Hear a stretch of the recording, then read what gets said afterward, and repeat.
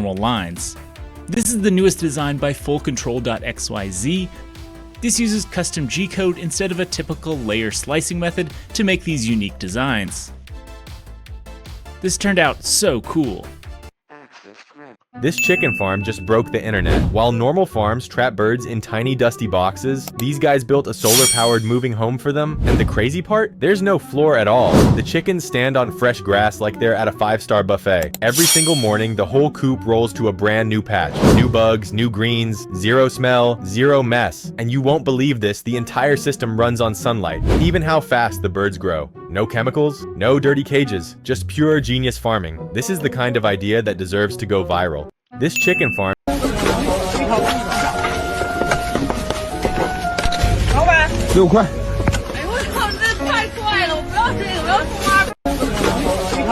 His neck because of height.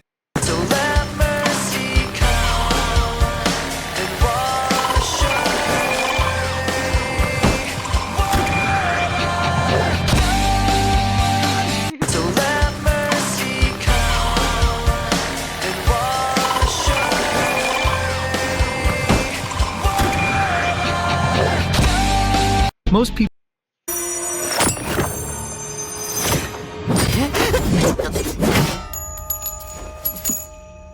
Life coin.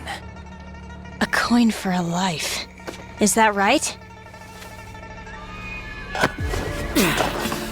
Our lives won't be so easy to buy! Oh, I almost forgot. You're a pair. Not sold separately.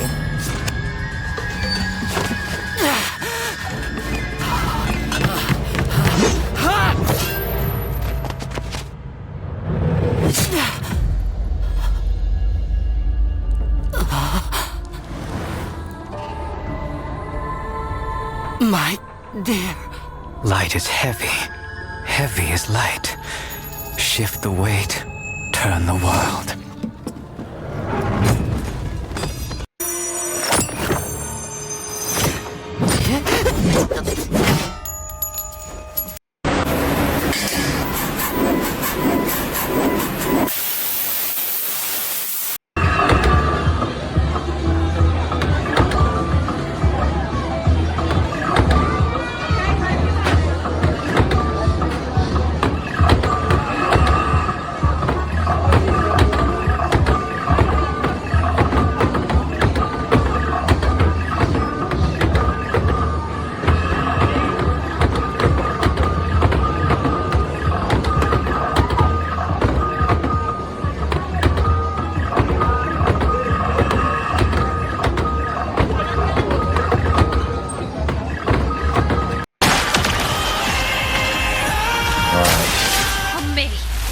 The expedition is removed from the canvas. What? What?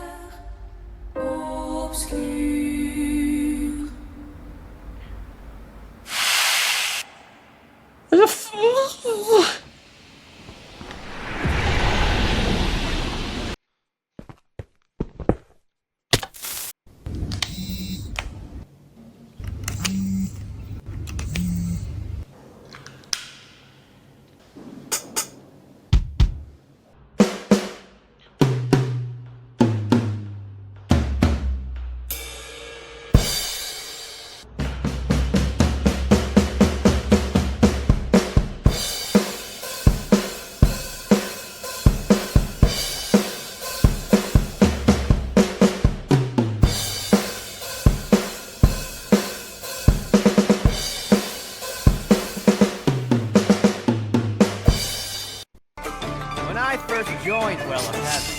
My future junior brother hit me with 4 sticks. Within a few years, I made him cry. His secret brother, Marshall. Strategic retreat!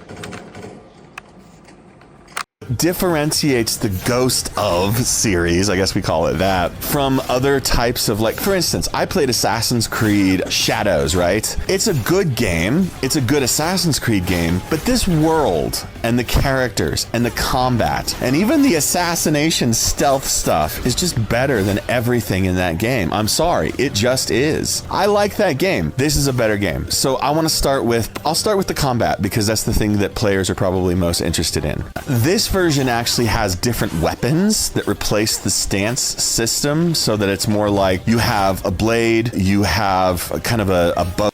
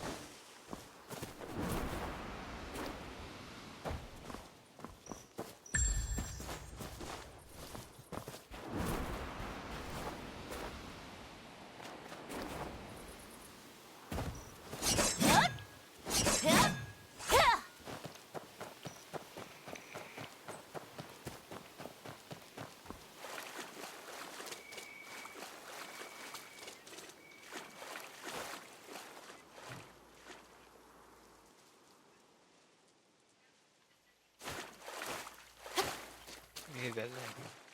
You're useful.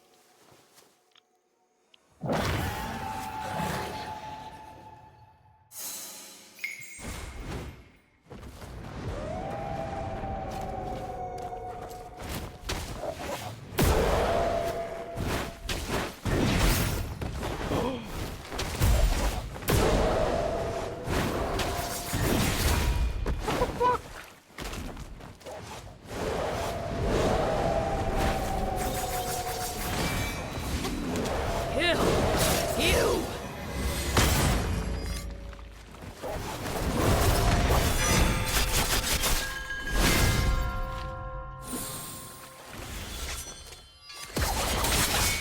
Kill!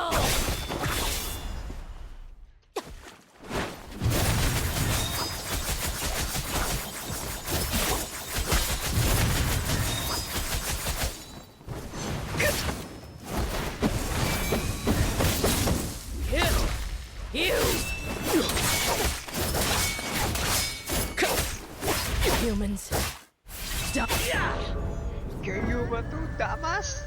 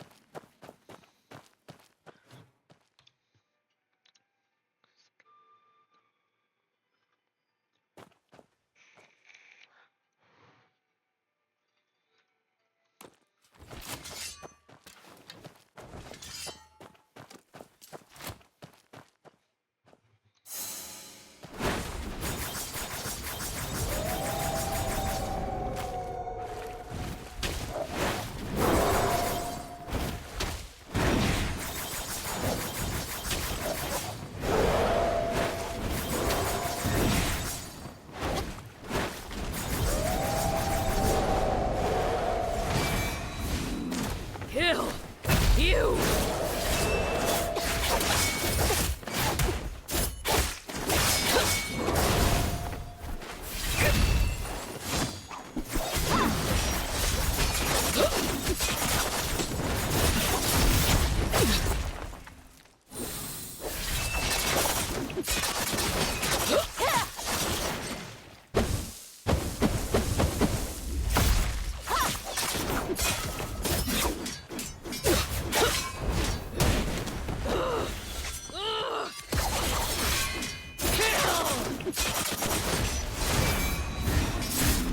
Kill you!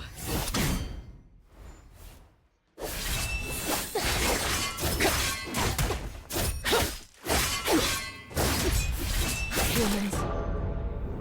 Holy shit.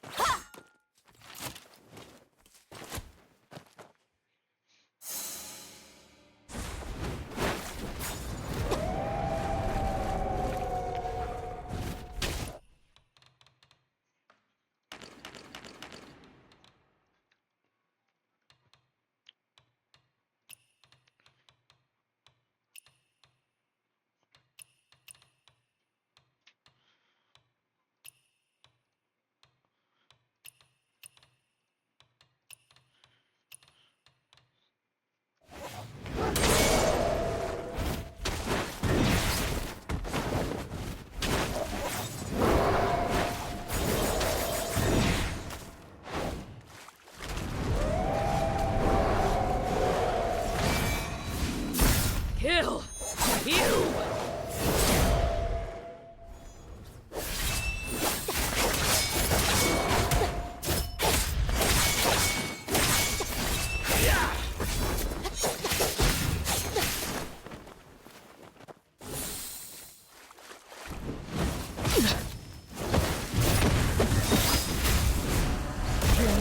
Jesus Christ! Sakit!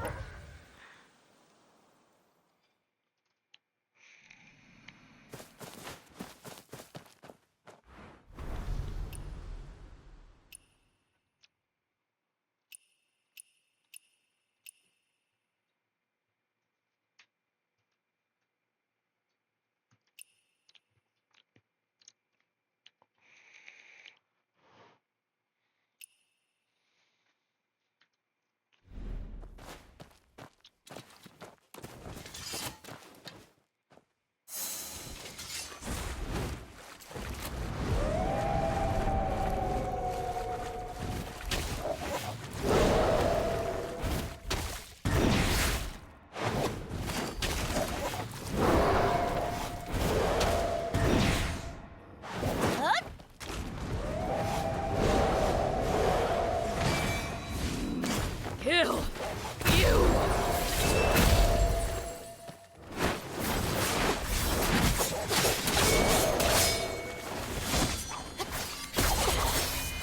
Kill!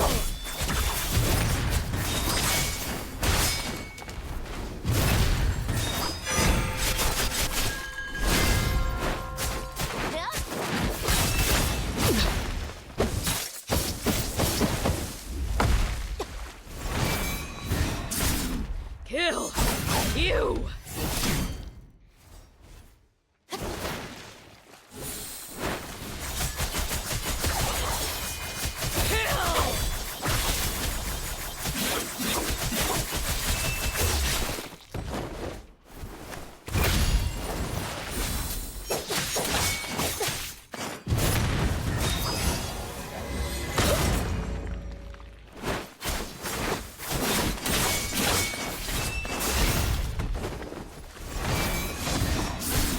Kill you!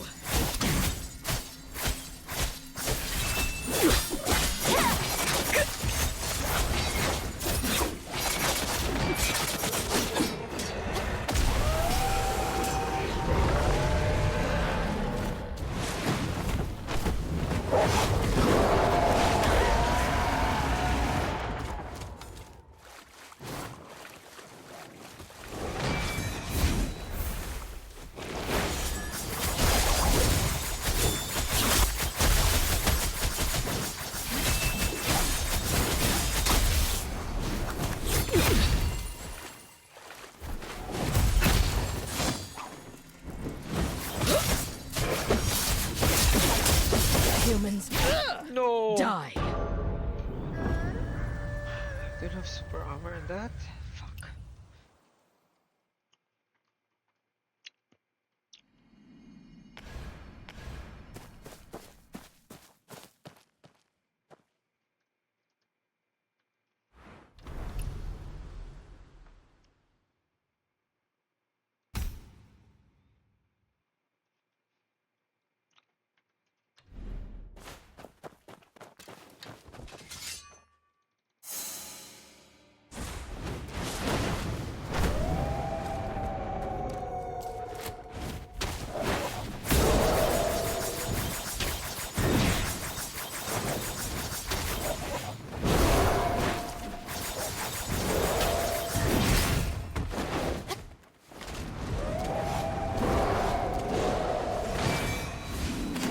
Kill! You!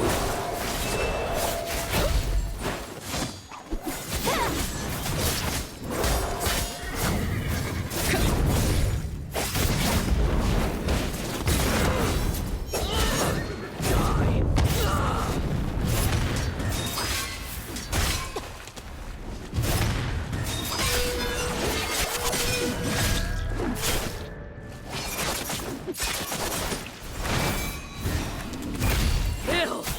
You!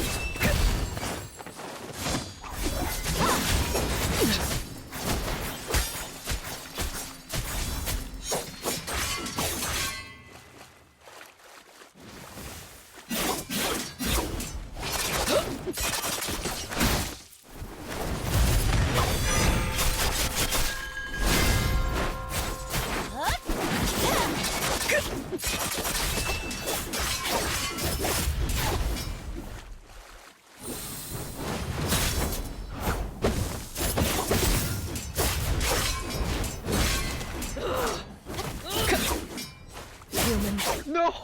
Die! Biglang pabilis!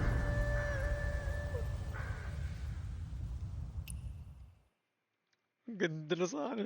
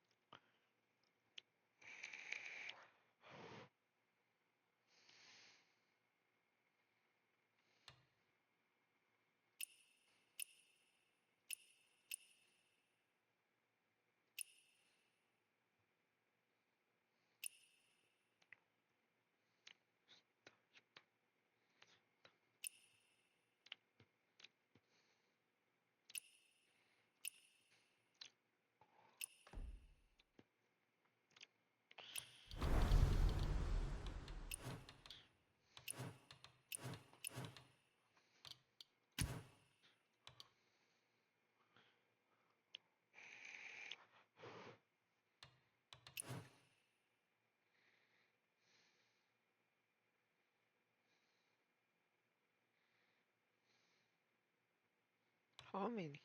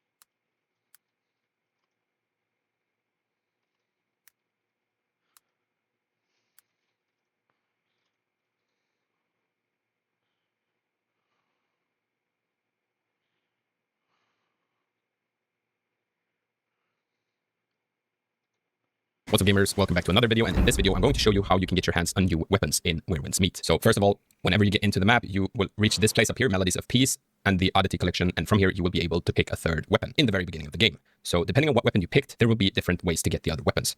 But I did not pick the Jewel Blades, I picked the fan. So how you can do this is basically by going either into your menu and into Develop, or just press H beside you right here. From here, you can see your martial arts. And if we press in here, we can see all of the available weapons that you can have. So if I go into the Twin Blades here, for an example, as you can see, basic martial art is the Dual Blades. And also down in the right corner, you can see that if I press space, I get to the Obtain section. And from here, you can either go through Skill Theft. Basically, you steal the skill from someone who already knows it, an NPC, or you can join the Midnight Blades. Going back into the weapons, you will see that this goes for all of the weapons. So if I want the Umbrella, as an example, I go into Umbrella and then press Obtain. Then we'll need to cancel the current tracking. And as you can see, I will need to reach K Feng before I can get the Umbrella. That's why I should have picked it in the beginning, but because I want this weapon or this martial art, but I didn't. So now I will just have to wait until I...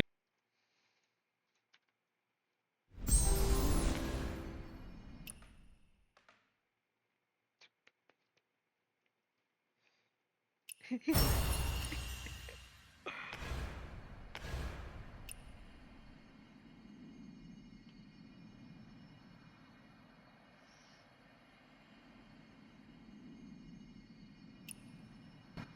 think you could go toe to toe with me? Step on Red Dead RDM right now, and I will win for sure, 1000%. Isn't that right, chat? No.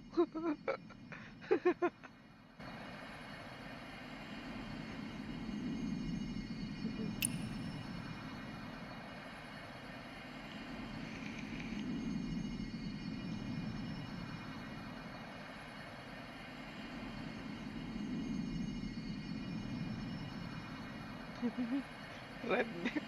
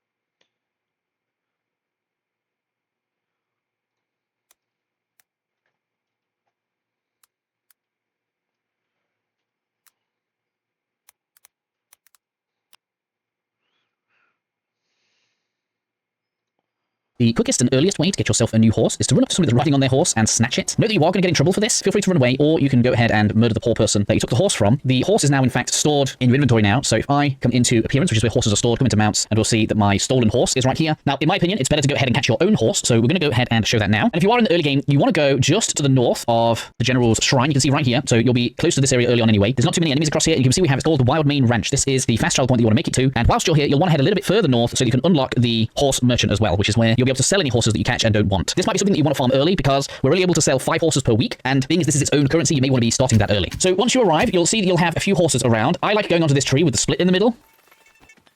which allows us to look around at where any of the horses are that are around the pond. When it comes to resetting them, if you go up to one, it runs off. We can exit and reset them to get them back into place real early. So if I just show that now, we'll go ahead, we'll scare this horse off, because as soon as they see you, they want to bolt. So they don't try to make this too easy, but it is fairly simple to sneak up on them. And now, if that's just like a mess and you want to have that reset, what I like to do is just stand up on the rock, and if we go ahead and return to the login screen and then log back in, you should find that your horse is back in its original position. As far as I can tell, these horses seem to reset once per day. So usually there'll be like 3 to 4 horses. I've obviously already caught a few so that I can get some practice in for the video, obviously. Let's go through catching the horse then. All you need to do is crouch. Now, if you're on the PlayStation, you hold in the left thumbstick, and that's going to put you into crouch. That's going to make it so that we're not making any sound. And now all we need to do is stay out of sight until we reach the horse.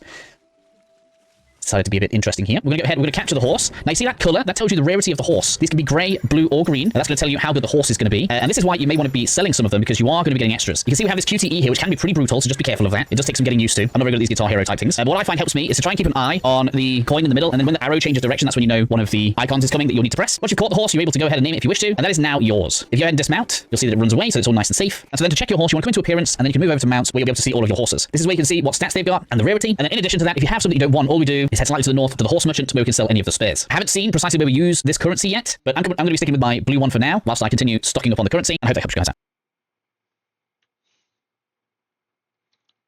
Nice.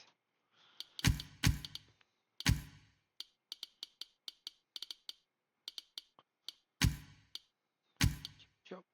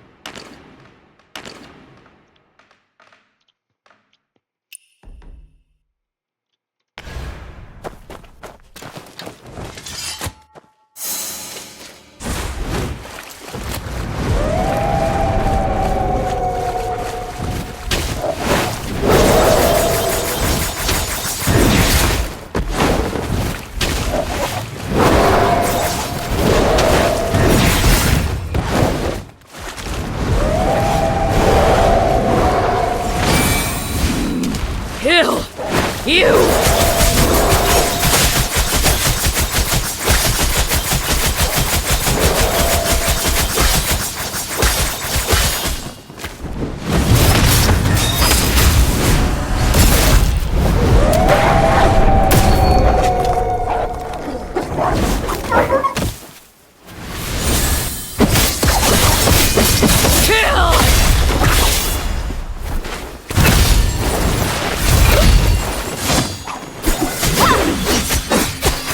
Humans, die!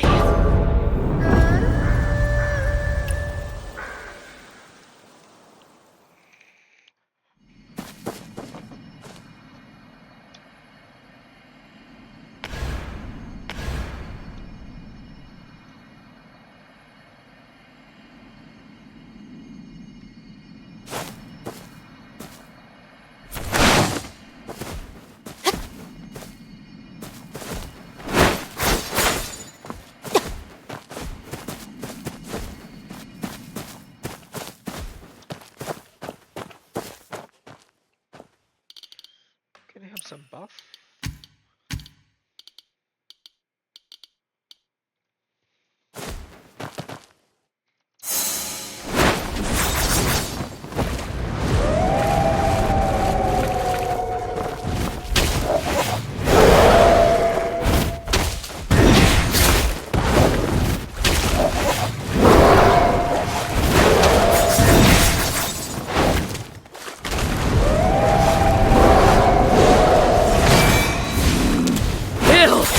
You!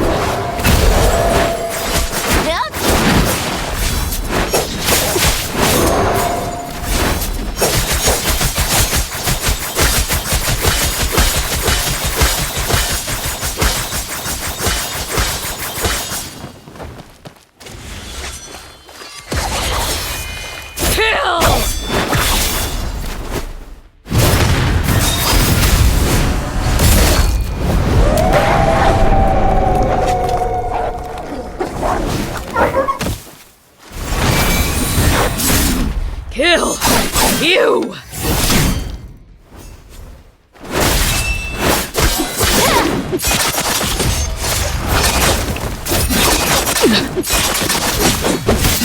Human.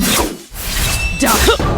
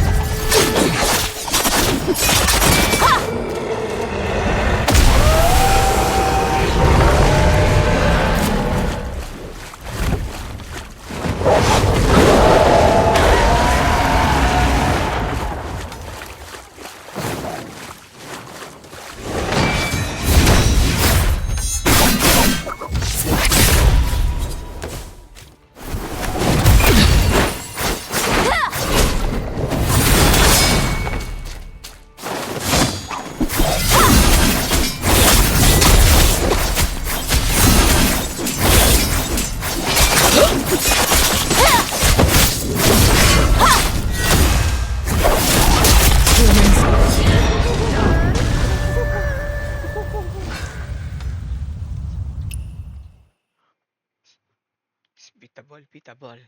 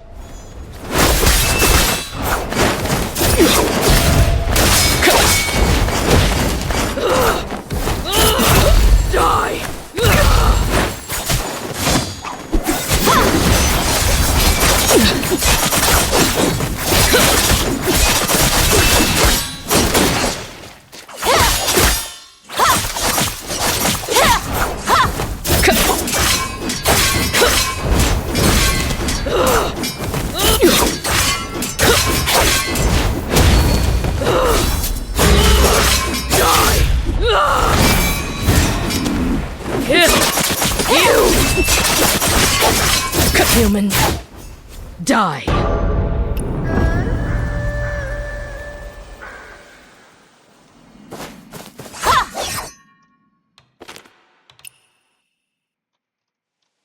Hirap.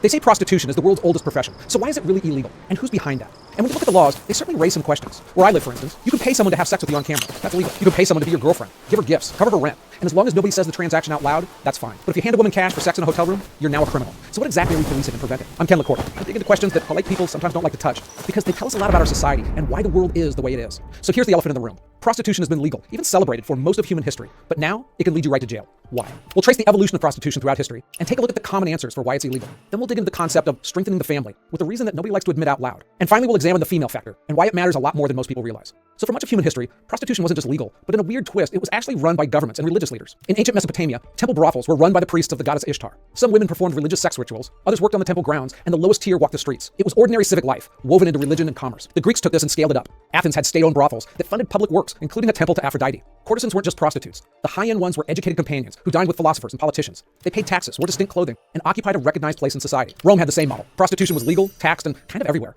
Walk through the ruins of Pompeii, and you'll find brothels etched into the graffiti. There, a visit can cost you what you might pay for a loaf of bread. And then, Christianity spread, and the mood shifted. The church shut down pagan temples and pushed prostitution into a lower status. Catholic doctrine declared sex outside the marriage sinful and condemned prostitution outright. But the reality was messier. Church leaders viewed prostitution as a necessary evil that prevented worse sins like rape or the seduction of respectable women. St. Augustine put it bluntly, if you expel prostitution from society, you will unsettle everything on account of lust. That uncomfortable tolerance lasted until the plague, and the Protestant Reformation changed everything. The syphilis outbreak of 1494 turned prostitutes into scapegoats. Protestant reformers saw brothels as symbols of Catholic corruption, and they pushed for purity. Catholic leaders, feeling the pressure, they started advocating stricter morals themselves, and by the 1600s, prostitution was criminalized across most of Europe. The 19th century saw crackdowns worldwide. Prior to that, growing industrial cities often had red light districts, like New Orleans, Storyville, or San Francisco Barbary Coast, before reformers shut them down.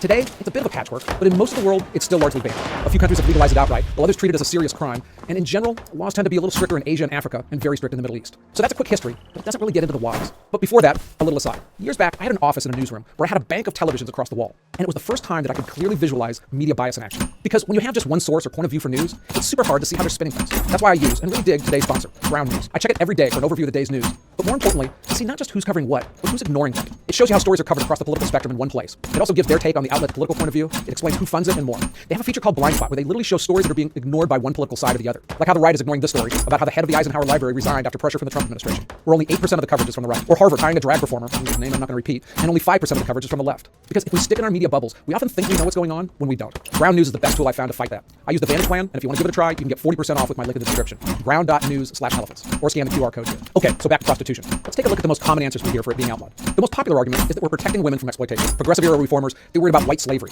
gangs abducting innocent girls into brothels. And the modern version is similar, with the DOJ prosecuting hundreds of trafficking cases each year. And to be clear, these cases have real victims. Women in poverty, runaways, homeless teens, pressured by people or circumstances to turn to prostitution. Opponents of legalization argue that normalizing the sex trade would create more demand. The traffickers could hide victims in the legal system with false documents and threats. But here's the thing. Voluntary sex work gets lumped together with forced trafficking, and the state justifies arresting women supposedly for their own good. And the women who actually get arrested the most are not the high-end escorts, they're the poorer ones. Okay, so public health has been another rationale for centuries. Like the syphilis outbreaks I mentioned, in the 1800s, Britain's Contagious Diseases Act forced suspected prostitutes to submit to invasive medical examinations. During World War I, the U.S. detained thousands of women near American military bases under the American plan. Okay, so then there's what I call the nuisance factor. When prostitution is visible, residents complain. Cars circling blocks, johns and prostitutes loitering in neighborhoods, and this is why poor people get arrested more than wealthy ones. I mean, if you quietly meet someone and go to a hotel room, few people even notice. But when you're doing your business in a car or someplace more visible, people want you gone. Okay, so these are the reasons we hear the most, but they don't really explain why prostitution is criminalized almost everywhere, while other risky jobs aren't. I mean, coal mining kills worker at a rate twice the average person, and it's a hard way to live your life. But it's called honest work. We allow people to sell their blood, rent their wombs as surrogates, and work in all sorts of dangerous jobs that wreck their bodies and their health. If safety were the real concern, legalization with regulation would also work better than pushing everything underground. I mean, if health were the priority, you can look at Nevada's legalized brothels, that they essentially prove that testing and condoms can drop the STD rates to almost zero. So the common answers are real, but they're not the whole story, and much of that story comes down to strengthening the family unit. Throughout history, even more so than today, we've seen a strong correlation between religion and outlawing prostitution. But why? Now, for believers, the case is simple. Prostitution violates God's design for sex and marriage. It's sinful, it's wrong. But religion also serves a social function beyond theology. Churches have always been enforcers of family cohesion. They marry couples, baptize children, and create community around the nuclear family. Whether you see religious teachings as a divine command or social engineering, the effect is the same: stronger families. And stronger families truly benefit everyone. Countries with more nuclear families do better across all metrics. They have lower crime and higher income. Children from nuclear families have higher levels of education. Parents are more engaged in their communities, and they want to improve them for their kids. They volunteer more, they vote more. Subgroups with higher marriage rates and more nuclear families succeed more on nearly every metric you can measure. For instance, children from married parent homes in the United States, they're about 5 times less likely to live in poverty than kids from single parent homes. On one level, it's basic math. You can earn more with 2 parents. And it's well beyond that, though, because as every parent knows, raising kids takes a lot of resources beyond money, like time and emotional energy. And all of that is easier with 2 people. And these correlations, they hold up across race, religion, income level. Strong families create strong communities, and that's why governments promote marriage. Sometimes it's basic tax breaks or extra financial protections for married people, like letting a surviving spouse get Social Security or the retirement benefits. Governments even offer breaks for other things that encourage families, like buying a home, child tax credits, even subsidized education. And it's also why society celebrates weddings with public vows and a big party. Saying those vows in front of everyone, it puts pressure on people to follow through. For most of our history, and even for a lot of people now, there's an element of shame and embarrassment if your marriage falls apart. That social pressure isn't comfortable, but it also helps keep families together. Okay, Ken, so where does prostitution fit into all this? Well, marriage also kind of guarantees you a sexual partner, and studies show that married people have more sex than single people. For men who want that, marriage makes it more likely. It's just part of the deal, whether people say it out loud or not. And data from some countries show that clamping down on prostitution increase marriage rates and divorce rates less.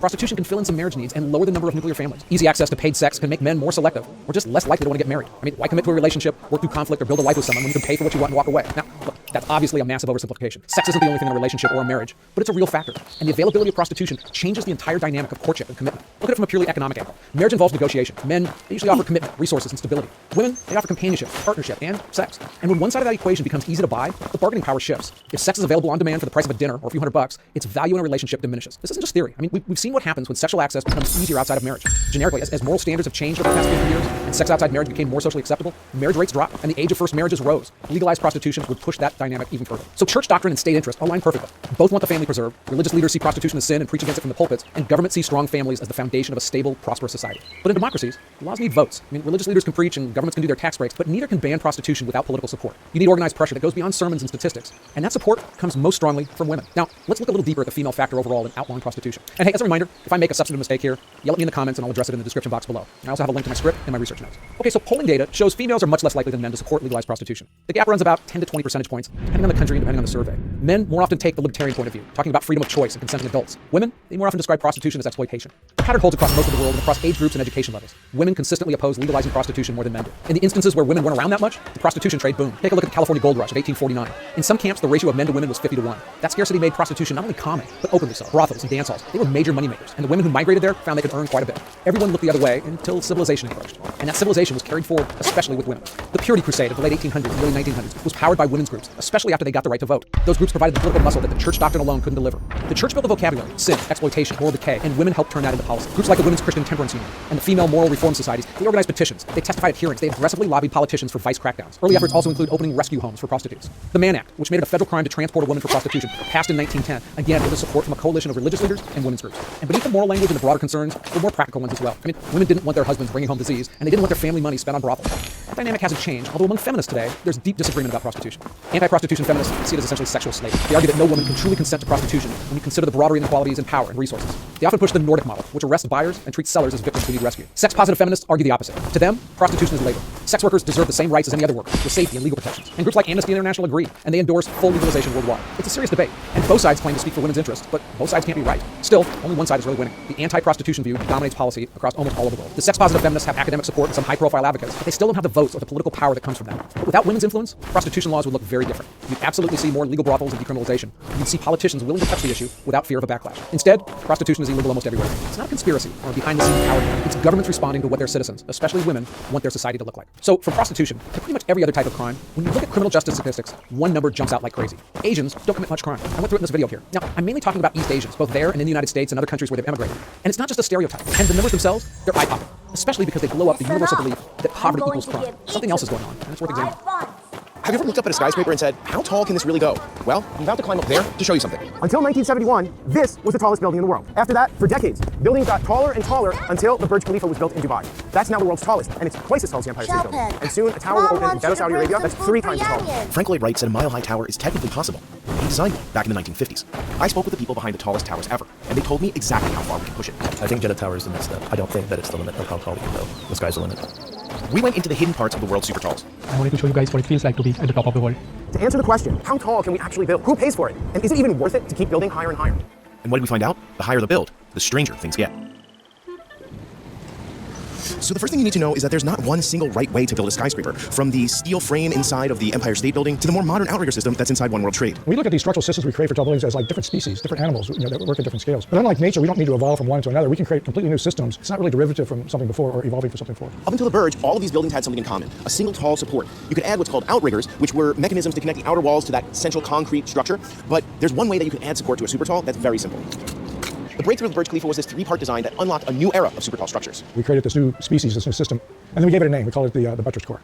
This buttressed core allowed the Burj Khalifa to dwarf everything before it. It's 828 meters tall, and while the record for the world's tallest building is usually beat by incremental jumps, the Burj Khalifa was over 60% taller than anything else built before it, and nothing completed since has even come close. The tripod form is extremely efficient. So think of it as a three-legged stool. When you have four on a stool, if one's kind of a little off, you kind of feel it rock, but three is very efficient. The wing-like design also reduces the need for materials that were used to build earlier skyscrapers. There's actually more steel inside the Empire State Building than there is in the Burj Khalifa. So what's it actually like to go up the world's tallest building? Well, we sent a producer there to find out. Thanks, Dan. I'm going to show you the full experience of at the very top of the Burj Khalifa. It's humongous, it's gigantic, and it's surrounded by all kinds of tall skyscrapers, but it exactly dominates them. I can't even capture it in a horizontal format in the widest of the lenses. You can see that. The first thing to note is that the experience of going to the top of the Burj begins long before you even reach the building. You have to walk through the massive Dubai Mall just to get to where the line starts. It turns out that going to the top of the Burj demands endurance. The total cost of a trip like this with a VIP ticket, getting there and souvenirs would probably run about $500. I'm basing this review. This is what human admiration and vision can lead to. I can see the infinity from here. Our producer may have enjoyed his trip, but it got me wondering, are these incredible feats of human engineering just expensive tourist traps? Well, look at the numbers. The Burj could be raking in as much as $700 million a year from over 9 million visitors. That's twice the amount tourists spend to visit the Empire State Building and Eiffel Tower combined. One way to think about it is that the Burj made back its $1.5 billion construction costs in just 3 years of tourism revenue. It could be worth it to build tall just to stick a gift shop on top. The buttress core has gotten us higher than ever before, and a similar design is being used in the Kingdom Tower in Jeddah, Saudi Arabia. However, it might not be the right form for a mile-high skyscraper. I think there's a limit to how high this structural system is appropriate. Is it, certain a kilometer, maybe 1.2 kilometers. At a certain point, you have to create a new species, a new animal. A new structural system can go that high. That's exactly what Bill's team did. Later, you'll see their design for a structure 10 times the Eiffel Tower that overcomes all of the limits of height but looks nothing like the Burj or the Kingdom Tower. But first, let's look at why the Burj itself broke with symmetry, and why that lopsided look is one key to going higher. Tell me, where are we at, Bill? What's going on here? Okay, I'm here with Brad Young, who runs the wind tunnel here at the SOM. Brad and company spent like months and months calibrating this wind tunnel so that it accurately represents the velocity profile of wind that you see is in the real world. What we use here is good German, very expensive styrofoam, okay? Because the model needs to be very stiff, but very lightweight. Okay, that's what She's worried. She told me to keep a close watch. That's fresh, all right.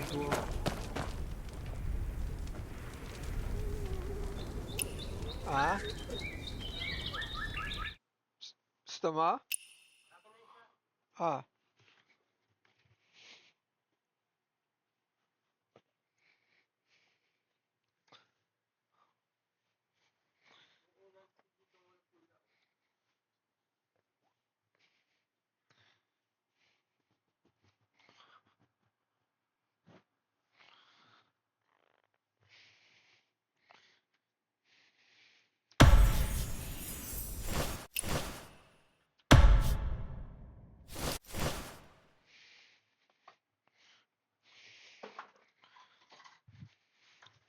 Ich.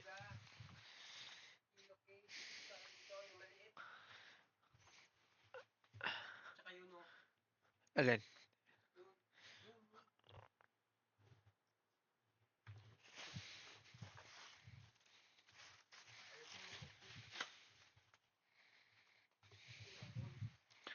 Siyempre. Unan eh.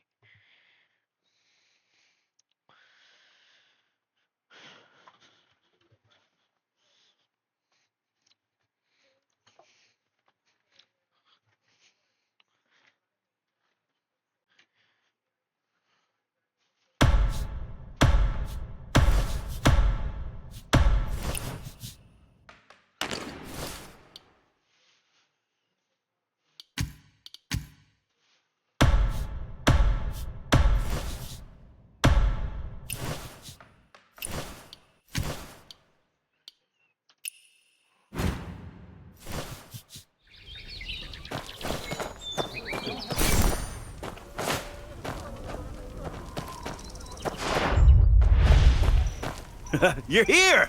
Still going looking for the 9 mortal ways? Of course.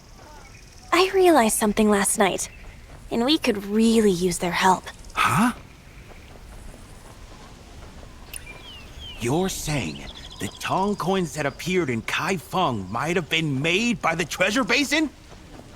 It's only a guess, but it's a lead nonetheless. If someone took the treasure basin, how could they resist using it to make money? And soon after it went missing, a new batch of Tong coins began appearing in Kai Feng. So, you're hoping the 9 mortal ways can tell us where the coins are coming from? You know me too well, Big Zhao. Sana.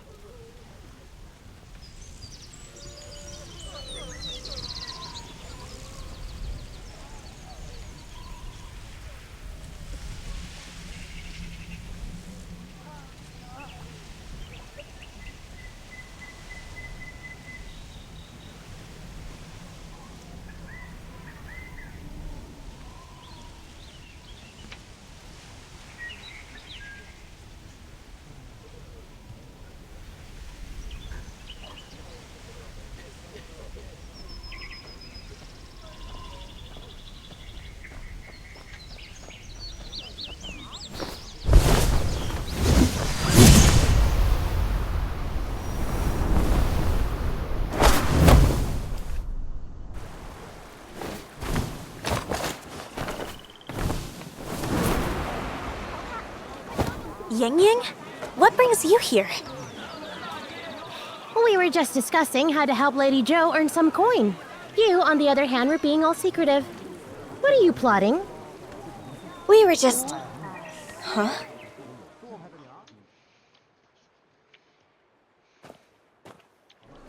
They must have smelled something was up and given us the slip. Who gave you the slip? Tell me, I might be able to help. We made contact with some wanderers and was hoping to ask where these Tong coins are coming from. But they up and vanished before we could question them. Looking to trace the Tong coins? No need to ask. I know a way. We stick to the original plan, but with one change. We now accept Tong coins too. Tong coins? Chances are, wherever you find the most Tong coins, that's where they're coming from. You want to trace the coins, and we want to earn them. 2 birds with 1 stone, right? Besides, there are still ways to spend Tong coins. Hold up! Using Tong coins is illegal, ain't it?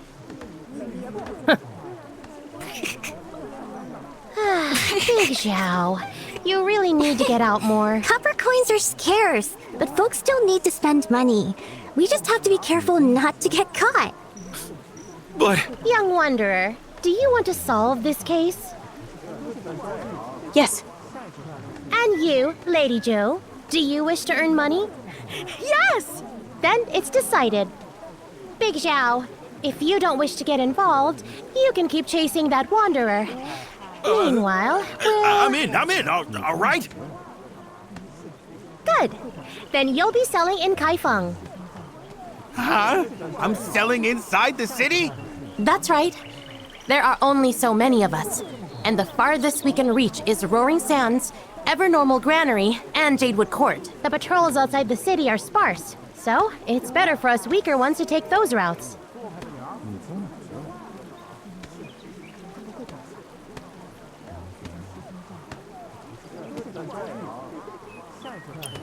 Very well. Let's get to selling.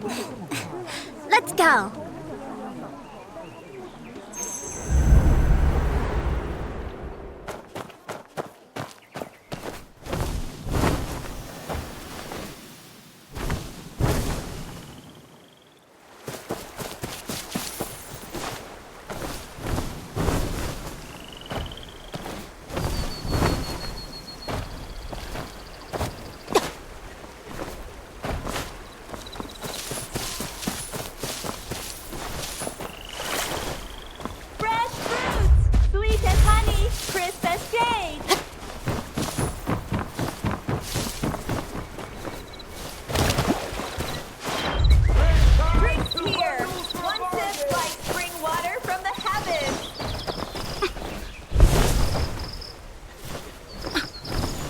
What if...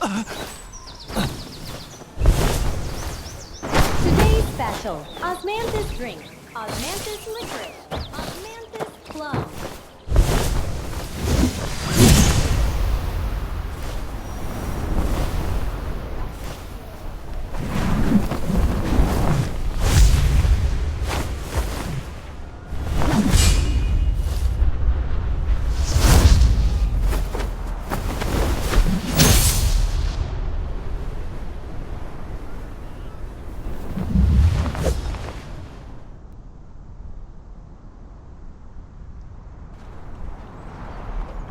Hot rice wine dumplings. Hey!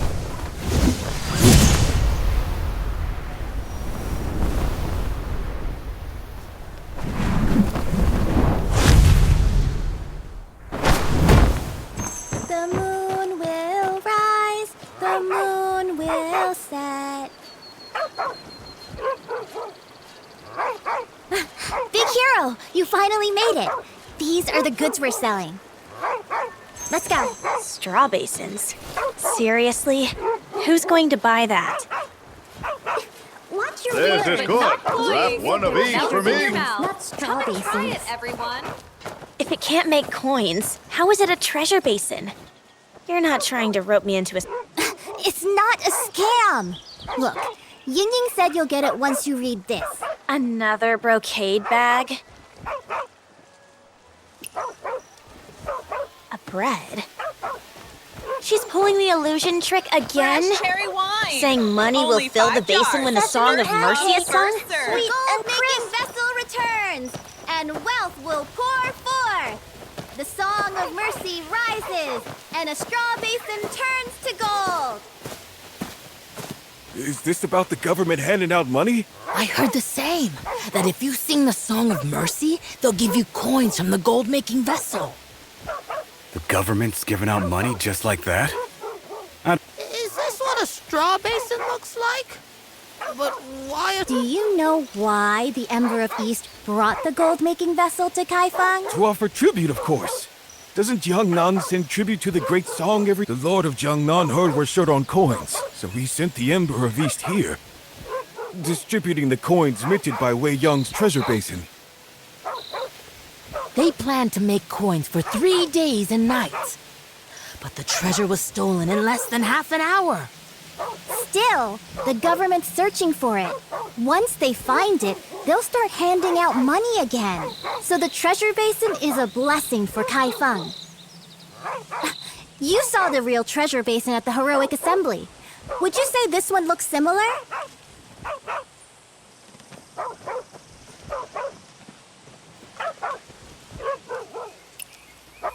What are you waiting for? Time to draw the bread.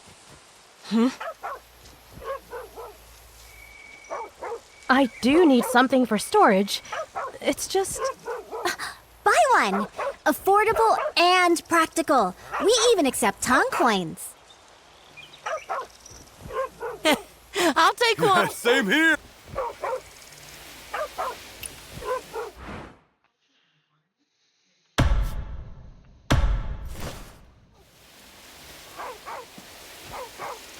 How many straw basins do you have left? I'll buy them all. Really? Can't pass this up if the government's handing out money.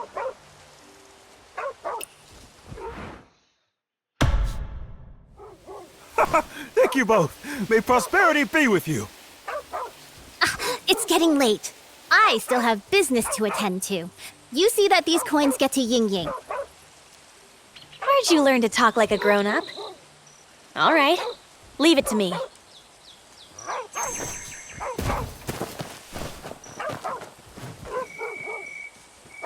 I mean, do you really believe the tale of the straw basin? What does it matter whether I believe it or not? If you don't believe it, then why'd you buy so many? As long as some believe it, I can earn my keep.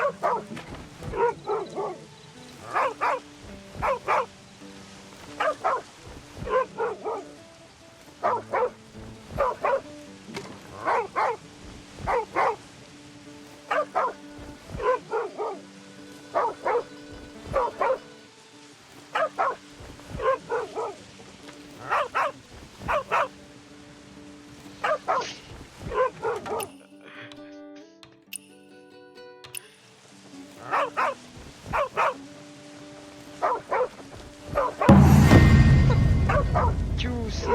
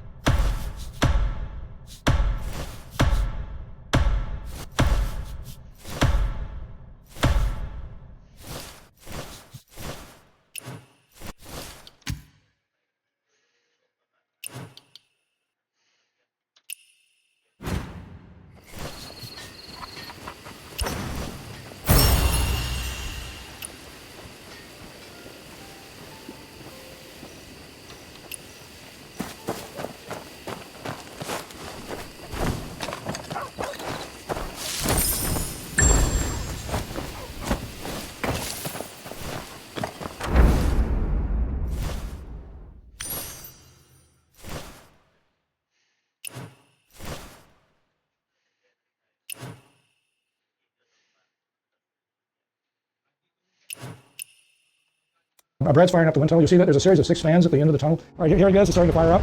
And what the wind tunnel does is it shapes the wind profile that matches what you see in nature. Secret to this carefully calibrated wind tunnel? Lego bricks. They're used to simulate how trees and buildings can affect airflow. So we use computational fluid dynamics. That gives us a little bit of a better graphical understanding of what's happening and allows us to understand, why some of the changes we're making to the building may have the effect that we measure but we can't see. So this is a computational simulation of what you're seeing in the tunnel. That computation is showing one of the key things that makes building super tall so difficult. They're called vortices. So imagine you have kind of a round shape and the wind is blowing towards you. On the other side of the building, there's kind of this vacuum that happens, and then as the wind vortexes come for each side alternately, they create kind of like a mini tornado that pulls on the building, and that can be really dangerous. Especially if the building starts to move at its own frequency. And this frequency is the key thing to watch for. If the timing of this wind syncs up wrong, this force can multiply. You see this most often with bridges. The Tacoma Narrows Bridge, known as Galloping Gertie, had a resonance that almost exactly matched the wind speed, causing it to bend and twist in the wind until eventually collapsed. So there's one key focus for super tall buildings: confuse the wind. As the wind hits the body of the building and organizes the vortices on either side, it can begin to rack the building from side to side, and so we want to disturb that. And so we're confusing the wind at every chance we get. The wind design is the governing factor on the supertunnel. But there are a lot of different approaches to that. Now, often, what we're doing is using texture or form to confuse the wind to alleviate that behavior. But sometimes we actually accept the wind. And we've done projects where we've actually brought the wind through the body of the building, for example, or utilized spaces to ventilate the building, just like you would in a jet or in a high-performance car. Right here, 432 Park, you can see that there's empty floors on it. They're called jump floors, and they're meant to let the wind pass through to cut down on the shear forces on the building. But there's actually nothing on those floors. It's just empty. And it also makes the upper floors even more expensive because they're even higher up. But despite the intricate work that goes into the structural engineering of a super tall building, not everything can get worked out in a computer program. It's quite surprising, but minor changes in the shape of the building can make dramatic changes in the forces of the building. The Burj Khalifa was essentially reversed completely after wind tunnel testing. The spiral originally went up clockwise, but was changed to counterclockwise because of these real-life results. The data we got back was not good. Okay, the forces were too large and the motions were too large. And so it's kind of a little bit ironic that if the first shape and structural system had worked well, we might have stopped there. But because it didn't, we had made enough changes that we could then actually go much higher. And the building changed in height by 300 meters. It's 300 meters taller than where we started, which is essentially the height of the Eiffel Tower. And there's one more trick that more modern skyscrapers have to survive the wind that's actually inside the building. We're going up a staircase from the summit where... These coins are from Little Foo and me. Let's see. 3 copper coins and 37 tong coins in Roaring Sands. 5 copper coins and 15 tong coins in Jadewood Court. Wow! Big Joe! You got the most tong coins! Too many tong coins floating about the city. And especially around here. You mean the Forsaken Quarter? Both the ferryman and Tong coins are here. Then the treasure basin. If the treasure basin really is here, why are we still struggling? Come on, Lady Joe, take out the coins for expenses and give the rest to the young wanderer. Young wanderer, Lady Joe's debt to you and me all accounted for here. So many coins. If only they could be easily spent. Can't see why they'd been Tong coins in the first place. Such nonsense. Ah, don't talk like that. The government banned Tong coins for everyone's own good. Copper coins are made from copper, so they're valuable. 1 copper coin can buy 2 buns today, and tomorrow the same. Since Tong coins are iron, they're not worth much. Anyone can cast them, and everyone does. Today, 1 bun might cost 5 Tong coins, but tomorrow it could be 15. The more coins get minted, the less they're worth.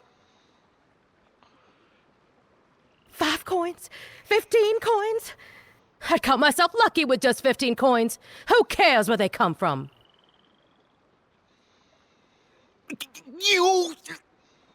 All right. Don't be so serious, Big Zhao. Here, take the money, young wanderer. Search this place. Aye, sir! Oh no! Soldiers are confiscating Tong coins! Everyone leave! Kind hero. Got it.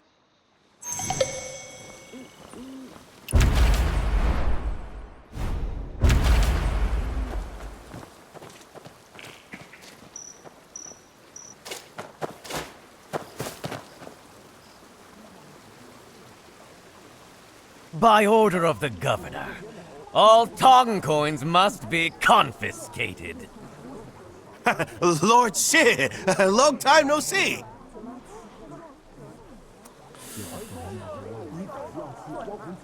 Shouldn't you two be working on the case? What are you doing here? We are investigating the case, my lord. The treasure basin was stolen. Tong coins started appearing in the Forsaken Quarter. Those Tong coins came from the treasure basin. It seems that you two have made some progress. Ah, shucks. All thanks to you. That's enough sucking up. Keep investigating and get out of here. Search!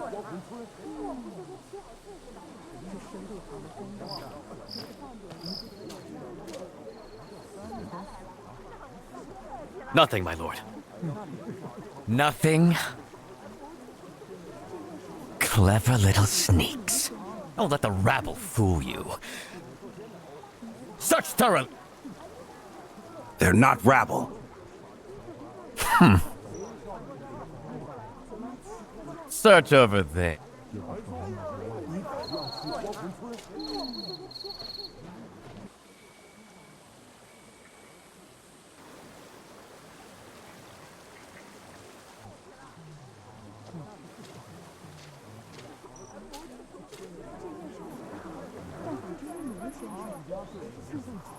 Looks like there really is a treasure basin here. Coins growing right under the rock. So shady. Are these yours? No.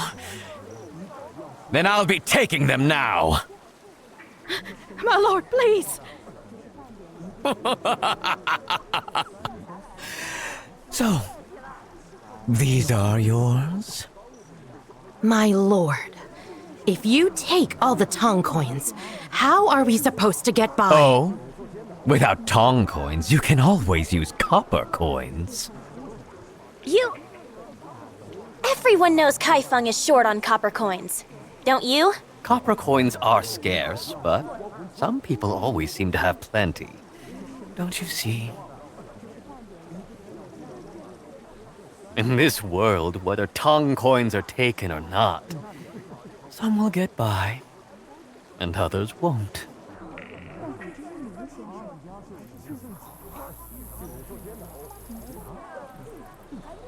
It all comes down to what you choose.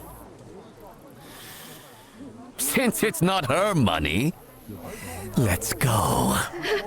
My lord, My lord! My child is still sick! Please! So, you admit these are No. yours? They're not ours. Good. Let's move out. You thug! Give me back those coins! Give them back!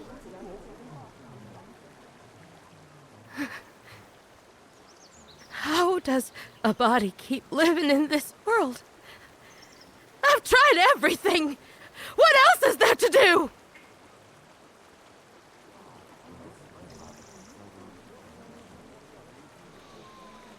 Lady Joe, please calm down. Let's head back for now. We'll figure something out. Figure something out? After all you've tried, what's made a difference? I can't get enough copper coins, and I can't hold on to Tong coins? You think I'm poor, so you'd rather please those outsiders? I'll do it my way. That's not fair. Ying Ying, she didn't mean it. Don't take it to heart. I know. Lady Joe was always such a gentle spirit. When I first met her, she never raised her voice once. Over the years in Kaifeng, one emperor after another came and went. Life is hard for common folk. In this place, life is traded for life. Lady Joe survived. But her husband... That day I held her hand, I never knew one could cry so much, but she still had her child to care for.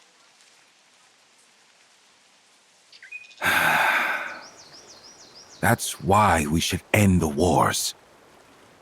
When the wars end, life will get better. Perhaps. But I worry they can't wait that long. Then let's end the war sooner.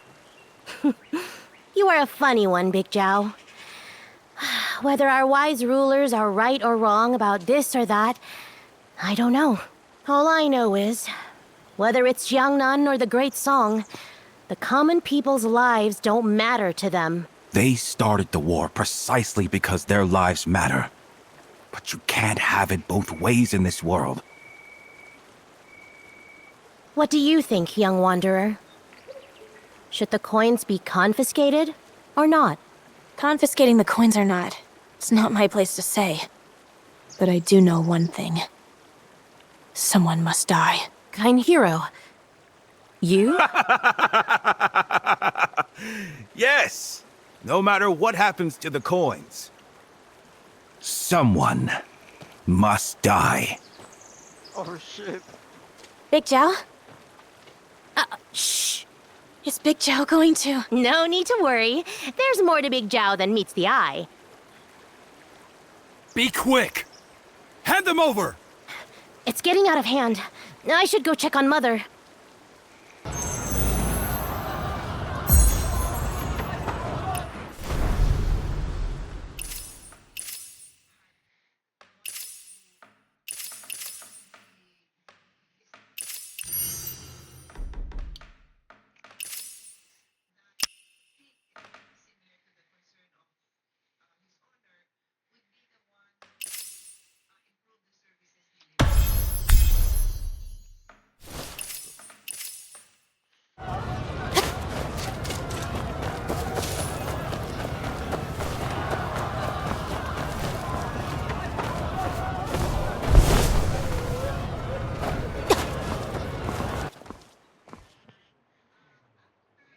Catch him!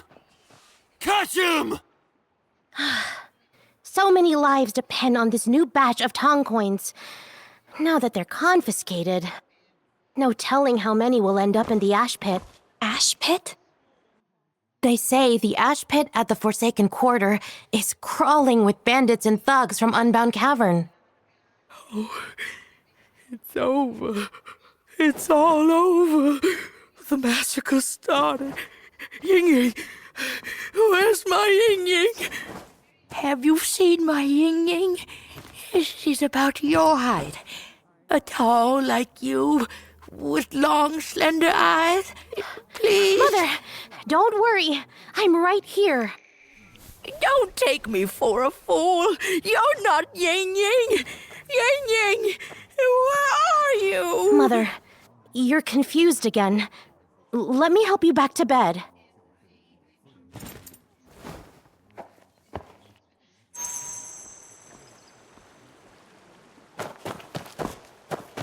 Is Granny Turtle all right?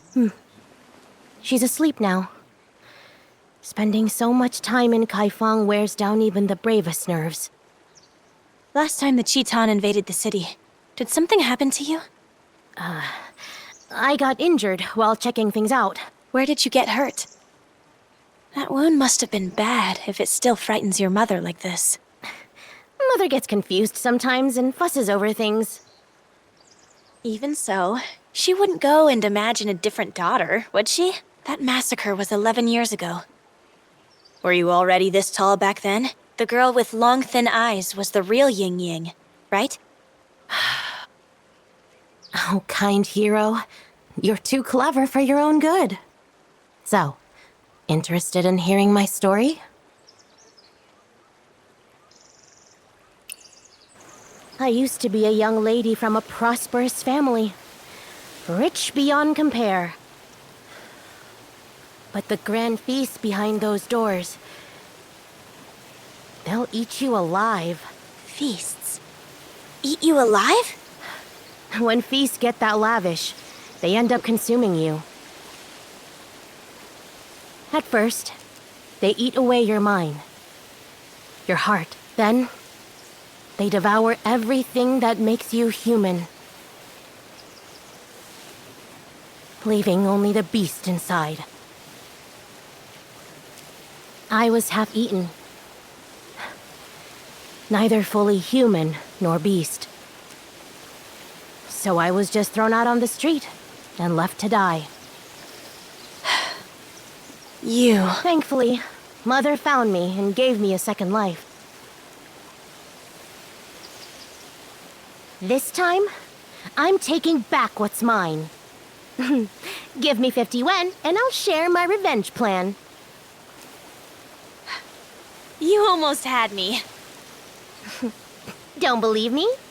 Give me the money, and when I restore the family, I'll give you a high position. You! Mother? Oh no. Catch the thief! Catch them! Give me back my money! Uh-oh. We have to find Mother quickly. Let's split up.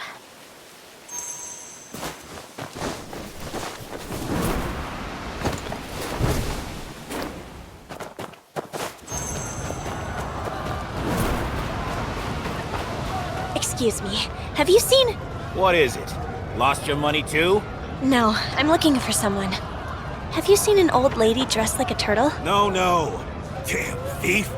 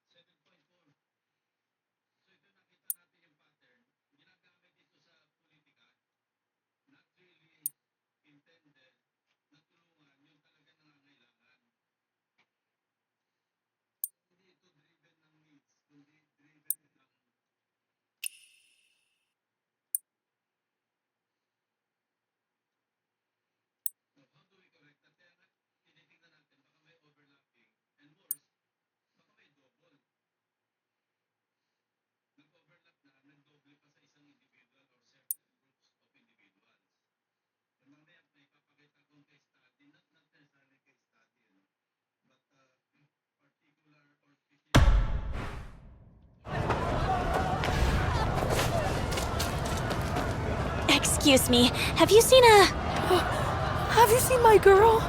A girl with a red dot on her forehead? No. Someone must have taken her. I was just hanging up the washing. Oh, crazy as it's been, and it's all my fault. All my fault.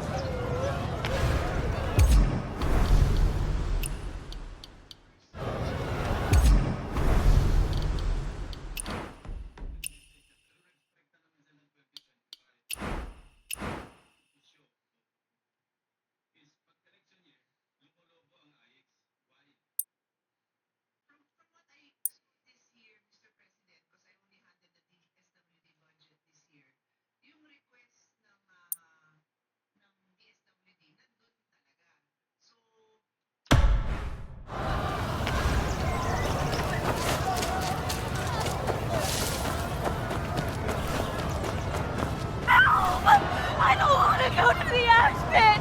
Help me! What are you doing? Hey! This here's my family's business! Stay out of it! Stop playing the hero. Let me have a share of the glory too.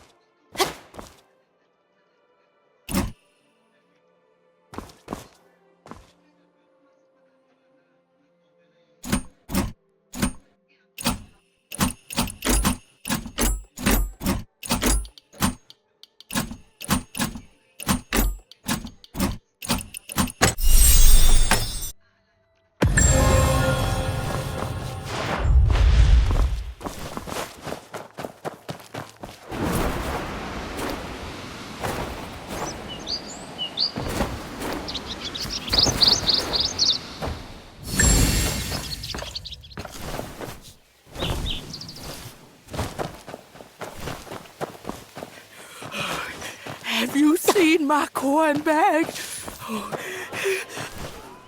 Hidden Tong coins! Step over here!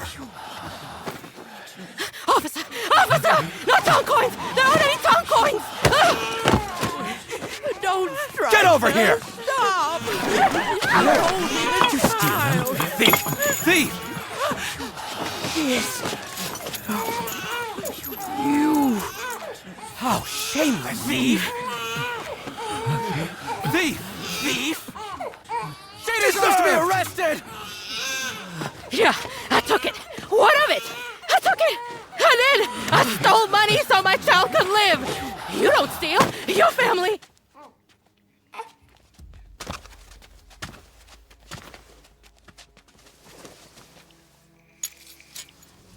A Tianfu Yen Bao. Quite old, isn't it? Tianfu. Aren't we in the Tianfu era? No, that was long ago. Now, it's the Great Song. Great song. Not Tianfu. Not Tianfu. Tianfu, my son went off to war. And they sent this back after he died. My son is gone. My son! My son!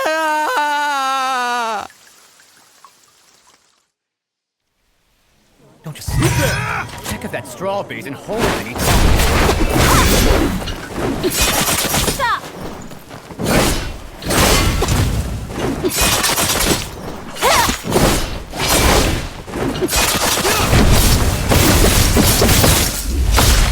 Stop!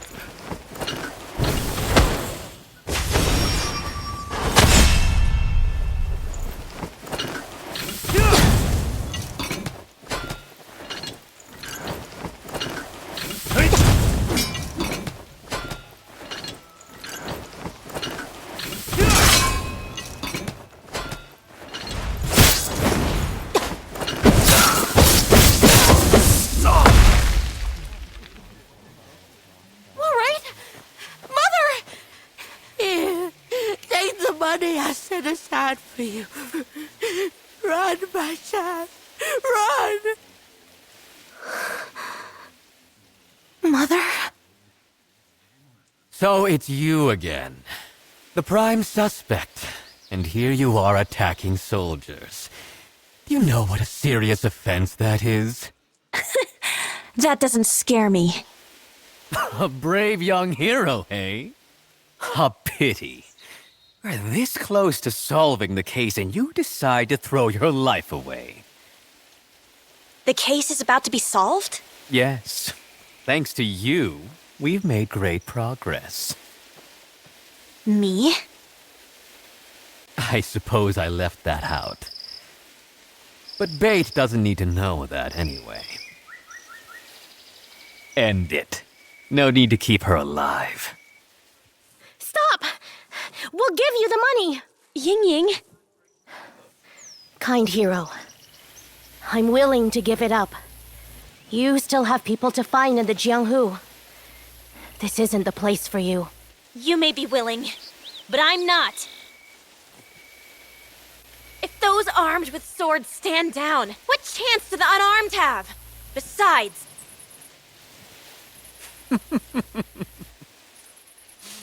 What a moving little speech.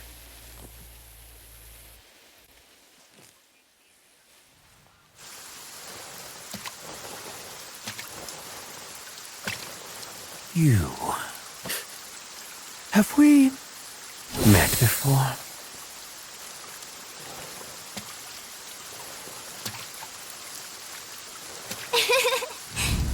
Hey!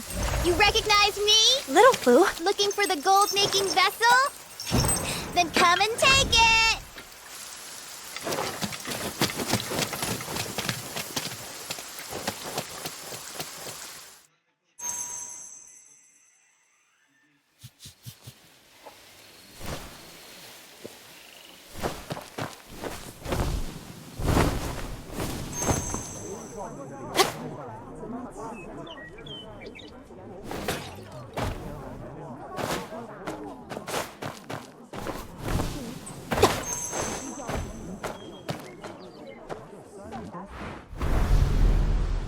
My lord, she flew toward the ash pit. Shall we give chase? Surround the place. If she makes it out, she won't slip past us. Little Fu. The gold-making vessel. Looks like I'll have to go down there myself.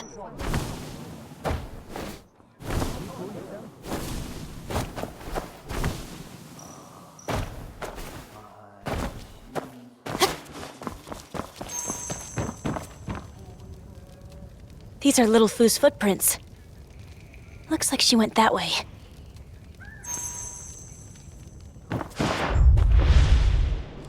Oh, another one with a death wish. Give the bells. There's a path down here. Where does it lead? There are footprints here, too. I have to catch up.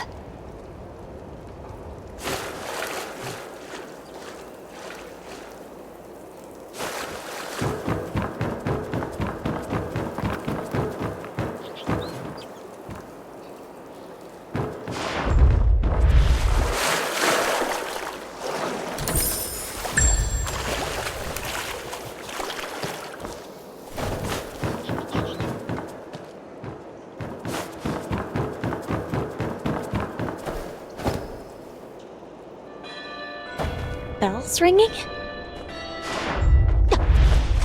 Such an eerie place. Could it be...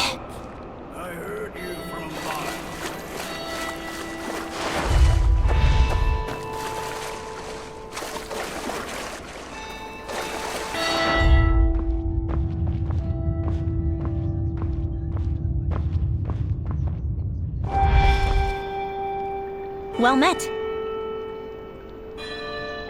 A young girl. Why leave the good life in the mortal world for this realm in between? My friend went down here and I'm here to find her. Have you seen a little girl wearing a mouse hat?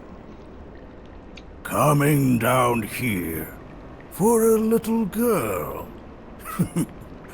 Do you even know what place this is? No matter the place, I had to come. A reckless fool. Go on. To the left. She's down there. Thank you, good sir.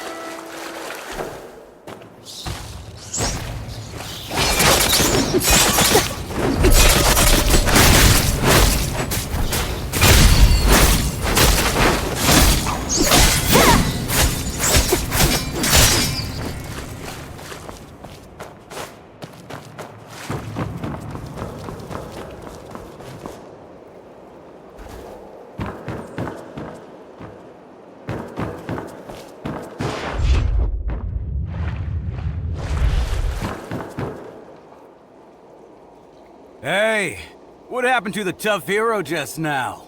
Bite off more than you can chew? Ah, please don't! Don't hit me! It's all— Boss, don't actually kill him. Lord Hongsa, 9 mortal ways. If we pull this off, we'll earn our keep. Unbound cavern. 9 mortal ways? Could this place be Unbound Cavern? Good lad.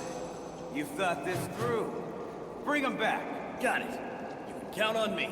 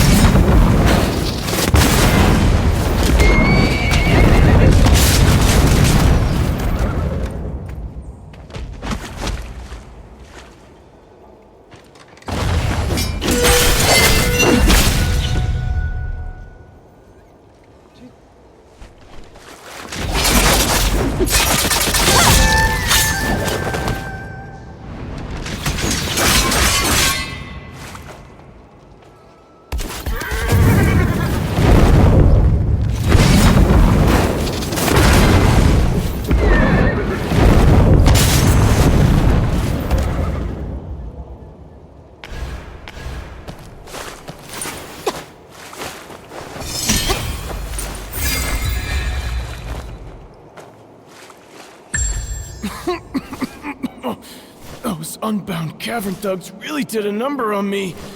Oh, if I'd known, I wouldn't have gotten involved.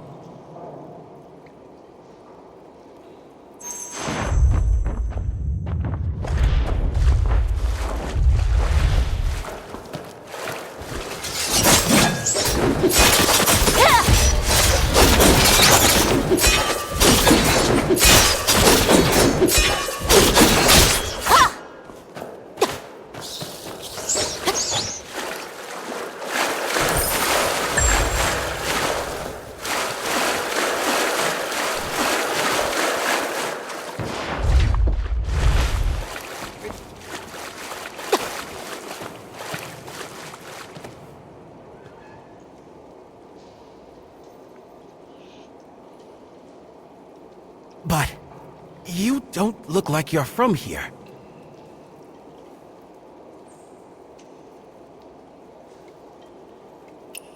I've seen it. I got beaten up because of it. Little girl? The one with the mouse hat? Exactly, that's her. Do you know her? It's Little Fu. Where's she headed? She's headed to the Ghost Revelry Hall, a wicked place.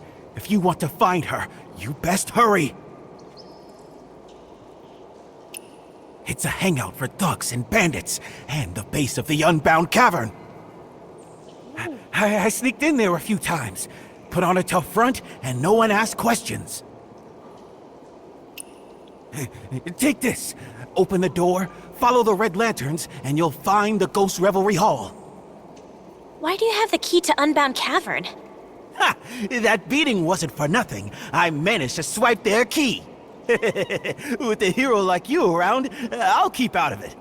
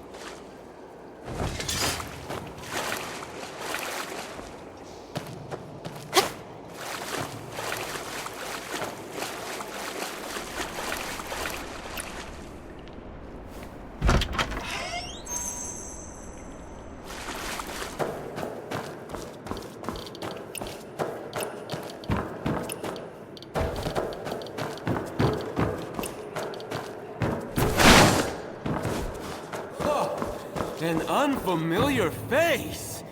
Even if you make it in alive, you might not make it out.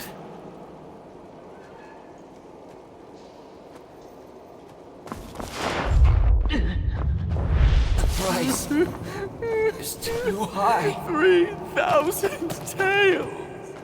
That little girl. Good thing we taught. Teach her a lesson. Little girl?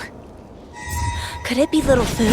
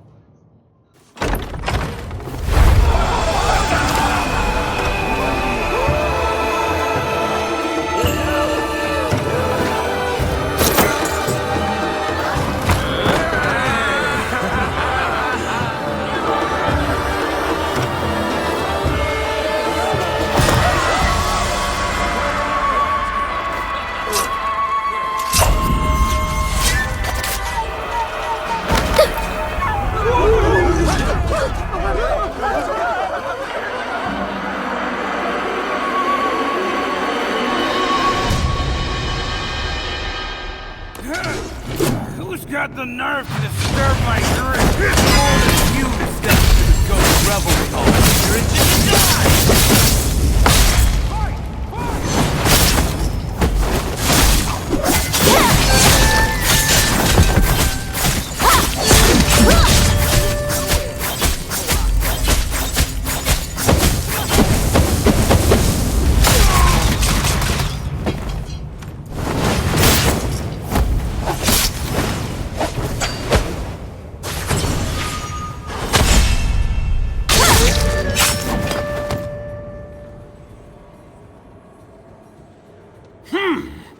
Not bad at all.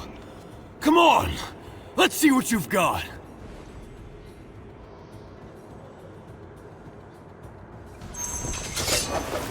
I'm only here to deal with the Unbound Cavern. Rishi stayed out of the way.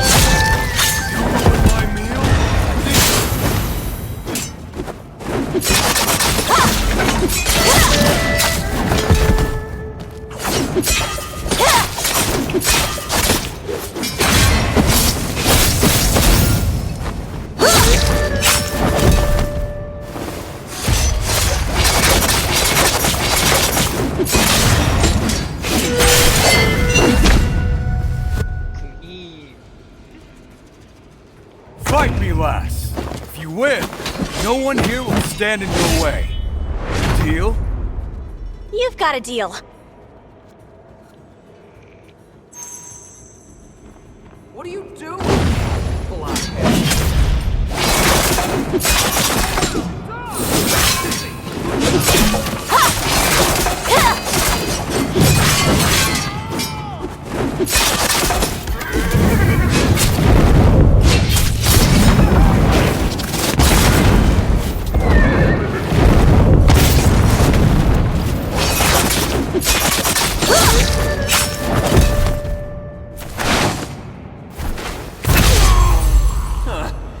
Let's get out of here.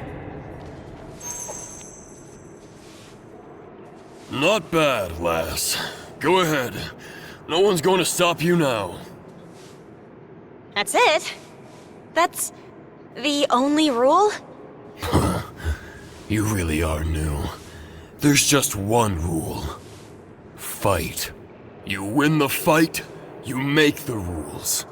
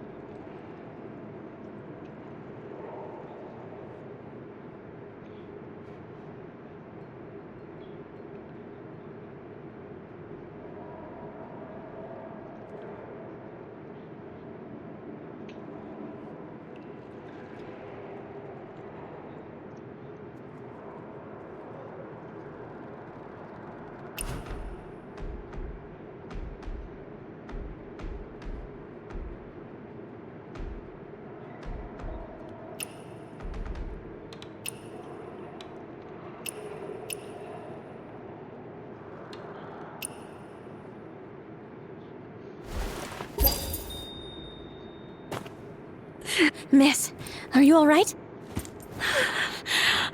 I can still be useful. Don't send me to the dark room. Dark room? Disobedient ones get sent to the dark room.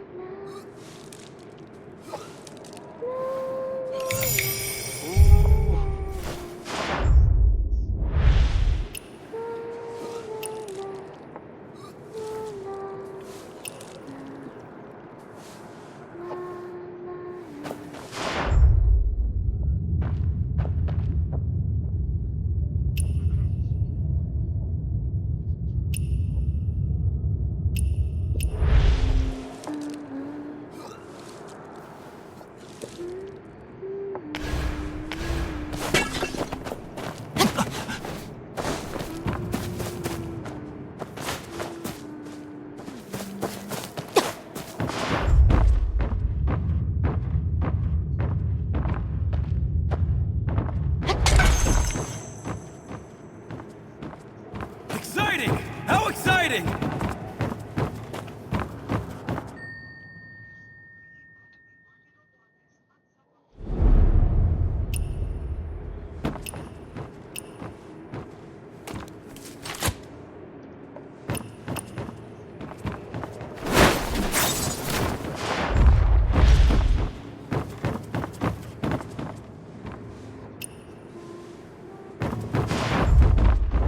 One, two, three. These three are good. I'll take them. Why does a man have to be all macho and a woman all delicate? I love who I love, and that's just the way I am.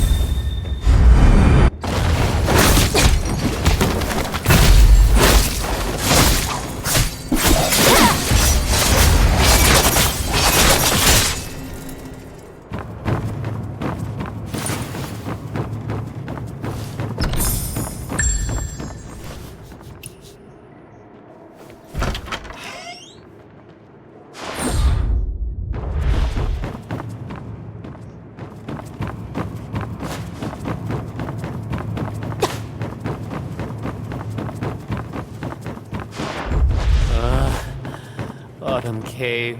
Away with you. My blade's dull. Time for a break. Huh? Hold on. You're empty-handed? You're the troublemaker from earlier! Well done. Those scoundrels treating a girl like that. If it weren't for Lord Hongsu, I'd... Nothing new under the sun. It can all hang as far as I care. But beauty and wine, those must never be wasted. Pity the dark room. Such a shame. Huh? The singing. It started again.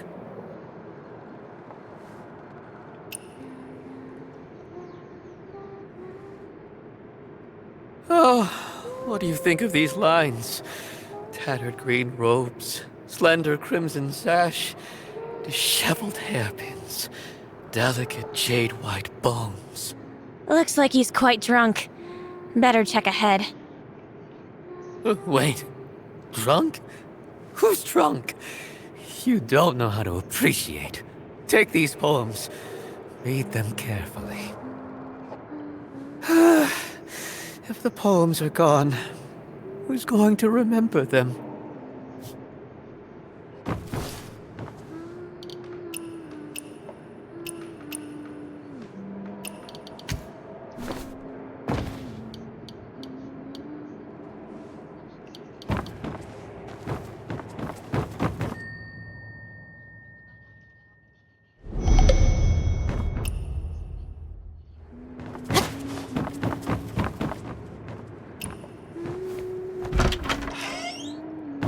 Since you're here, why leave so soon?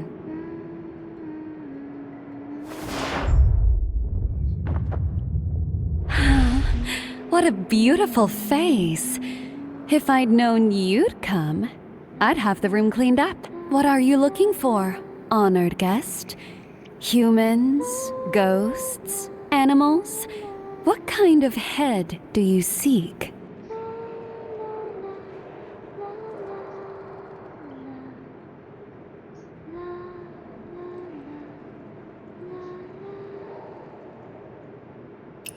Honored guest, I am whoever you think I am. But rest easy, honored guest. My hands will stay squeaky clean around you. What are you looking for, honored guest? Humans? Go.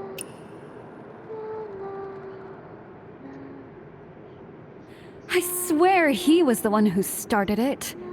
He saw my name on the wanted list and barged in, saying he wanted to see me wield a blade. Oh, How could I say no? What are you looking for, honored guest? Humans? Ghosts? What is it you want? As long as it has nothing to do with the 9 mortal ways, I'll get whatever you want. Miss, I'm searching for some information. Do you happen to know where the dark room is? Dark room? Are you planning... If you... That could be a good deed. There's a rule here. You get some, you lose some. You must leave something behind. What do you want? I want you to owe me a favor. One day, I'll ask you to repay it. A favor? Good, it's a deal. Fine. Walk straight to the end of the hall, and there it'll be.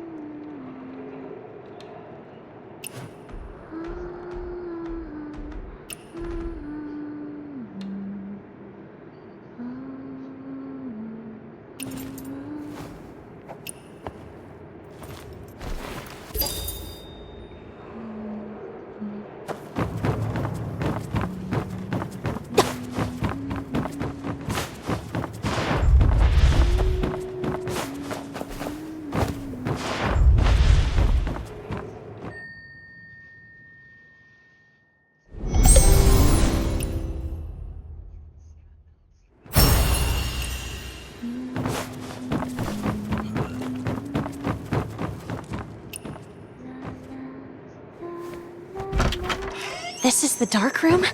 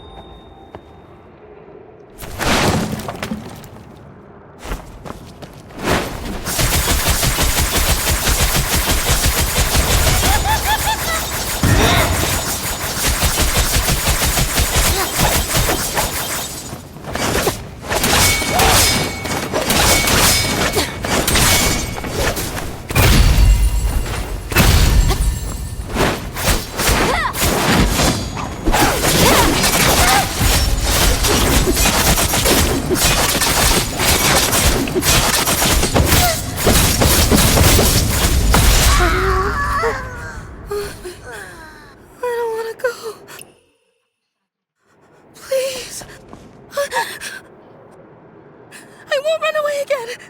Never again. Please don't sell me off. I don't want to go to the human market. Please! Human market?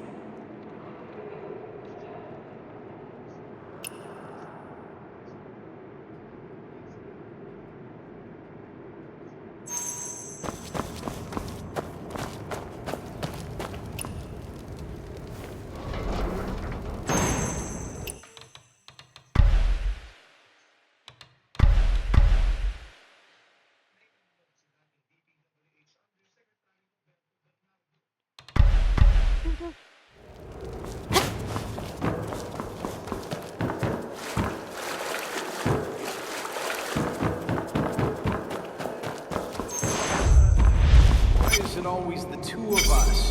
This is way too heavy. All right. We've carried it all. Let's head up to Ghost Revelry Hall for a drink.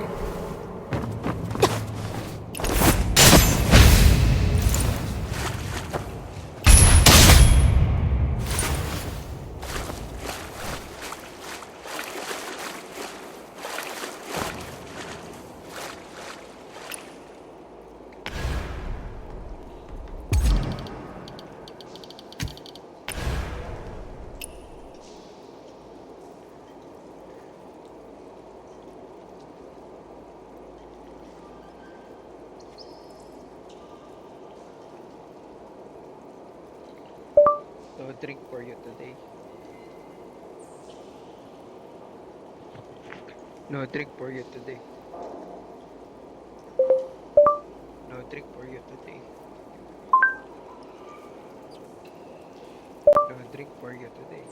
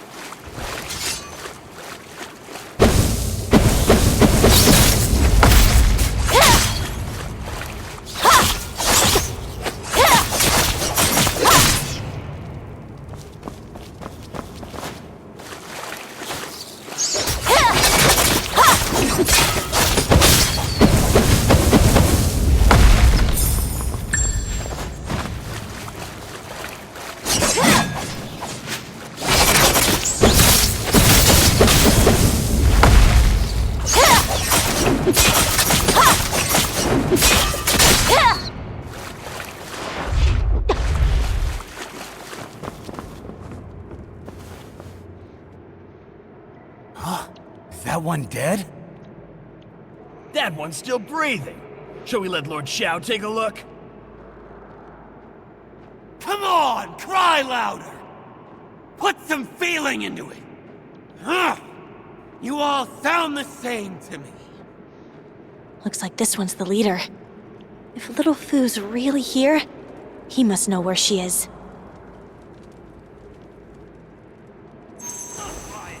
Don't cause trouble! Anyone else thinking of running? That monster's been starving for days. Bold enough to come here is just asking for trouble. With a frame like that, you'll definitely bet.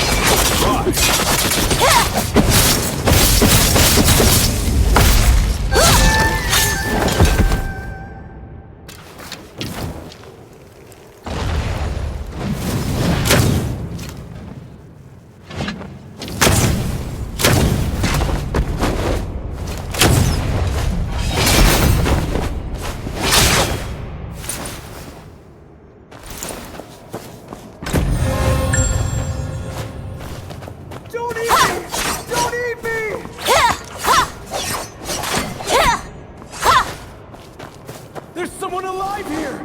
Boss, he's here! The thief is here!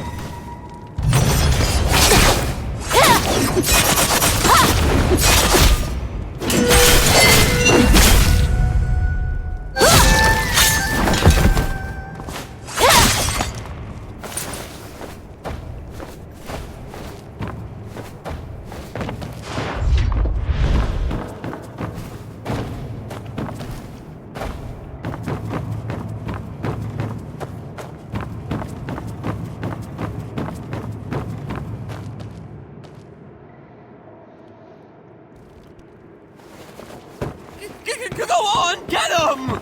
You losers! Don't take him out! Oh my god, weak. Pathetic, man. I'll shut you up!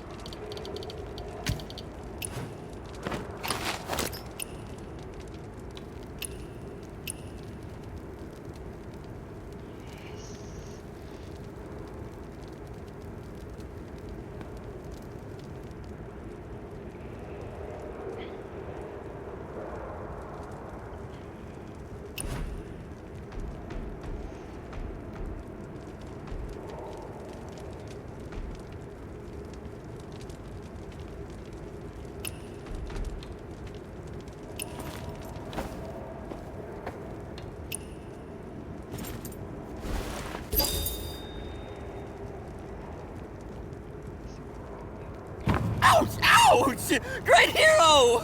That hurts! You're the boss here? Have you seen Little Fu? Little Fu? That name's not on the list! Huh? Stop! Don't hit me! I remember! That Little Fu, yes! She wears a mouse hat, right? That's her. Where is she now? We couldn't catch that rat. I mean, Little Fu. She ran off. deep inside.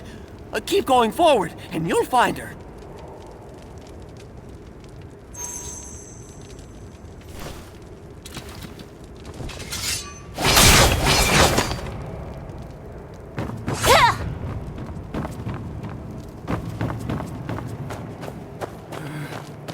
Monster. There's a monster in there.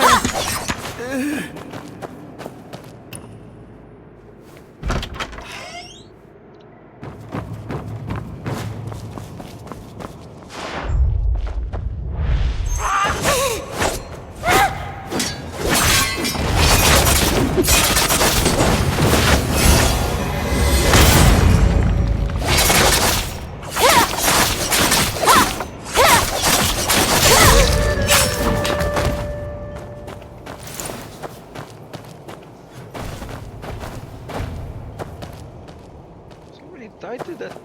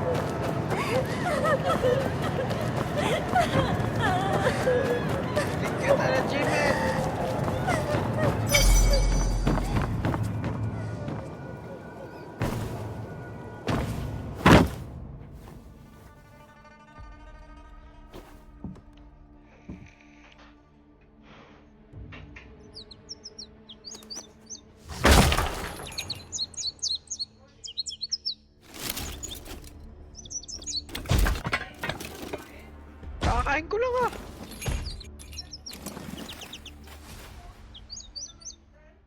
Di ba kumain na ako? Hindi mo nakita? Yung chicken ko nga. Bigyan pa nga kita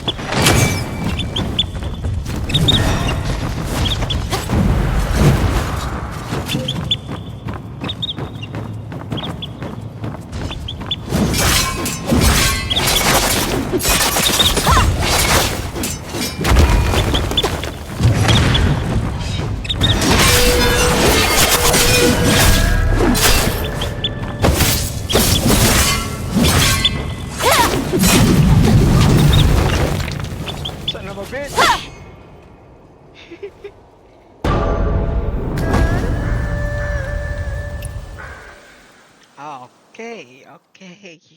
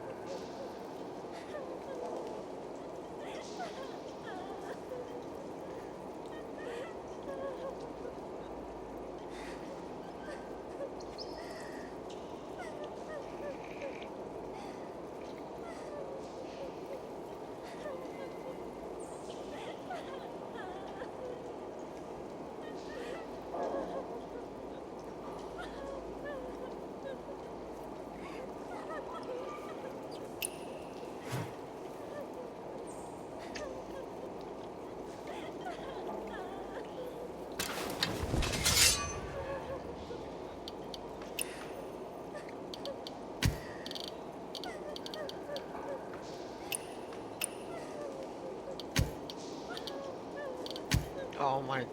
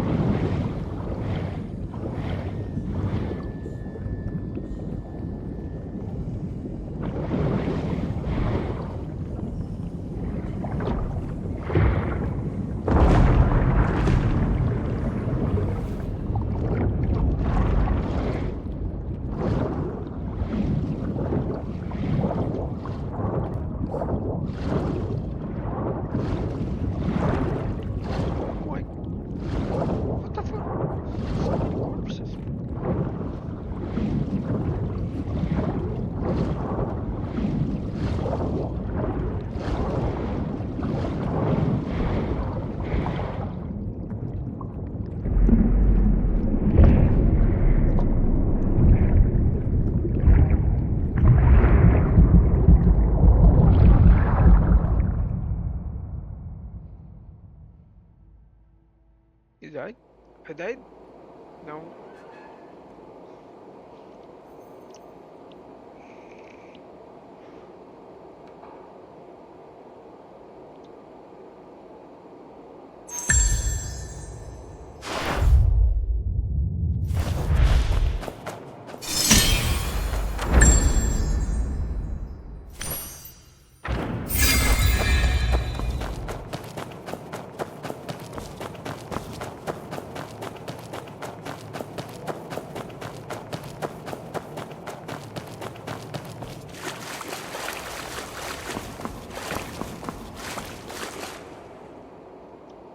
Little Fu.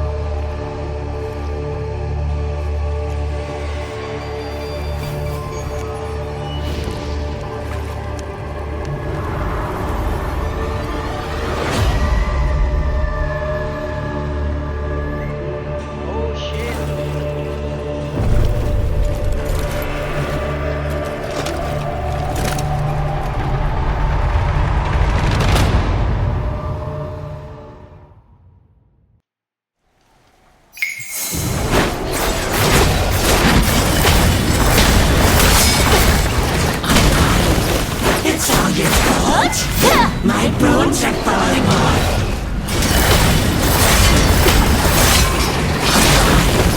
It's all your fault.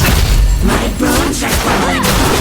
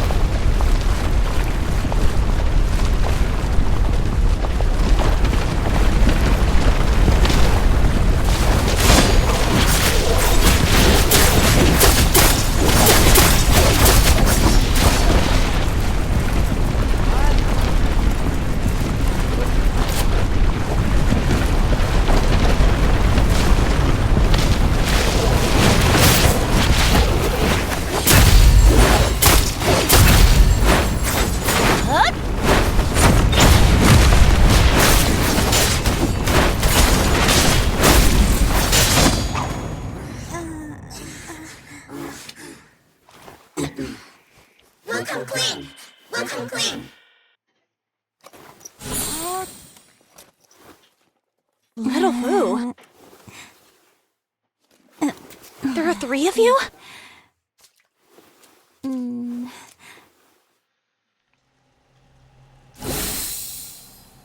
What's really going on here? Fine, we'll tell you everything. Run!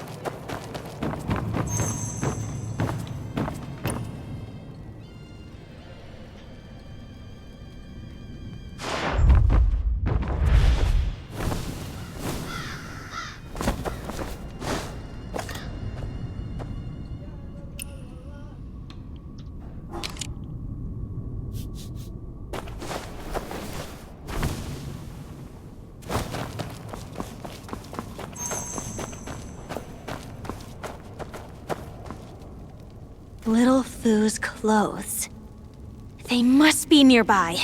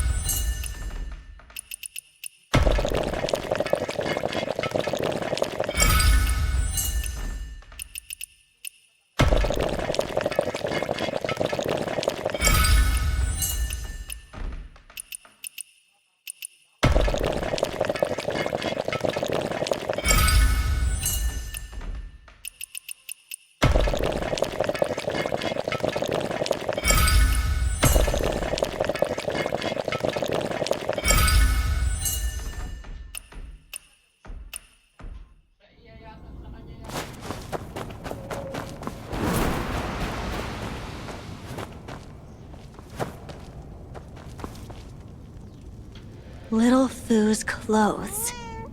They must be nearby.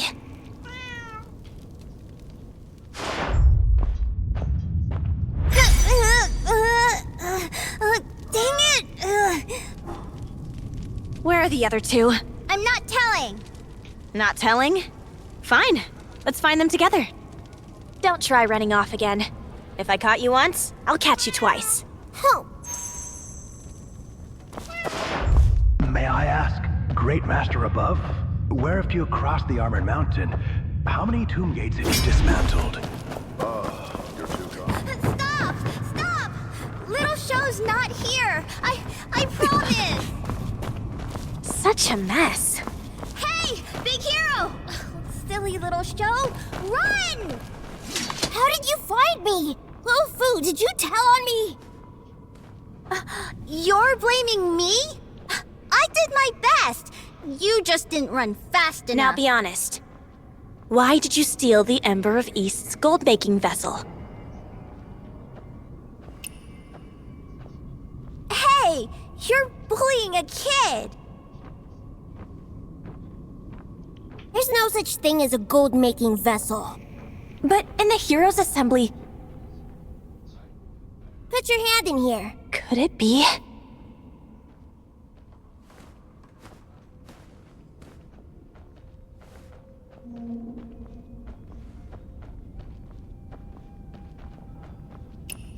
Exactly. The one here's the same as in Revelry Hall. It's a fake.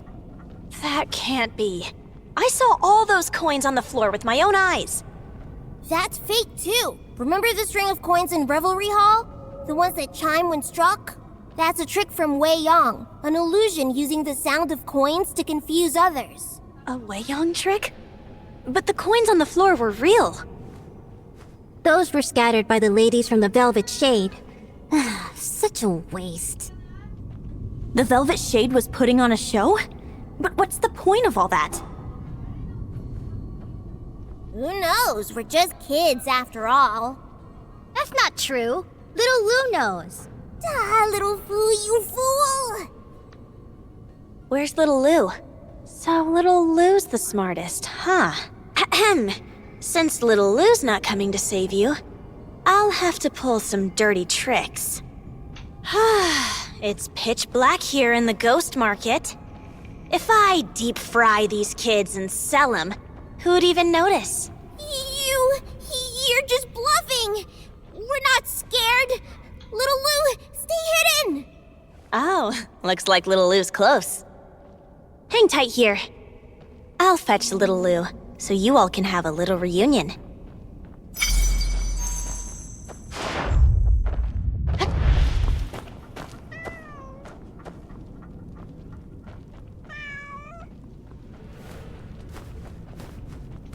Little Lou wouldn't be caught so easily, dummy.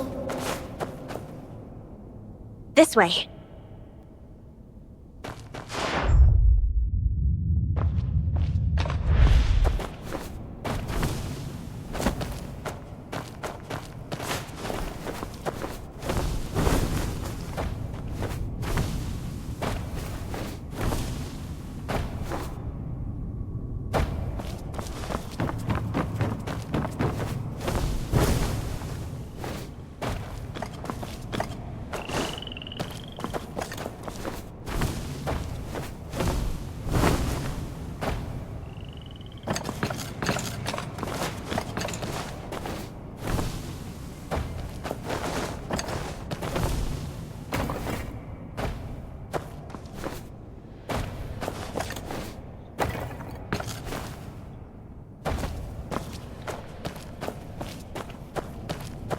You...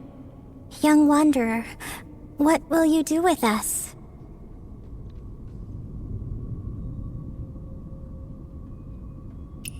The other two told me about stealing the fake gold-making vessel. Why'd you take it? With the coin shortage in Kaifeng, everyone's tight on money. No one's selling, and no one's buying either. No matter how bad Tong coins are, at least they still pass. So we slipped some in. That's smuggling. The government will catch wind of it sooner or later.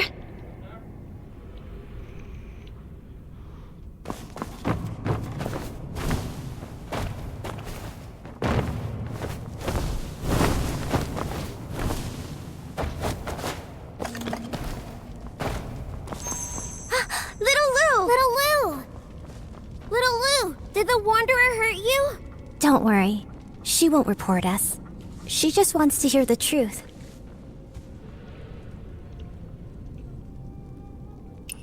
So who told you to steal the gold-making vessel and smuggle Tong coins into Kaifeng? No one told us to. Oh. Then how did you convince the Ember of East and Velvet Shade to go along with you? There must be others helping you in Kaifeng, right? Who gave you the Tong coins? And who helped you get them into the city? You must have planted informants in the government so the officials wouldn't suspect this place. Don't push little Lou! She's scared! Little Lou, you're smart enough to know the government won't buy that story about the treasure basin. In the end, you'll just make the ghost market take the blame for the theft. You're lying! Master would never lie to us! Little Fu! Just as I thought. That person has both the will and the power to save Kaifeng. We'd gladly support their cause. Finally! We won't have to go hungry anymore! Those afraid to use Tong coins outside can exchange them here for food. When there's no money, iron coins can get you by. When there's no food, even bran can fill you up. When life feels hopeless, even a fake treasure basin can bring real hope. The basin might be fake, but the hope is real. As long as we get the people of Kaifeng to believe in the story of the treasure basin, they'll start hoping the government will hand out money and fix the coin shortage. Is that what this master told you? Once this is all over, you might get to see him. But first things first. We must get out of here and check on Ying Ying and the others. But the soldiers are still watching the ash pit. If we go that way, we'll be walking right into their hands. Silly. A smart rabbit always has 3 burrows. The 9 mortal ways have plenty more. Exactly. We'll go to the secret river crossing. A boat will come for us there. There's the dock! Come on, this way! Let's go! Back to the Forsaken Quarter! We can leave. Oh, Big Hero, be sure to come back soon.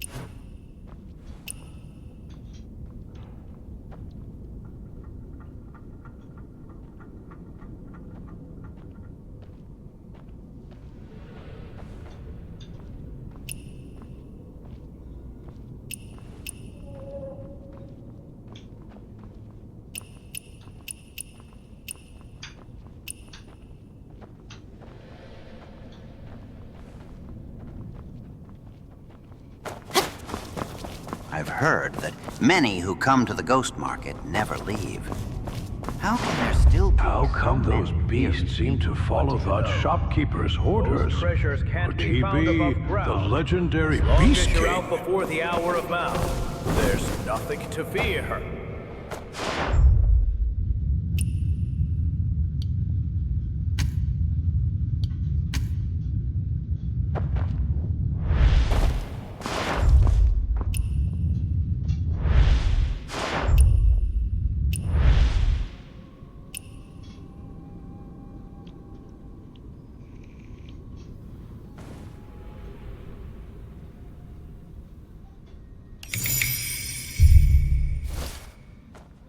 Oh shit.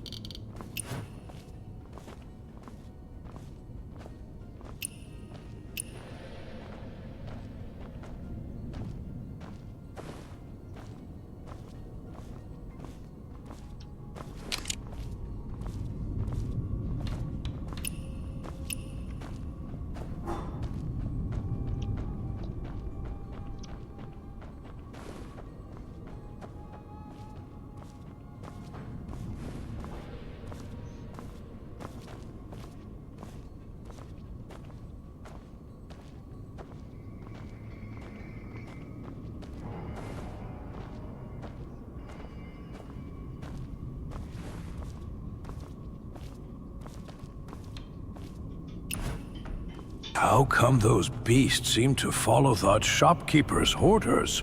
Could he be the legendary Beast King?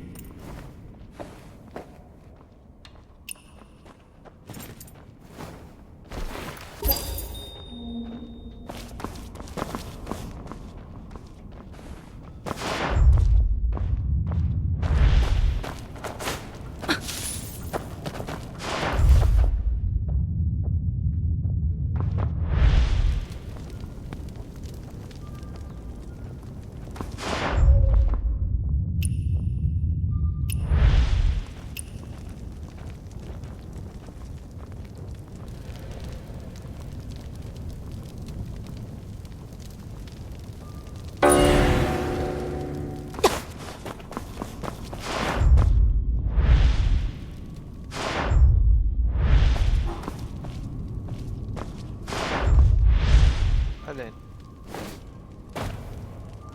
Kaya nga eh. I've heard that many who come to the ghost market never leave. How can there still be so many fearless people? What do you know? Those treasures can't be found.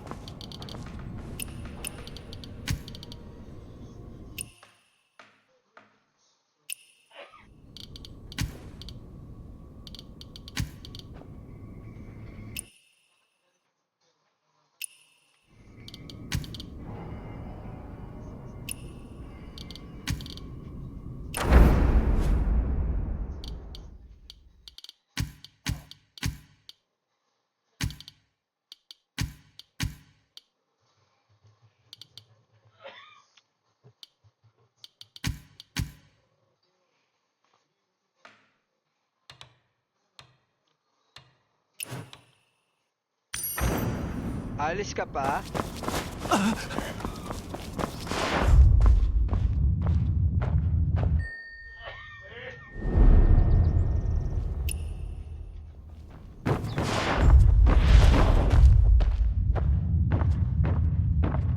With this itchy powder in hand, that old man's gonna pay.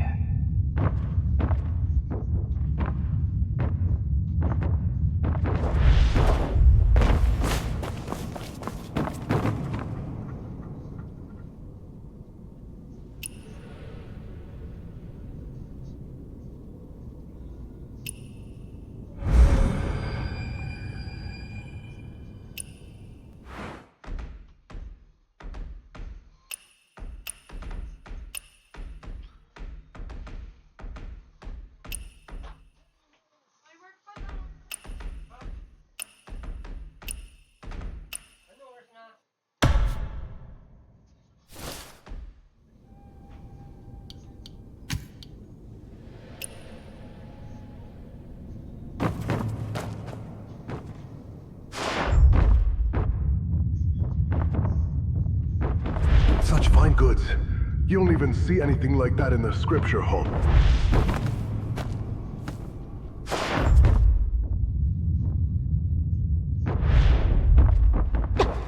So there really is a long-lost secret tome?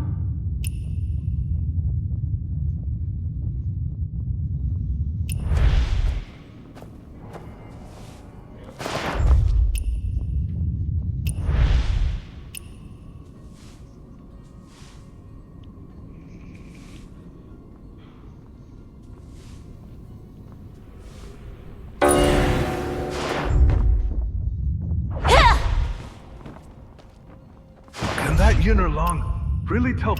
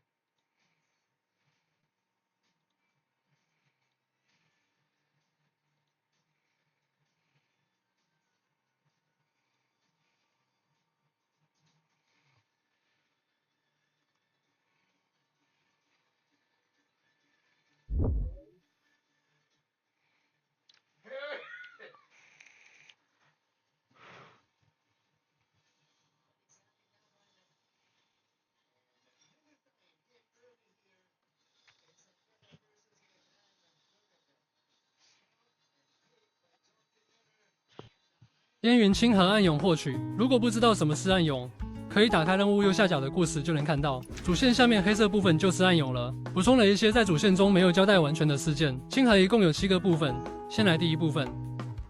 第二是神迹。这个需要做奇遇预码型。这里说一下奇遇解锁的前置：到福马庄这个位置找到李阿离和他对话，然后到这个房子里找到田英借马的信和锦盒，看一下。傍晚时间大约有10左右，天气是晴天，去风环村门口看看有没有一堆人，没有就先去做别的事情，再回来看看吧。第二个佛光玉，完成菩提苦海的镇守任务，击败叶万山后获得阴刻佛光玉，即可解锁暗涌佛光玉。第三个远游之声，完成清河。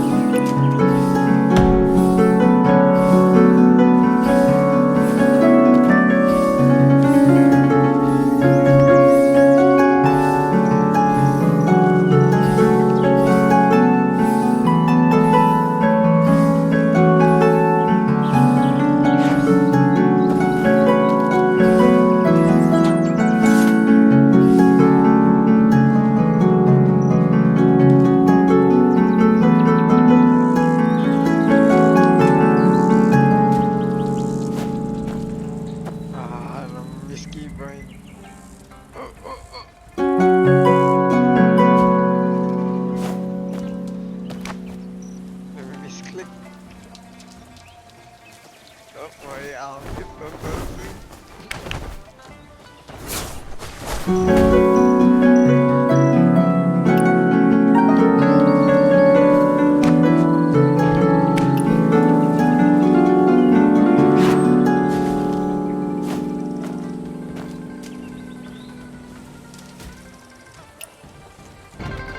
sure it was forced to be. I mean, we don't know where, how the beans are well, how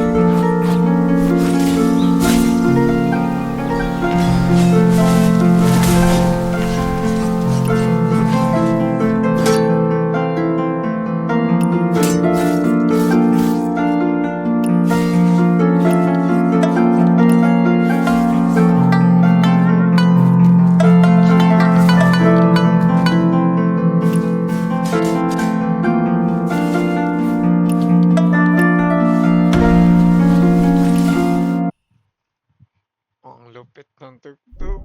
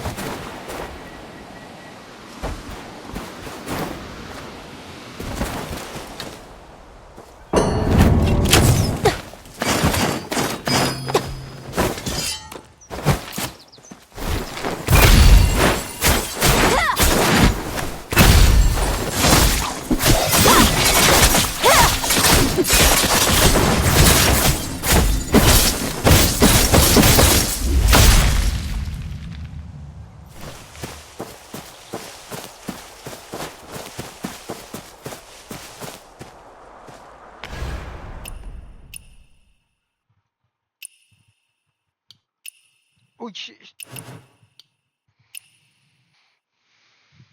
yun.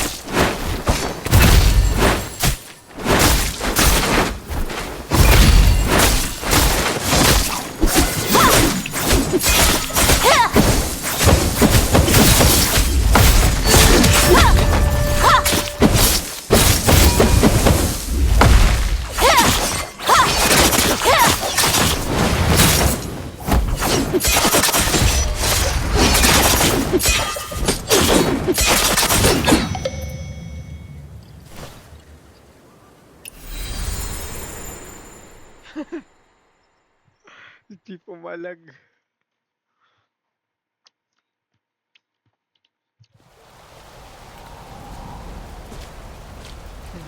Monty capture. Monty hunt.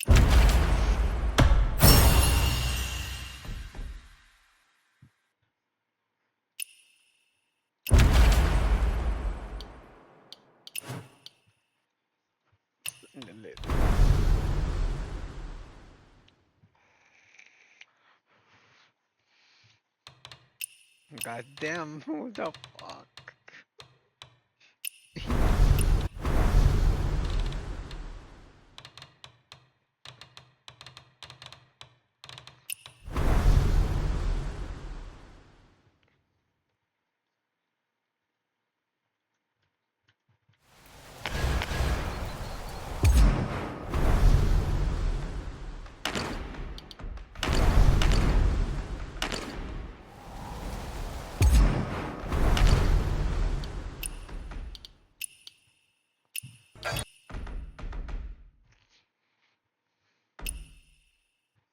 Nope.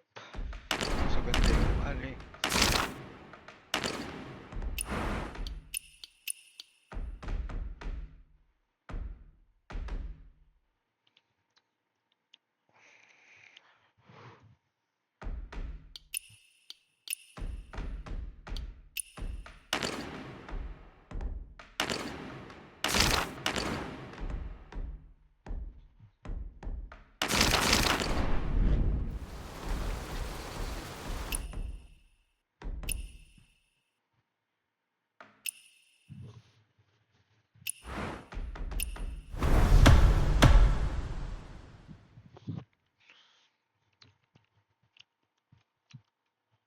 I have to hunt more.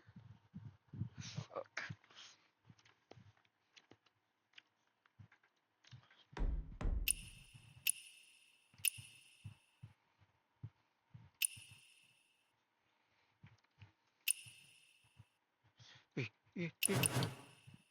Fuck, nawala.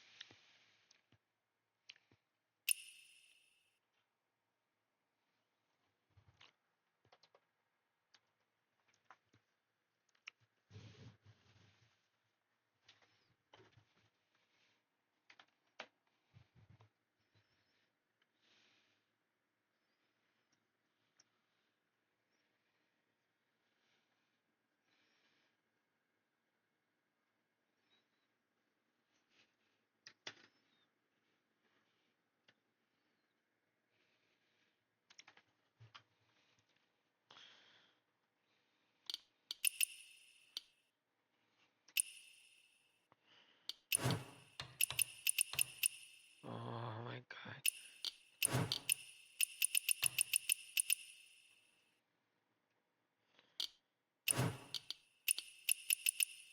Naunha ako eh.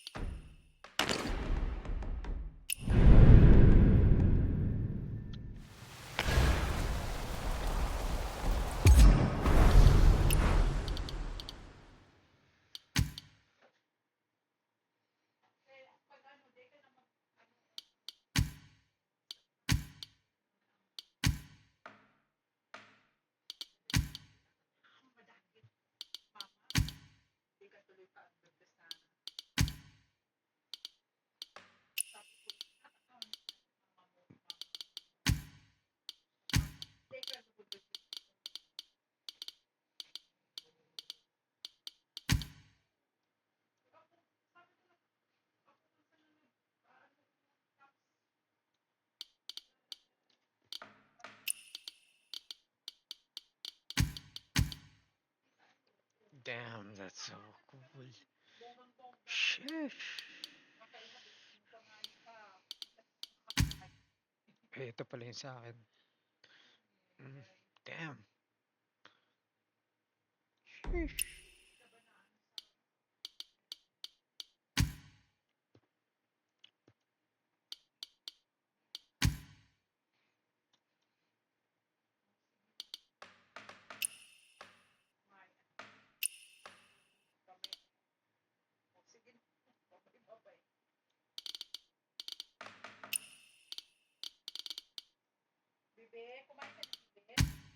Hindi pa. Ay, tapos na. Yep.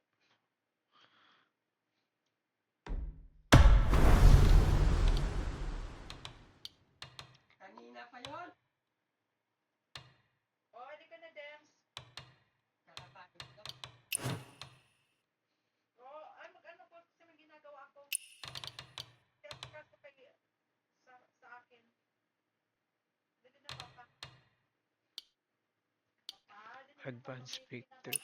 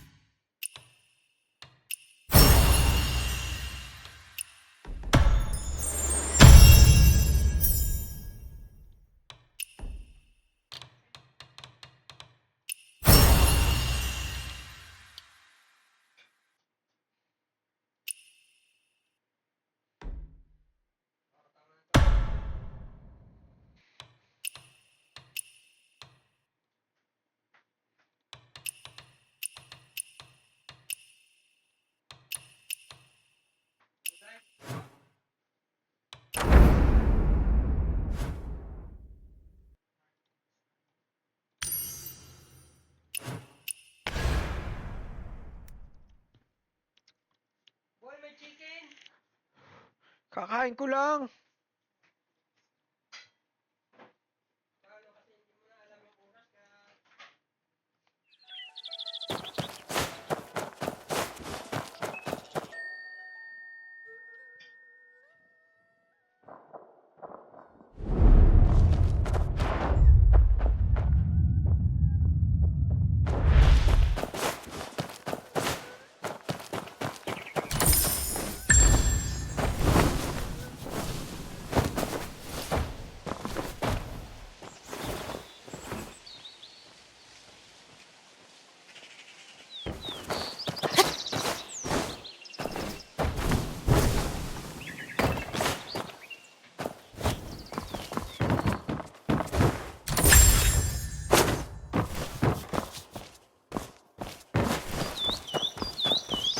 State your name first, so I may announce you.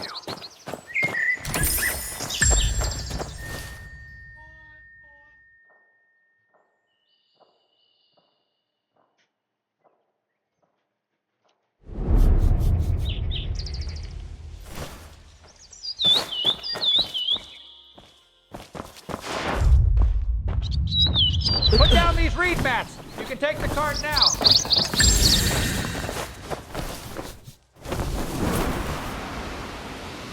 The bamboo and timber.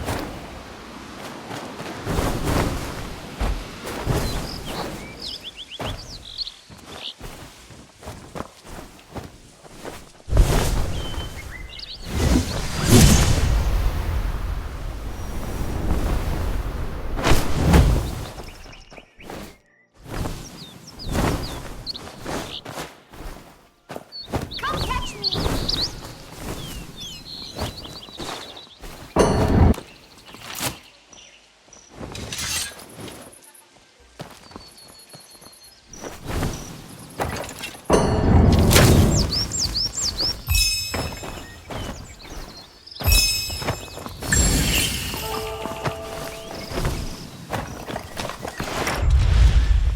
lord seemed upset yesterday.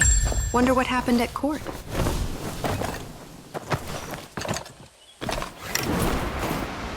Careful.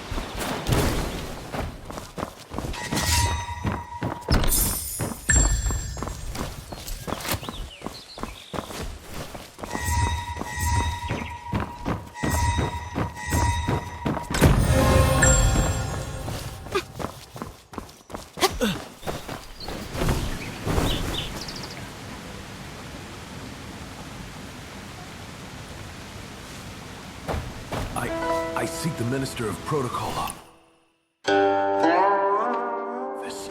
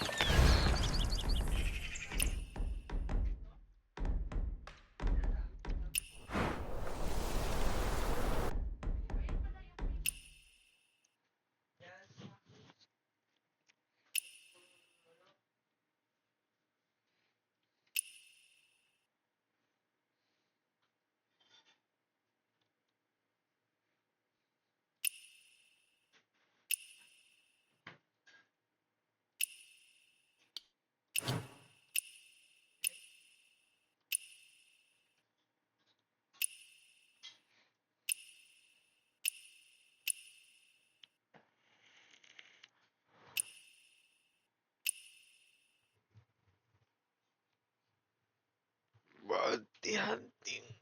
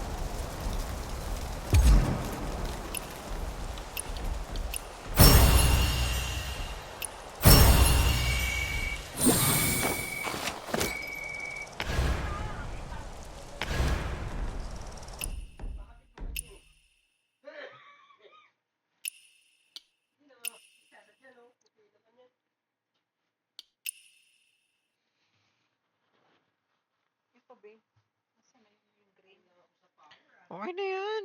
Nilagay ko na eh.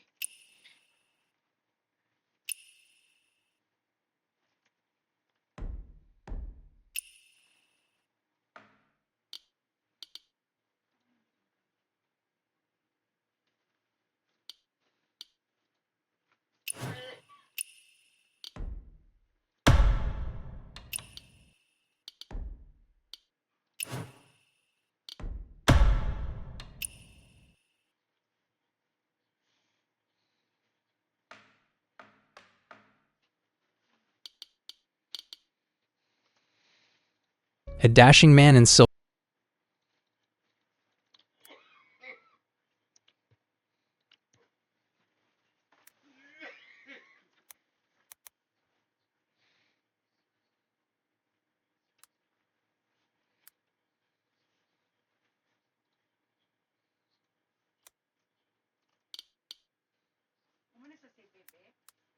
Kanina pa yun.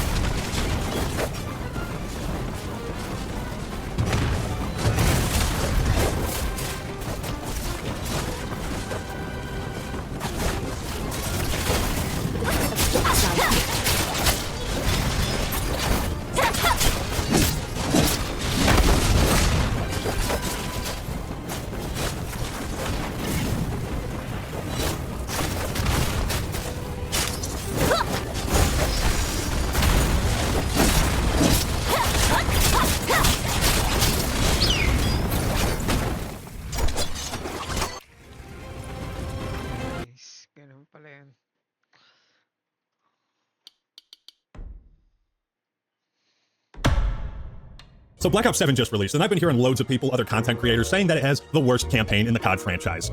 Really? Come on, guys. Stop being hyperbolic. I mean, how bad could it possibly be? What the fuck was that? Oh, those are zombies in the iconic Vorkuta mission? Take us into order, Mr. Malmsteen. We've seen enough. Nope. I'm good. Get the Reznov challenge pack. No thanks. Get the Reznov challenge pack. No thank you. Get the Reznov challenge pack. Not this year. Call of Duty Black Ops 7 is packed to the brim with AI art slap. I'm out.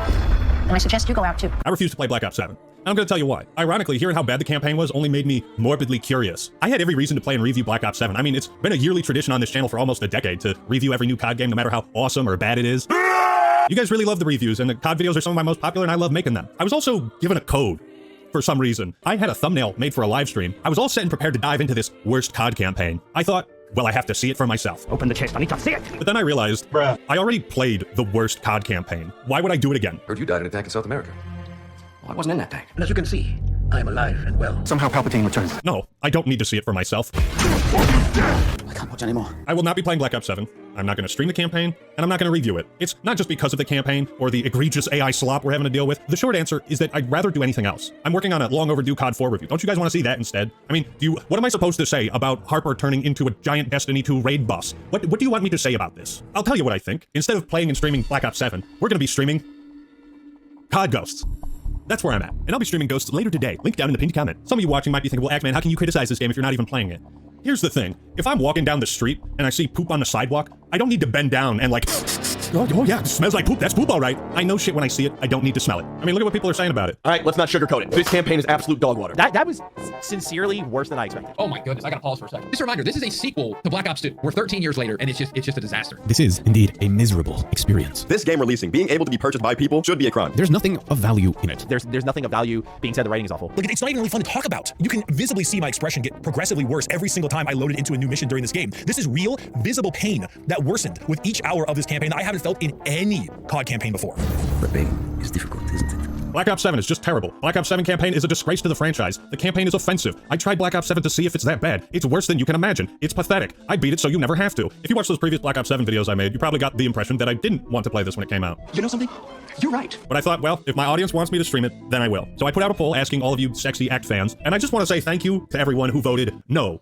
Go home and be a family man. Unfortunately, I'm sterile, so I can't exactly do that. Sorry to all the ladies out there, all 0 of them. But also I want to thank everyone who voted yes, suffer with me, because that reminds me of an actually good COD campaign, one of the best, and a story that was left open-ended, allowing our imaginations to take over. And that's what I don't want to be ruined, my imagination. I've already talked about how I felt like Black Ops 7 was going to be creatively bankrupt. And for those of you who watched that video and have played it yourself, can you let me know in the comments if I was right? If I see enough yeses down there, then it will confirm my suspicions and validate that this is the right call to not play Black Ops 7. Axeman, if you're watching this, I watched your video called Black Ops is creatively bankrupt. I think they are. I think campaign-wise, there is nothing more that we can do. It is time to end this thing. Stop bringing back Woods. Stop bringing back Menendez. Stop bringing back Mason. And here's the thing that I really want to stop saying every year, but I feel like I have to. You can enjoy Black Ops 7. I question your taste, but please don't defend it, because you deserve better. It's old things are only getting worse. Like, the idea that this was worse than Modern Warfare 3's campaign just blows my mind. You terrorist. No. But I can see it in just the clips I've watched. What would I even say about this game? Oh, look at what they've done with Frank Woods. I really love his character arc. You know, at first he was like a Vietnam veteran, then he was a wheelchair-bound elderly man, and then he turned into an onion. I'm a goddamn onion, Mason. And now he's a giant Venus flytrap. Yes, excellent work, Raven and Treyarch. I'm a fucking onion. Yes, give the writing team a raise. What wonderful character development. Like, what the fuck am I looking at? What am I supposed to say about this? Fuck you. The simple fact is that they fucked his BO2 sequel up 3 times. You had an opportunity to follow up this story and decide what the canon ending was, and you decided to take it in a completely different direction. Okay, that's fine, but you can't redo it at this point. You already abandoned this storyline, and the only reason Treyarch and Raven are going back to it is because they have nothing else. They're so desperate for ideas, they have to go back 13 years into the nostalgia well to pull out fucking Harper, Menendez, and Frank Woods again, and David Mason. And this game is catering to a younger audience who doesn't know who the fuck these characters are. As far as I'm concerned, Black Ops 7 is not canon. This is, whatever it is, it's fan fiction. They're not telling this story to make a true sequel to Black Ops 2 and cap off this incredible story, or because they have a genuine passion for it. The timeline matched up with BO2, and they chose these characters in this setting because they have nothing else. And it feels so hilarious to witness this like lack of self-awareness in their own marketing material. But in the world of Black Ops, the past never dies. Say that again? But in the world of Black Ops, the past never dies. Yes, the past never dies. And at this point, I can't help but feel like maybe our boy Kylo Ren was actually onto something. It's time to let old things die. But in the world of Black Ops, the past never dies. But in the ending where Menendez lives, Karma dies. So she's alive because... Past never dies. Alex, so you with that? Still standing. But in the world of Black Ops, the past never dies. I thought you were dead. Franco, boom. Even after all this time, he refuses to let me go. He's dead, David. You can rest easy. But in the world of Black Ops, the past never dies. And as you can see, I am alive and well. I wasn't in that tank. No, you're still holding on. Let go. Stop looking backwards, David. Every action has its consequences. What a beautiful irony to illustrate this game. These fan-favorite characters transforming into horrific monstrosities. It's basically like an allegory for how warped, twisted, disfigured, and unrecognizable the Call of Duty brand has become. That's right, guys, no carry forward, because Black Ops 7 needs to feel authentic to Call of Duty and its setting. This is the franchise holding up a shattered mirror to itself. This is what Call of Duty has become. So conceptually, I disagree with the sheer existence of a Black Ops 7 like this. And I've watched some gameplay clips. What the fuck is this? What the fuck? Is this a campaign? Why does it look like Warzone? Did they do that shit again? Remember those open combat missions they made for Modern Warfare 3 because that game was originally intended to be a DLC expansion to MW2 and they had to scrap the campaign together using Warzone assets? Remember those missions? We call them open combat missions. It's the biggest piece of dog shit. Remember how everyone hated them? Well, let's do that again? The more things change, the more they stay the same. And what is your obsession with adding zombies into campaign? Just make a zombies campaign. Like, you see what I'm saying? If I made a review, I'd just be repeating myself. They just put zombies in the campaign. It's just so strange that they would do this, but you know what? I'm here for it. I don't even feel like I'm playing a campaign right now. This just looks like Warzone. Is this Warzone zombies or a campaign? It looks like Warzone. What am I watching? But here's a new one.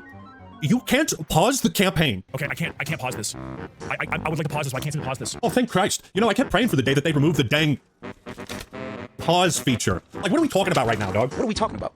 Pausing? We talking about pausing right now. We talking about pausing. I must have left my PC for anywhere around 5 to 10 minutes, though when I came back, I had been kicked for inactivity from my single-player lobby of the single-player campaign. I mean, how silly is that? I mean, we're talking about pausing. I can't pause it to react, dude. This sucks so much ass. We're not even talking about the game, the actual game, when it matters. We're talking about pausing. How do you keep fucking this up? Why do you have to, like, squat up to play a campaign? Why is it online only? You can't pause COD Vanguard zombies. Now you can't pause BO7 campaign. To have fallen so far and learned nothing, what is your failing? The failure is yours. We're talking about the exclusion of a pause feature in a first-person shooter campaign. I think it's time to pack it up, boys. Like, let's move on. Let's play Ghosts, okay? Let's play fucking Ghosts. Dog models. Both Vanguard and BO7 were always online and would kick you if you played solo. Why? What could be the reason other than fuck you? Campaign also has no checkpoints.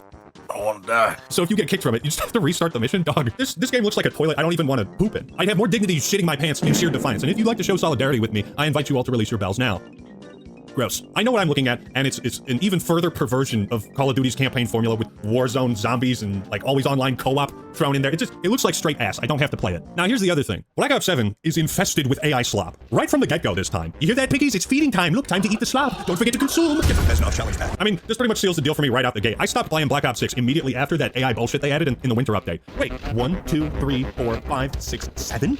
7? Even though I had fun playing BO6 zombies with Mr. Raffle Waffles and Hidden Experience. You know what? New Zombies is pretty good though. I'm digging it. Wait, is that a positive zombies comment? Let's go! Yes. I don't even want to entertain the thought that this is worth playing. At some point, you gotta push back against the widespread enshittification of all these things and games and hobbies we're so passionate about. Otherwise, these greedy corporations are gonna keep ruining everything and extracting as much value as they can from their passionate player base. Call of Duty developers think the Game Pass price hike is a positive. Like, this has reached a point where it's not even funny anymore. They think it's a good thing that you are being charged more money for less. These people need to go fuck themselves in the ass. Call of Duty revolutionized and introduced the idea of a persistent progression system. And where are we now? I'm not grinding for AI-generated Studio Ghibli robot slop. I'm more than capable of generating my own slop. They're not even willing to make their own nameplates by hand anymore. What does this say about the rest of the cosmetics in game? I think it shows nothing but complete contempt. You're gonna be happy grinding for AI slop. No, I'm not. I'm not playing your game. Fuck you. I get that this is like the 22nd COD game and we're basically completely out of ideas at this point, and the nostalgia well is drier than the fucking Sahara Desert, but goddamn, that's some serious apathy. And you know what they say? Apathy is death. Worse than death, because at least a rotting corpse feeds the beasts and insects. So it's like you have no respect for your artists. That's why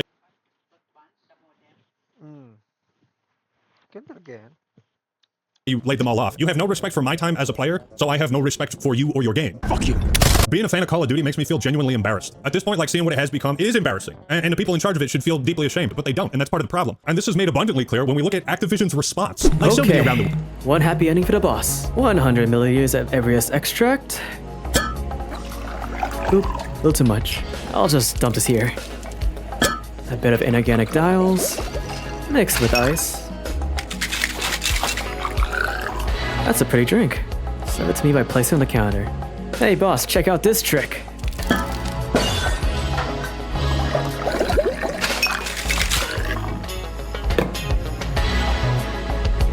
Good as new. Please don't fire me. Okay, one happy ending for the boss. 100 milliliters of Everest extract. Holy fucking shit.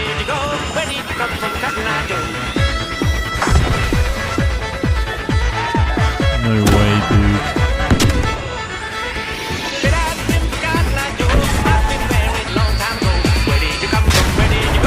You still alive? Oh my god. Bro, you see this shit, bro? You see this shit. Let's move and let's get out. Holy fucking shit. So this girl is going viral after she ended up in the emergency room because of a glass straw. She was making a TikTok showing off 3 things she loved that she got off TikTok Shop, and one of those was a cup that came with a glass straw that she said she really liked. But 2 days later, she posted a video from the emergency room telling everyone to never use glass straws again. She explained that a piece of the straw had chipped off while she was drinking through it, and she ended up swallowing it. The hospital tried to get it out, but it was already too late because it had left her stomach, so now it's on its way to the extraction point, so let's hope it comes out smoothly. So this girl is going viral after she ended I told that bitch like, ooh, baby, what you wishing for? Well guys, we just got the first ever videos of Diddy behind bars in prison as he recently started his sentence at the Fort Dix facility. As you can see, the quality here is not the best, probably because this video was not supposed to be made, but I will say I do find it crazy that this guy can't even escape the paparazzi from prison. The video was likely taken by an inmate on a phone that was smuggled into the prison and then sold to TMZ, and it makes me wonder how much the inmate got paid because he probably sacrificed his phone in order for the world to see this video. Well guys, whatever.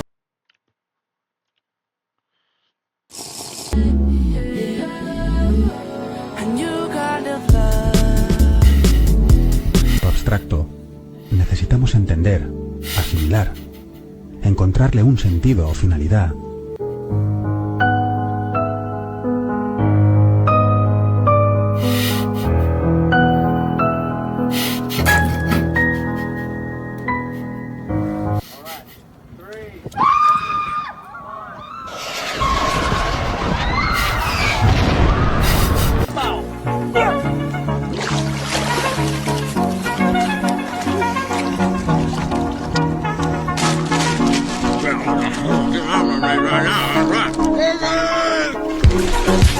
I'm in here cooking dinner waiting for the water to boil and I come out here and my child made a swastika. Okay. I'm watching this way while you watch behind me. Alright. Oh, someone's coming out. Oh shit. Whoa! Whoa! Stay back! Stay back! Bro! I said stay back! Okay, I said stay back. You guys didn't stay back.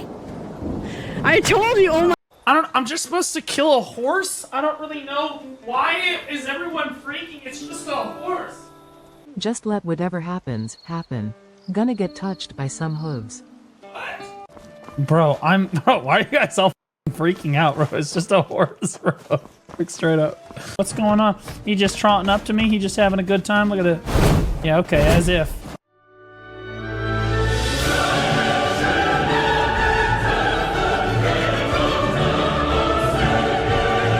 Bro, why are you guys all fucking freaking out, bro? It's just a horse, bro. Straight up.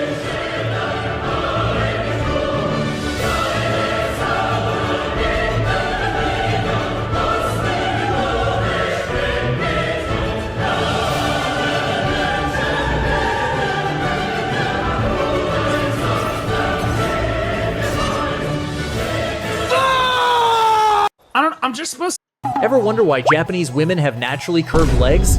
People think it's because they like anime characters. But in Japan, many kids grow up sitting on the floor in poses like the WS or Caesar. Back in the 90s, those ways of sitting were even seen as cute or feminine. But doing those positions a lot, year after year, can subtly alter how muscles and bones develop, leading to O-legs or a pigeon-toed gait. When people noticed, some started corrective leg exercises and stretches, while others just keep the look as part of their style and identity. So yeah, not anime. It's posture, culture, and habit. Follow. Okay.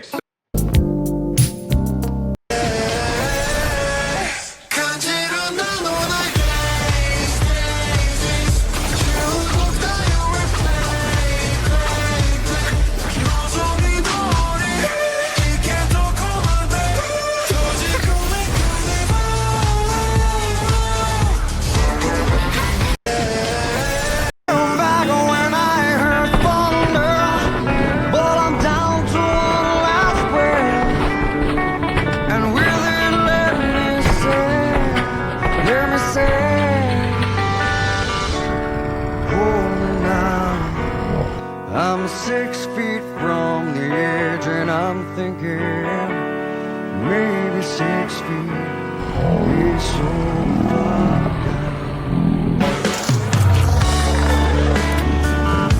Where are you?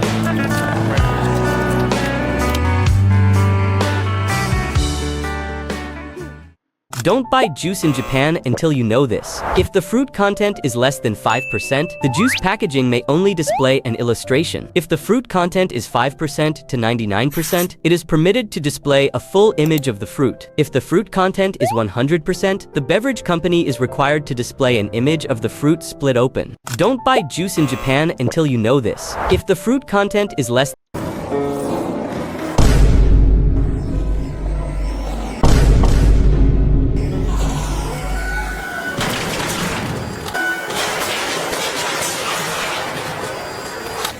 No way, I didn't die. Oh my god, give me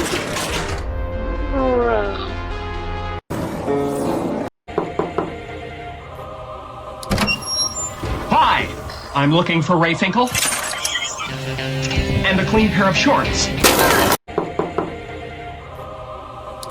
Testing which weapon can defeat the American C-RAM system.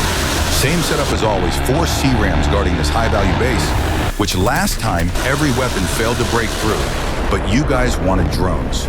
So you're getting drones, 20 Shahid kamikaze drones, coming in from every direction at once. Let's see if the C-RAMs can survive this. And the second those drones entered the C-RAM range, all hell broke loose. The C-RAMs started shredding targets, taking down drone after drone in seconds.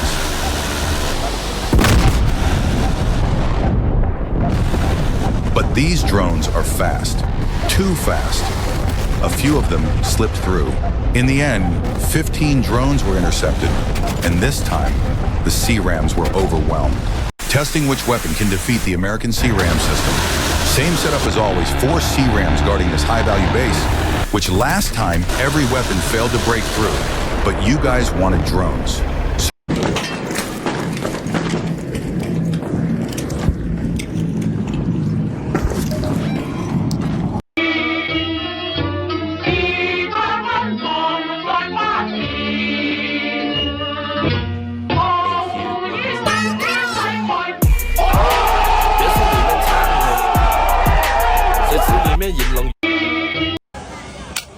Alright, got an egg for me, Alan? Hell yeah, that's what I'm talking about. Let me just crack this baby open. Oh, what the fuck was that? Alan, what are you... Oh. I can still taste it.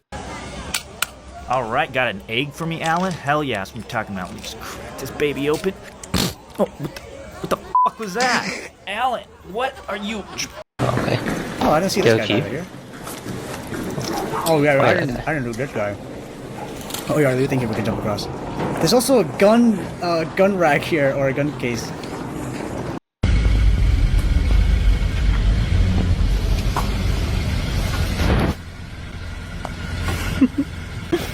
Hi.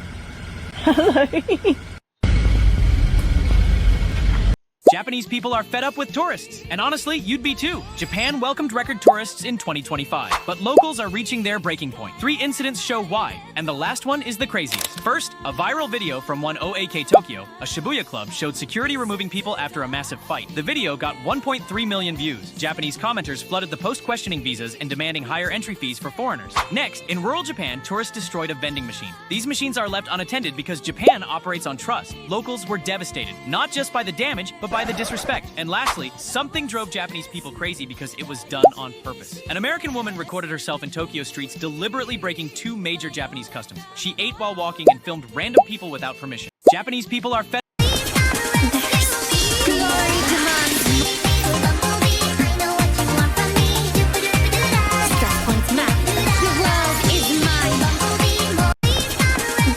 To sell their cacti for a higher price, Chinese farmers have started raising insects on them. These tiny white dots crawling all over the cactus pads are cochineal insects, a species as valuable as gold, fetching a price as high as $600 per kilogram. However, the farmers don't sell them directly. Instead, the insects are placed in an oven to remove their moisture, and then ground into a fine powder. At this stage, the powder contains many impurities. These can be completely removed simply by dissolving the powder in water and running it through a filter. After heating the liquid to evaporate the water, the remaining substance is ground again to produce the expensive cochineal pigment. Finally, camellia oil is heated and mixed with beeswax, rose essential oil, and a small amount of the cochineal powder.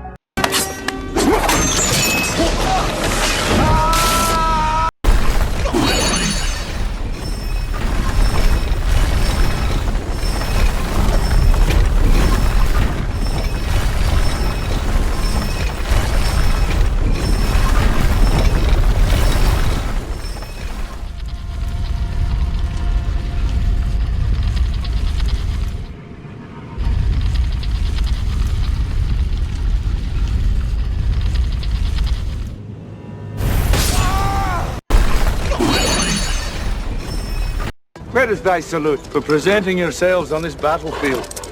I give you thanks. This is our art. A lot of you guys are wondering how the Art Museum roller coaster gets back up to the second floor after it stalls. So here's the answer. Once Brava comes to a complete stop, the rider gets out, and then the cart just sits there on the brake pad. Remember that the coaster only runs once per hour, so the rest of the time you're able to just walk around the track's platform and observe it like you would a normal sculpture. About 10 minutes before the next ride, they gate off the exhibit and attach the cart to a winch, which very slowly pulls the cart back up to the second story, a process which takes about 2 minutes. Once the cart reaches the second floor, they close down the gate, push the cart to the middle of the platform, and begin loading the next rider. Once the rider is all buckled up and ready to go, the attendant opens the other gate and gives the passenger a push down the ride's 12-foot drop, starting the process all over again. A lot of you guys are 100 Kilo! Los! Zurück! Ich zerreiß euch alle! Raus damit! Hoch! Noch höher! Jawohl! Fuder sua safada, vem sentando na piroca, sua piranha safada.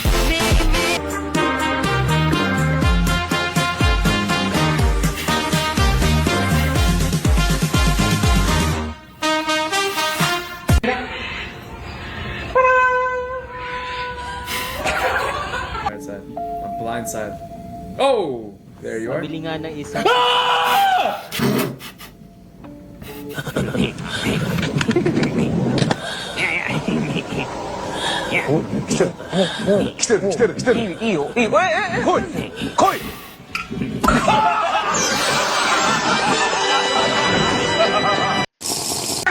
Kilo! Los! Zurück! Ich zerreiß euch alle! Raus damit! Hoch! Noch höher! Jawohl! Fuder sua safada, vem sentando na piroca, sua piranha safada.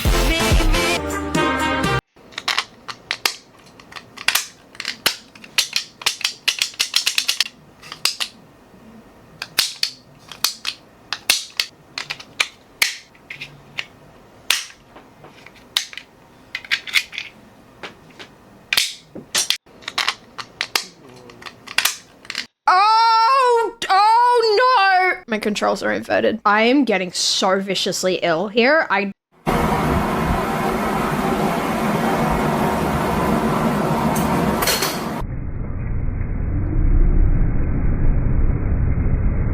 Apparently, a gigantic bot farm in Europe was just raided, where over 50 million social media accounts were found to be entirely fake. Basically, they're set up all over Asia, Russia, and Europe to spam comments on whatever it is that they believe, and it's basically just this huge database with a bunch of iPhones plugged in that are constantly running. And it really just goes to show that whenever you are reading something online, especially the comments section, there is a really good chance that none of it is real. Apparently, a gigantic bot farm in Europe was just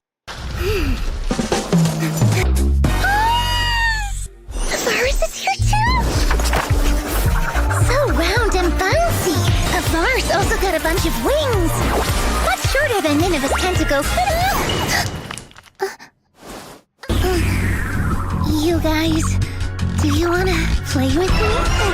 Little spider, don't be nervous. Are you gonna roll at me? Right back at you. Hard. Who's there?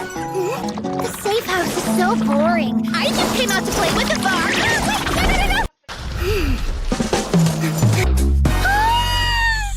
The virus is here too. So round and bouncy. The virus also got a bunch of wings.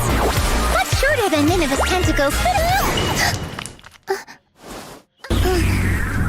You guys, do you wanna play with me? Little spider, don't be nervous. Are you gonna roll at me? Right back at you. Hard. Who's there? The safe house is so boring. I just came out to play with the bar.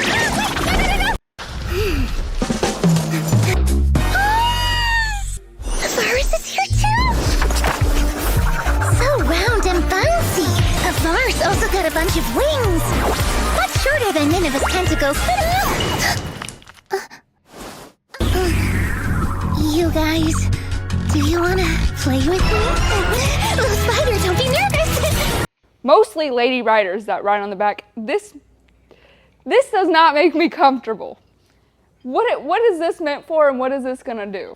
So the whole purpose in this, whenever you are on this bike and you are tucked, it is supposed to provide additional support for your tail section, not so much for the front portion of your passenger, whomever that may be.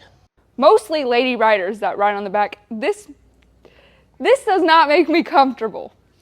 What is this meant for, and what is this gonna do? So the whole purpose in this... That seems like... I'm in no rush. A challenge. Let's fight with the old one.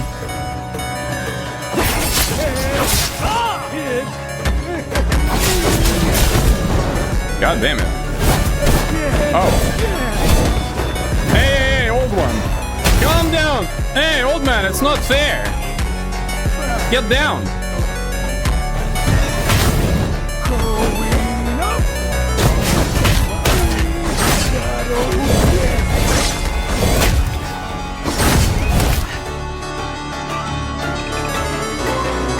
Okay. Okay. I'm in no rush. A challenge. Let's fight with the old one.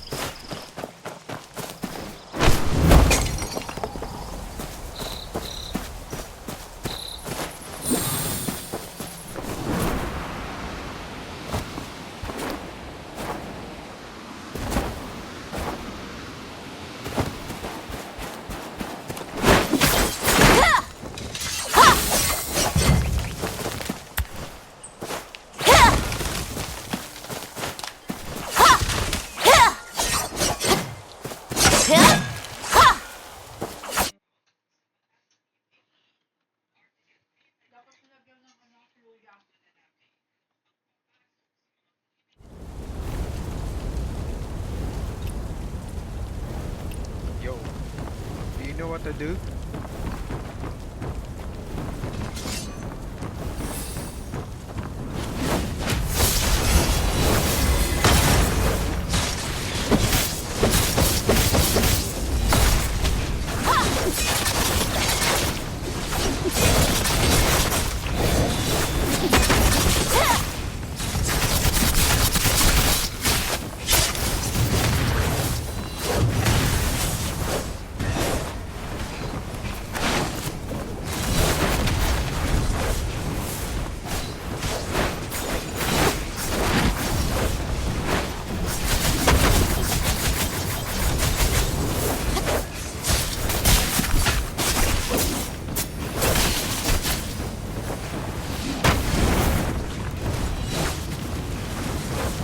the barrel. Drop the barrel. Far away.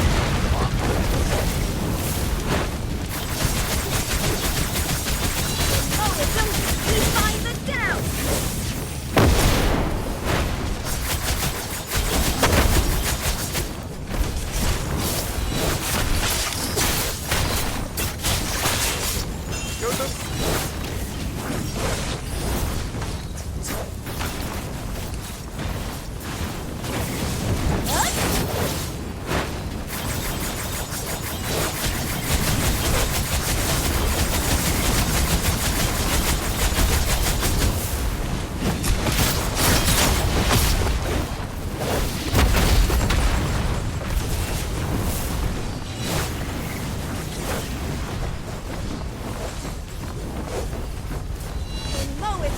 We find the down!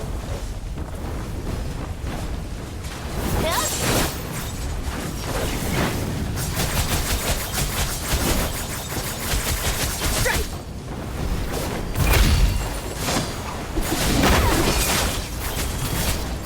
Move the barrel! Move the barrel! Far away! Far away!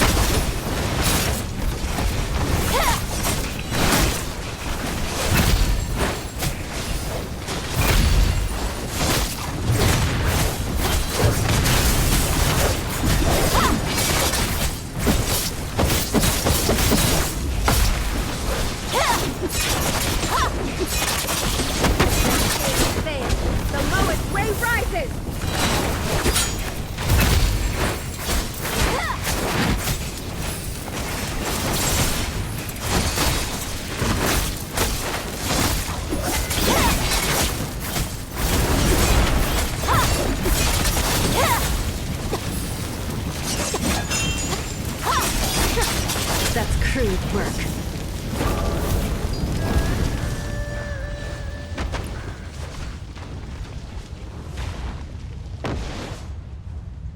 What the fuck happened?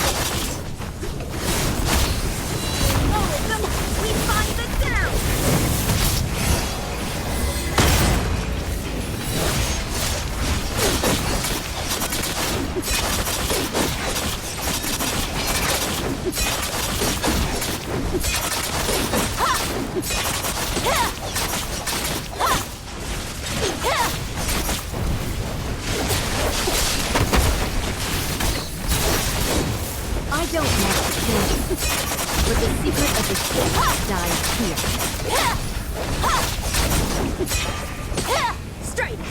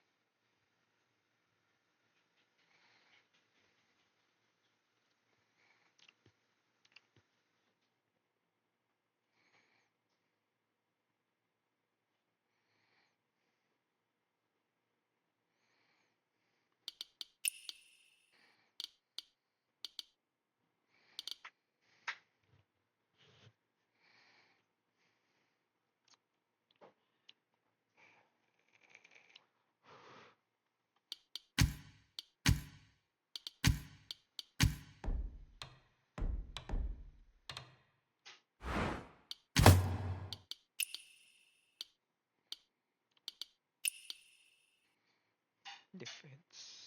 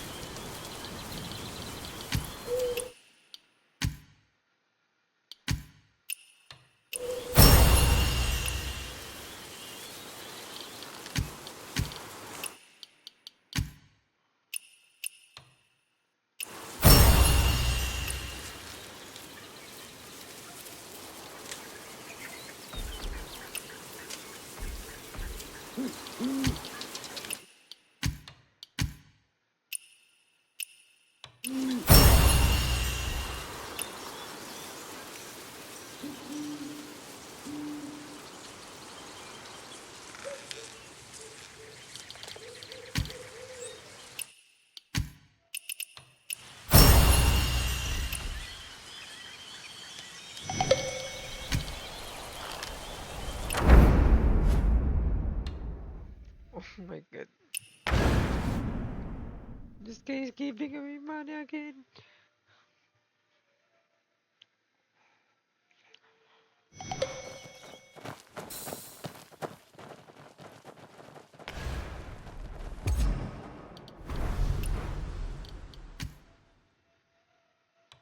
What's up, my fellow boat members?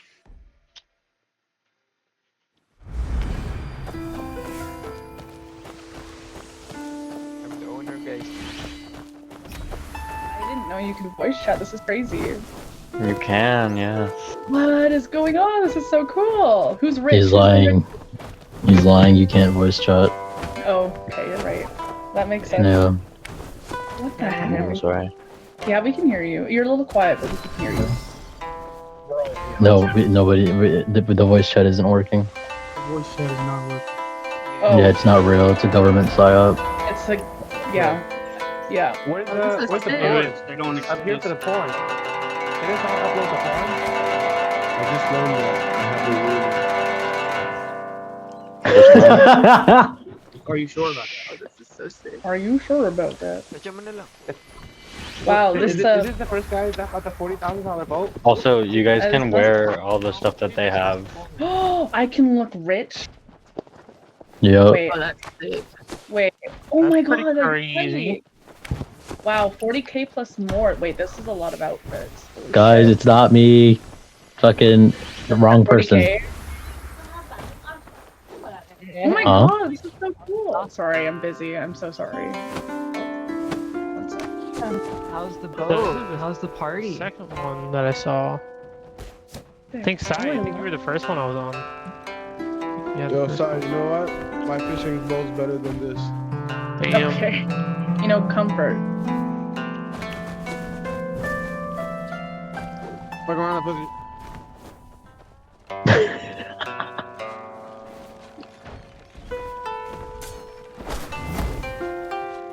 Whoa. How the fuck? Oh my god, this fucking chat is not letting. Oh my god. Oh my god. Ooh.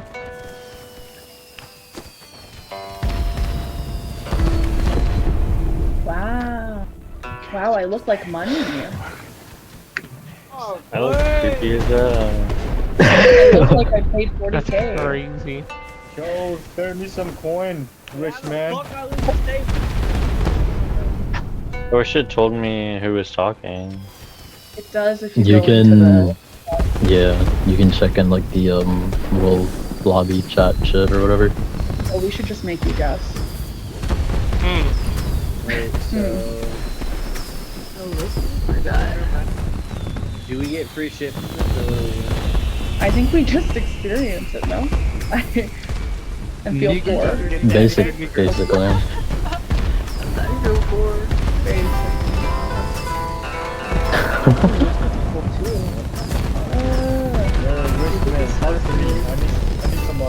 Oh, being on the ship, you earn points.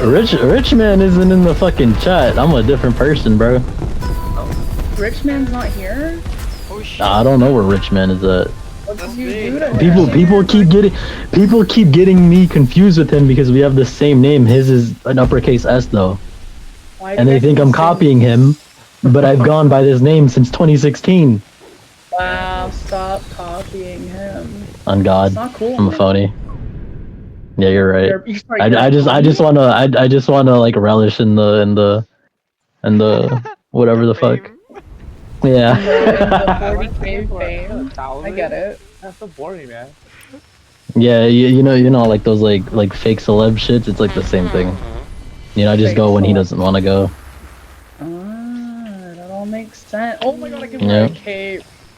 Sorry. Dude. Oh my god. We're rich right now. We're rich as long as this guy's rich. No, but at the end of the like, if you like stay or whatever, I don't know how long you do get like some. I think jade and like some money or something. I Wait, don't okay, remember. so I gotta stay for the whole. Guys, you can wear Not the cat whole ears and they thing. move. Not the whole thing, but for a bit. The cat ears have jiggle physics. Wait, that's cool. It's the only thing with jiggle physics. Yeah, I'm not gonna lie. That's the first thing I bought. No, The cat ears? Yeah. Are you it's- are you a certified furry? No. Yeah. That's insane. What the fuck? Cannot confirm nor deny. That was a I forgot they had. It's a cool feature to voice change. Wait, I'm about to. Wait, how do I voice change? They Figure it say out. it's crazy, but they never say it's wrong. Settings. Yeah. Oh. That's even crazier. That's wrong. Now I have to say it. Now that's crazy. Very crazy. Wear a Oh my tail. god, I got a tail, guys. I was just saying the same thing. I have never wanted to be a furry more in my life. What the hell, guys? Points by doing things. Yeah, and then you called me a furry because I bought it. Like, come on I now. didn't mean it as a bad thing. It's a good thing if you can accept what you are. I'm not a furry. What? You're the gay furry? I'm not convinced. Yeah. What? No, okay, that's insane. Oh my god, this is so cool. It's Oh my god, insane. that's so They cool. never say it's wrong. You put a fucking They peacock never on say- your back. But you know, it's wrong. It's wrong. Do we feel better now? Wait, there's archery What is here? that aura? There's a fishing contest too. Stop. Wait, I what? want to claim Yeah, arrows. looks like a ball sack or Wait, they can give you arrows. Can I keep milking for arrows? I can keep milking for arrows. do that, yeah. Holy shit, I'm here to milk for arrows. These Weirdest arrows cow are I've ever worth heard of. 40k. Oh, I can't get any more. Wait a minute. Wow. Wow. Wow. There's too many people to know who's talking. I feel the pain now. I got like 3,000 bees and I don't know what to buy it with. How about we 3 start people stating talking. our name? Yeah, I How know, about but we it's start stating our name? There's like 4 people talking now. What's happening though? There's like 5 people talking now. Everybody talk. Everybody talk. Everybody Oh, talk. God. /claim in the chat. Everybody talk /claim. /claim is crazy. I'll slash claim. Everybody has to /claim. Everybody /claim. Let's go. It definitely does something for sure, 1000%. 100%. Trust me. My buddy Eric did it, and he got like 30 million bead or whatever the fuck this shit is called, pearls. Guys, you guys can go swimming. You can go swimming? Wait, can you? Wait, no, you can't. No, you can't. Don't jump off. I'm pretty sure you die. Go jump off. Go test it for us. Somebody jump off and test it for me. I need an audience. I need an audience. There we go. Where are you at? Where are you at? Oh shit, we're Need trying an to audience. Yeah, where are If you? I'm gonna kill myself, I want to do it for people's enjoyment. Where? I'm at the front I of wanna the watch you ship. die. My name is Menstruate. I'm menstruating. I'm menstruate. Where? Same. I also menstruate. Well, no, that's just my name. Yeah, where? Oh. Well, okay. Wait, where the fuck are you at? Where are you? Can you like jump or something? He said he's at the front of the boat. Well, we're I'm kind on of this motherfucking dragon. There's the dragon. The The big old, dragon, or that's the how you- bird head? Dragoon. Whatever the hell this They're thing on is. it? Did they split? Yeah. Did they, are The you bird head. Are you? Oh wait, I see. Wait, I think I saw you. No, that's not you. I'm lying. Is the voice channel like split across instances? Because if so, that's it has to be. I think that It might has be to it. be. We're at by the That's bird. crazy. I'm gonna kill myself anyway. Whoa, shit. Wait, I want to see. No, you just swim. That's lame. That's lame. You just swim. Oh, That sucks. shit game. Oh yeah, you can jump off First, the boat. not worth 40k then. Easily not worth 40k. Someone just jumped. I love all the Someone just So wait, is anybody in my instance? What the fuck? Or am I just? I don't think any of you I guys saw are. one furry. I saw a furry, which makes me think it was someone in this voice Wait, chat. I have a tail and ears. Am I the furry? Who's Kijun? Wait, are you is that? Sula or some shit? No, more people Who's are Kijun? know how to play this game. Okay, somebody was literally wearing the fucking ears and the tail. I'm Kijun. I've got ears and a tail Hi, and a black Kijun. outfit. I do have someone with a tail and fucking paws in my lobby. That's awesome. Paws? Wait, I want paws? Yeah, you can get paws. That's a bit too much. That's furry. That's some furry shit. I'm looking. I'm gonna That's look kinda for awesome. paws. It's not furry, it's good shit. That's furry shit. What? It's not furry shit. No, it's kind of awesome. Thank you. All It's right. kind of awesome. Yeah, I'm the weird one. That's fine. I'll be the weird one. It's good to be weird. Alright, bro, I'm gonna lay it out for you. A total babe walks up to you and she's wearing cat paws and cat ears, bro. Are you not gonna tap that? Yeah, don't tap it. I'm not gonna lie. Tap She's a it. total babe, bro. You gotta tap Is she at least 500 pounds? You want the paw jump, bro. Is she at least 500 pounds? I gotta know. I gotta know. Is she at least 500 pounds? No, she's a babe, bro. She's a total She's not 500. Bro, she gotta be 250 to do, like, bro. She gotta be two some to do some. She had to be two some to do some, bro. I ain't She nah. must have daddy issues. We can play music? He says you gotta have daddy. Yeah, you can dance and shoot off fireworks too. Oh my god. Guys, it's so bad. I'm never musically inclined. There's an app you can install that can translate music files into actual like playable songs. It just totally looks like a virus though. So it's a government psyop. Oh, absolutely. There was a dude who was jamming out, and then 3 people immediately sat next to him and started spamming music. It was the last Mirage boat. Hey, Sulo, I'm not the owner. I'm just some random dude. I just started fucking getting overstimulated. Just started You're lying. That's me for real. That's me. That was me. That was me. No, that was actually me. Oh, that's me on God. I say that shit all the time. I'm dead ass. On Gort. This is a 316 person voice. Sit on the dead homies. I'm dead. 101 Dalmatians. Golden Retrievers. Me listing dog names to make the baby cry. The baby buddy. Oh yeah, get him out of there. By the way, guys, if people want to join the voice chat and you don't know how to, go to one of the mahjong tables and you can enable voice chat there. I think he's the owner of the boat. Yeah, he does have a lot of boat-related knowledge. Why? Bro, I literally, that my first time on the boat was yesterday. People told me all this you shit. sound like that baby. You sound just like that baby right now. No, I'm dead ass not. Like, you can literally look at my profile. That fucking fashion fucking currency shit, it's way too low. Bro spent 50 bands on a boat, and now he's making baby noises.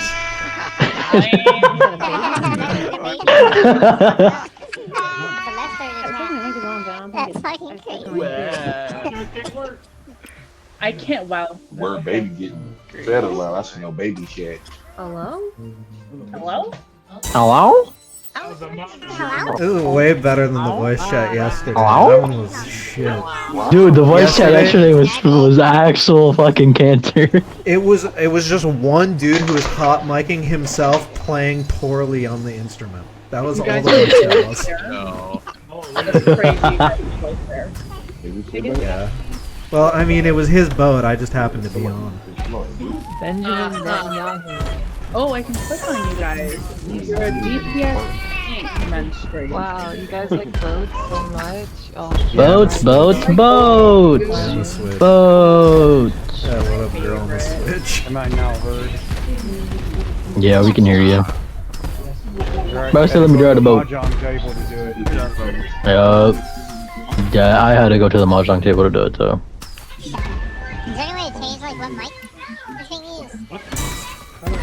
How do you leave voice chat? Okay, lead them to leave voice chat. They want to leave. Tell them how to. No, they're stuck. Unplug your router. I don't know. Like besides the lounge lobby. I think you can turn it off at the mahjong table actually. I think it's the same thing. I want to punch that kid. I want to punch that kid. Whose kid is that? I want to punch it. Yeah, you gotta go to the mahjong tables to turn it off. How do you guys have the table that can hear me? Can we play Modal on Well, this? Is that a on thing? PC you can just mouse over and fucking hit the little green thing. But Yeah, that's what I'm doing. Is this not only PC? I thought this yeah, the little green fucking microphone shit thingy at the bottom. Okay, but can we play Modal? I want to play Larius Bar and get drunk. I just want somebody to love me. That's fair, dude. How about you get me drunk while playing Modal and we'll see what happens. What the? I'm done. At this point, I'm down. This outfit. Oh my god, this person's outfit is crazy. Yes. Oh shit. Flash claim. There's no way you slash claimed. Heard a oh shit to my left. There's something next to me. I wonder how long until people stop slash claiming on this.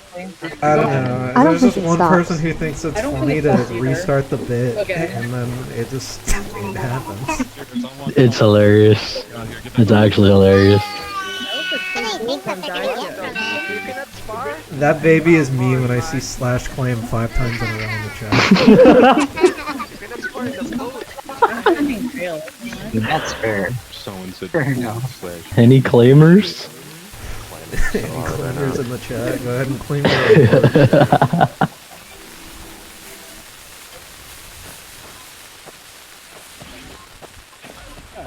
What did I just find? Oh no.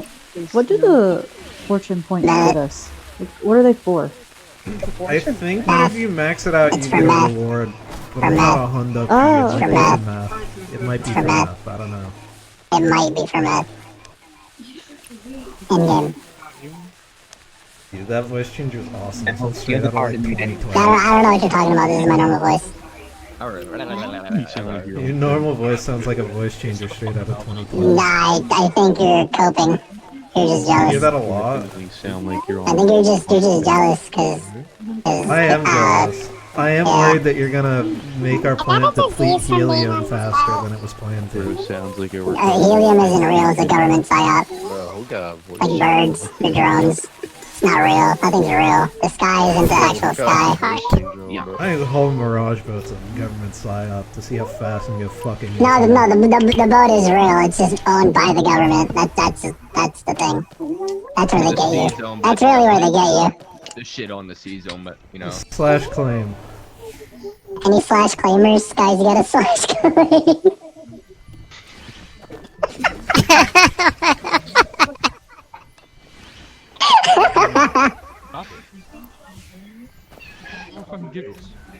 Wow.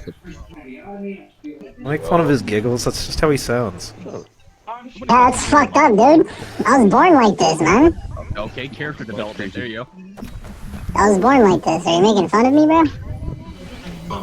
That's not right. With your balls stuck in your throat? It really be like that, huh? I mean, It do be like that. you know, like you're just a hater, bro. I'll tell you. French person in chat, everybody shame him. Why are you French? I'm French. French. Any Frenchers? Any slash Frenchers in the chat? /French. Wait, guys, you gotta do /French. That's how you get the pearls. /French. You get some bread and /French. cheese. White flag. Everyone caught up so far in the story. Yeah. Oh, absolutely. Alright. I haven't done all the side quest stuff, but I did the main. I only do Wow, side the quests. length Fuck the to main claim. story.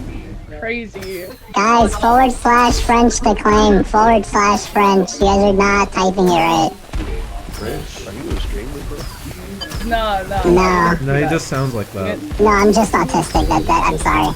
We all, if you're playing I don't this game, think you're definitely that. autistic. I mean, it's not all about You're it. artistic. Do we have to stay here? I am artistic, actually. These bitches don't know I'm an artist. All they want is my body. It really sucks. What if I'm playing this game not because I'm autistic, but because I'm Chinese? Is that okay? Oh, that's great. No. Okay. Fuck. You gotta fix yourself, man. I'm white as hell, so, you know. I'm a bisexual helicopter on this game. What the fuck? Oh yeah, baby, can I take you for a whirl? What the fuck?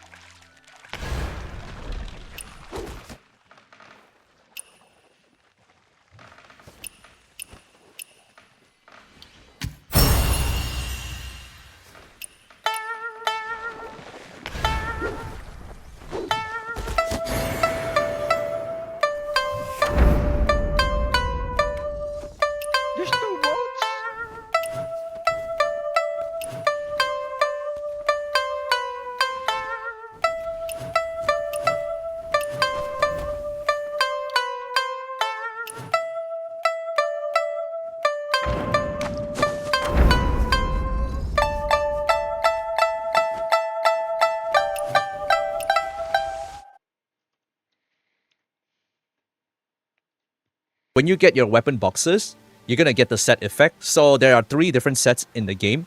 Number 1, look over here, would be your weapons. So this 4 on the left is 1 4-set piece. And then the middle would be your armor set. And then on the right will be bow set. So bow set is not too important at this point. And you don't have to worry about which set you should go for. Usually the game will immediately put a recommended symbol telling you like what's good for you. And leveling up weapon, it's very similar to Wuthering Waves or Genshin. Basically, you look for the main stat first, like up here. This is the main stat. You look for whatever main stat is good for you. This game already tells me like, yeah, this little gray box here is good for me. So let's say I want to level this. Same thing. You put fodder XP and then you press go. It's gonna give you different substats. Like that. When you get your weapon boxes, you're gonna... This is the coolest video that you'll see today.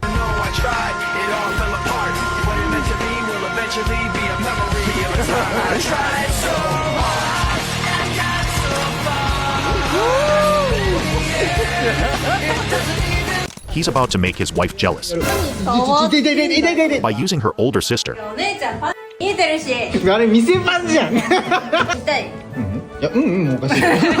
She decides to keep him in check.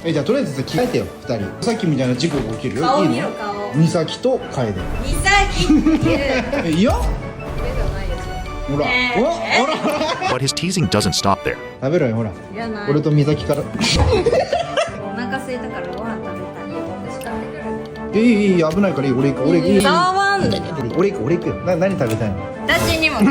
In the end,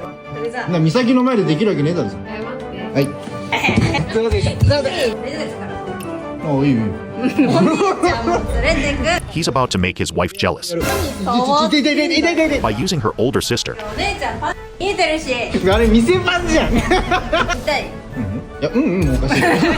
She decides to keep him in check.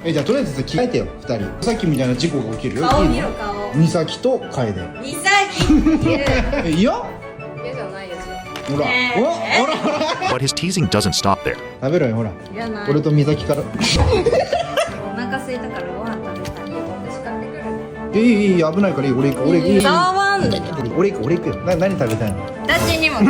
In the end,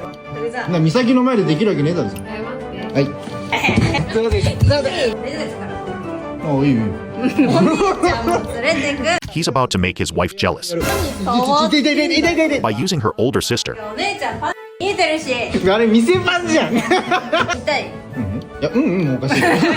She decides to keep him in check.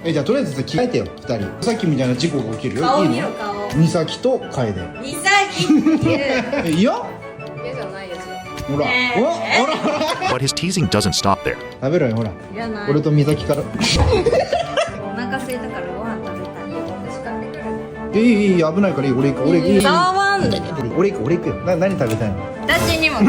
In the end,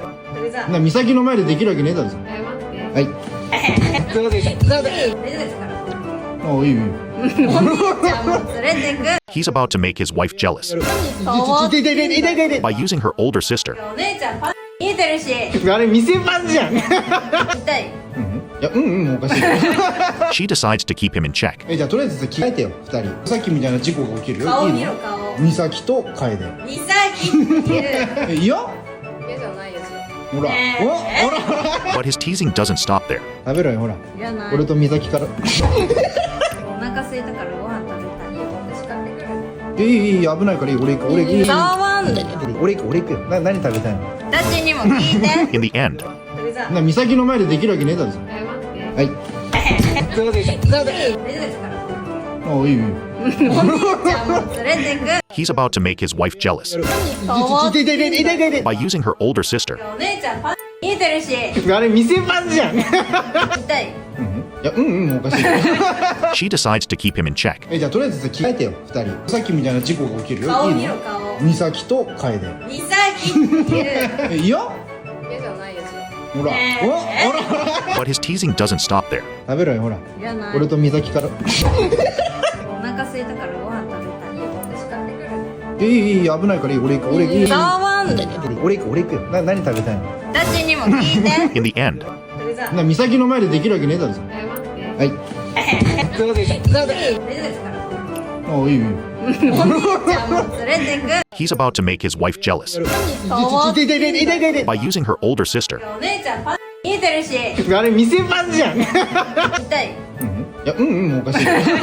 She decides to keep him in check. じゃあとりあえず着替えてよ、2人。さっきみたいな事故が起きるよ。顔見いいの？ろ顔。美咲と楓。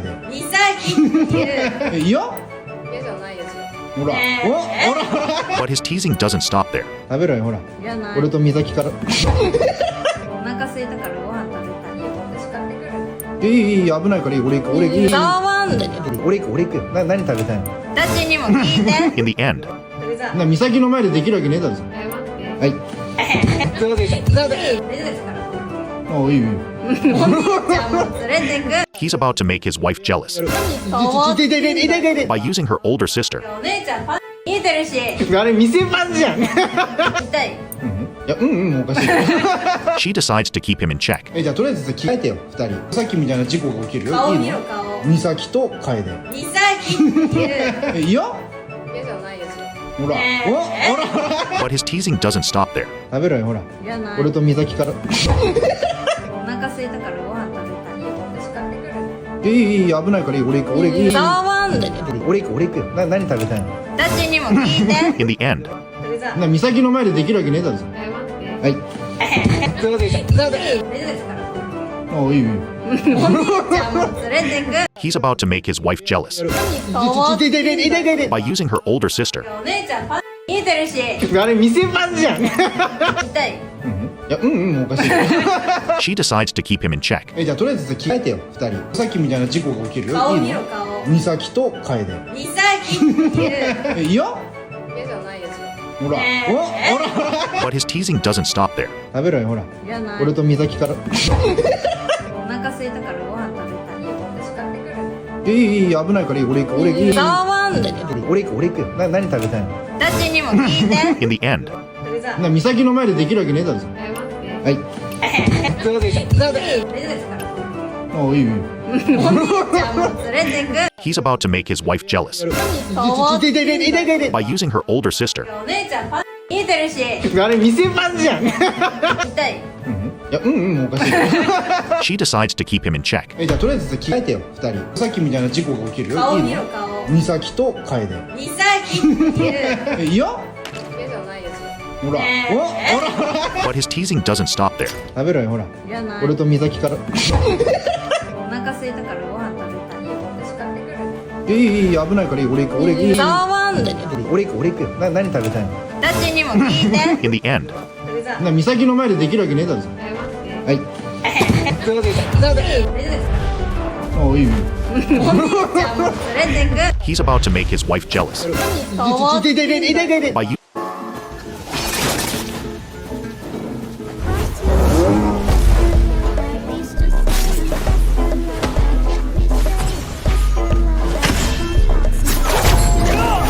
Better make sure your video editor has a 5090, LOL. Yeah, I don't think you know who we are. There's not a single 5090 in this building. You actually don't need a whole lot of GPU processing power for video editing these days. At least on Adobe Premiere, I usually only recommend a 60 series card, like a 4060 or 5060. But I did recently upgrade my editor's PC because it was kind of in rough shape. Now, aside from overdosing on dust during the live stream, I know I could have just called somebody to come help. The greatest technician that's ever lived. After getting the dust out of there, I did upgrade his components. He was rocking a Ryzen 9 3900X, which was honestly a very solid 12-core CPU when I hired him. Little old in 2025, so I bumped him up to a 9900X. He was also rocking 64 gigs of DDR4 RAM, so I took out a small loan to upgrade him to 64 gigs of DDR5. The best part about an upgrade project like this though, I now have a 12-core 3900X to use for my home server. Let's go. Better make sure your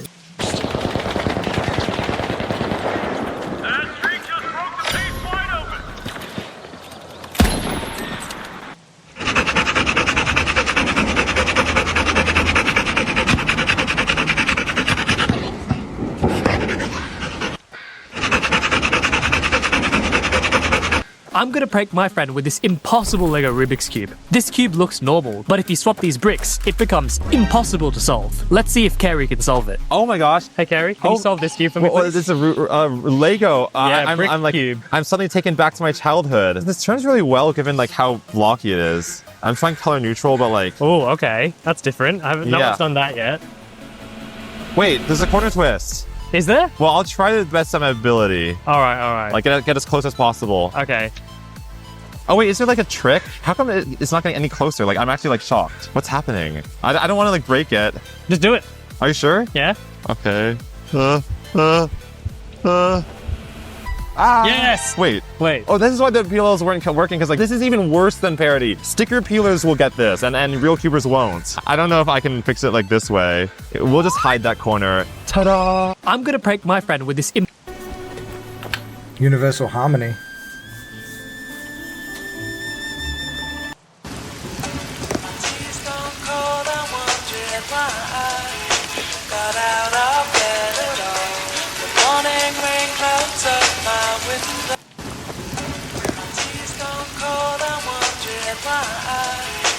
How many points do you have? Your points is the number before the plus and then the points you got. How many points do you have? I have 422 plus 106 now. You have 400? I see. I have 500 something. I have 829. No. I do. No. I do. What? What is your rank? I don't know. I don't know how to see my rank. She's ranked 27 worldwide. I played. No, she's higher ranked than me. I played Riddles a lot. The one that doesn't even read the hints. She's top 30 in the world. How? Luhali, you're so bad at riddles. How? I am being so bad. I got 2 answers right, buddy. But you don't even pay attention. Imagine if I did! You ask the same question. Imagine if I did pay attention, bitches! Oh my god, there she is, just ranked 16? No! How many points do you have? Your points is the number before the plus and then the points you got. How many points do you have? I have 422 plus 106 now. You have 400? Oh, I see. I have 500 something. I have 829. No. I do. No. I do. What? What is your rank? I don't know. I don't know how to see my rank. She's ranked. At least once a month, I randomly remember that Dr. Phil once invited the creator of the Bum Fights video series on his show to confront him about exploiting vulnerable people for financial gain, only for him to show up dressed up as Dr. Phil and point out he does the same exact thing. At least once a month.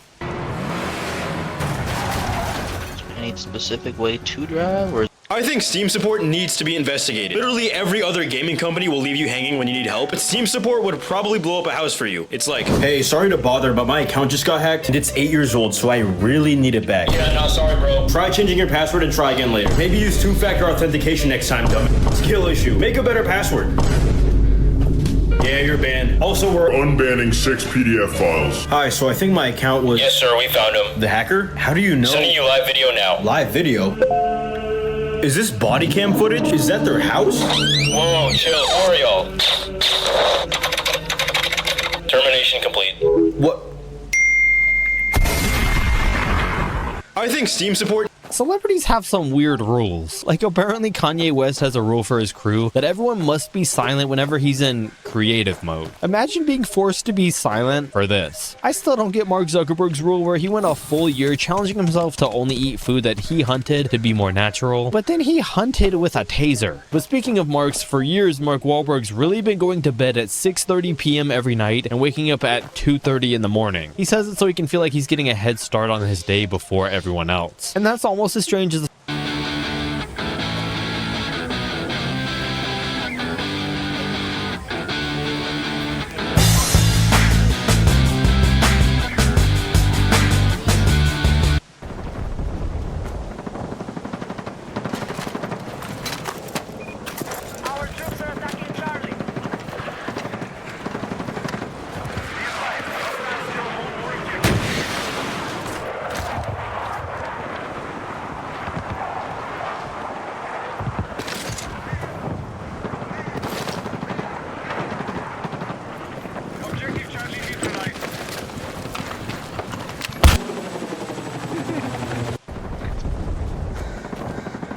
Okay, this might be the most confusing crime ever committed. A 36-year-old man from Canada recently stole a public transit bus, but instead of driving around aimlessly, he actually drove it like he was the bus driver. He stayed en route, making all of the usual stops, casually picking up and dropping off typical riders. At one point, someone with an expired bus pass tried to get on, and he even made sure to refuse them entry. The man who stole the bus might have done a better job than the actual bus driver. We still don't know exactly why the man did what he did, but honestly, maybe he just wanted a job. And maybe he deserves one.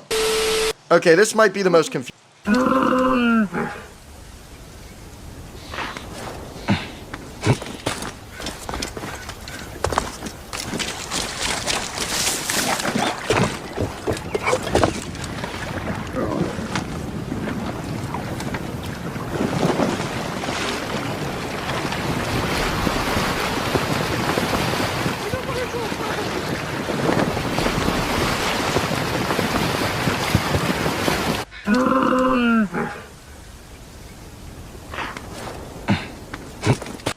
If you're walking in Tokyo and see a girl suddenly trying to lure you in and show something off on the street, don't get curious, because chances are you've just stepped into the most terrifying trap in Japan. That place is Kabukicho in Shinjuku, a district that looks lively and completely normal during the day.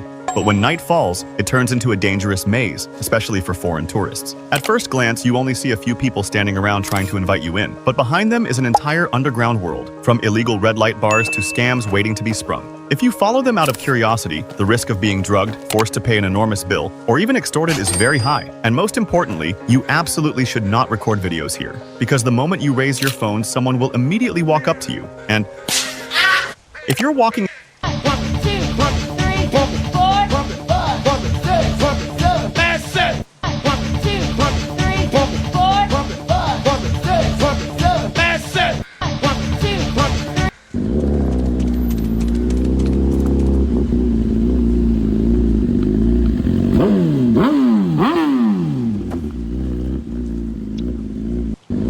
You won't be going anywhere on this thing. This is the Holotile Floor, a new tech made for VR. The floor is made of hundreds of tiny tiles that move on their own and follow your steps. You can walk forward, backward, turn whatever you want while staying in the exact same spot. All your movements feel totally free, but your body never leaves the safe area. You won't be going anywhere on this thing. This is the 姐，你为什么往脸上点黑点啊？太好笑了！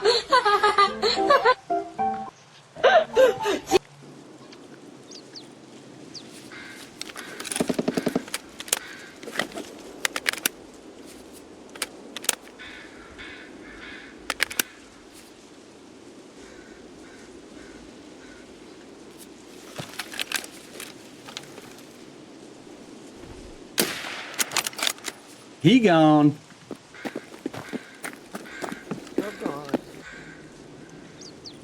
I don't mean to brag about the people I build gaming PCs for, but come on, man, did you see this play? Owns the block at the left tackle. The muscular tight end Washington, running roughshod, bulldozing. In case you missed it, I had Darnell Washington from the Pittsburgh Steelers on my PC building live stream. He needed a new PC, and as a lifelong diehard Steelers fan, that's about as peak as it gets for me. He just won the Angry Runs Award for that play where he made— What a cute little bird. Said nobody, ever. That is a butcher bird, and they are monsters. It's a fully carnivorous songbird that has the ability to mimic the sounds of other animals, including other songbirds, to lure them in. But it's not really what they hunt that's a problem, rather how they hunt. When they catch their prey, they literally just impale it on whatever they can find, whether it be a cactus or a thorn or barbed wire. That is the most villain thing I've ever seen. But they have a reason they do it. First off, other animals won't steal their food because they don't want to mess with thorns. Second, it keeps their food from sliding around when they're tearing into it. But most importantly, it helps them find a mate because the females want a tough butcher bird. And whatever male butcher bird collects the most bodies looks tough. What a cute little bird. Said nobody, ever. That is a butcher bird, and they are monsters. It's a fully carnivorous songbird that has the ability to mimic the sounds of other animals, including other song.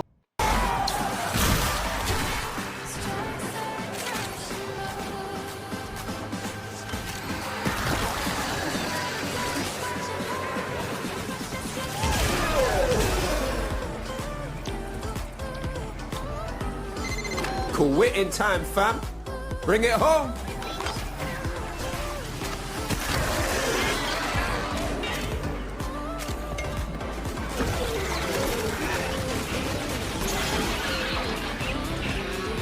Sorry, I got stuck. I thought the mission changed for some reason. Oh yeah, usually there's always a supply cache. You conquer the foe, so you conquer 2 minutes, yourself. 4,000 endo. Not bad.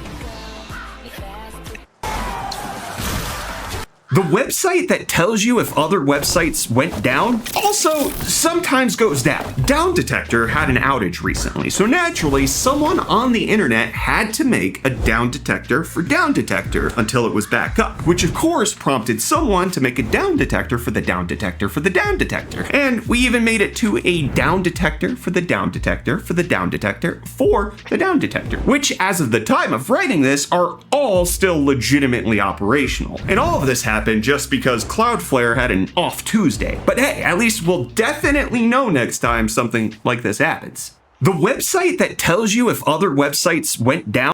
This Polish military obstacle course is insane.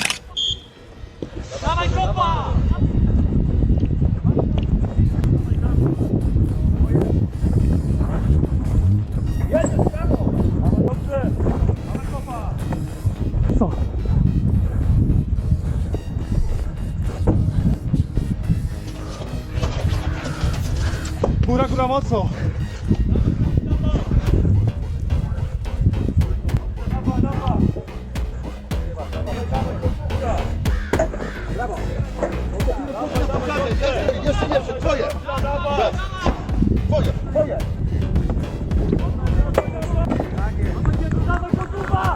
This Polish military obstacle. Is there a tank inside? I gotta see this. Did you get a tank inside the second floor? How did you get a tank inside here? We gotta do everything we can to keep it alive. Do it. I don't care. Keep it alive. Keep it alive. Keep it alive. Yes. You got this, bro. No, come on. Gimme. Dude, get me alive. I got you, bro. I got you. I'm gonna do everything I can to keep you alive, okay? Come on.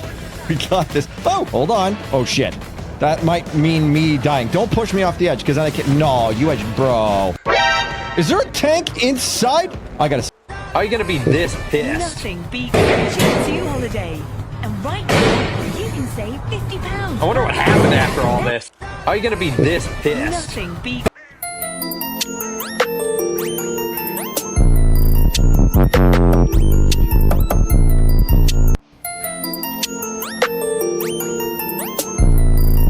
Today's episode of my tomato series where I show you some of the best tomato recipes.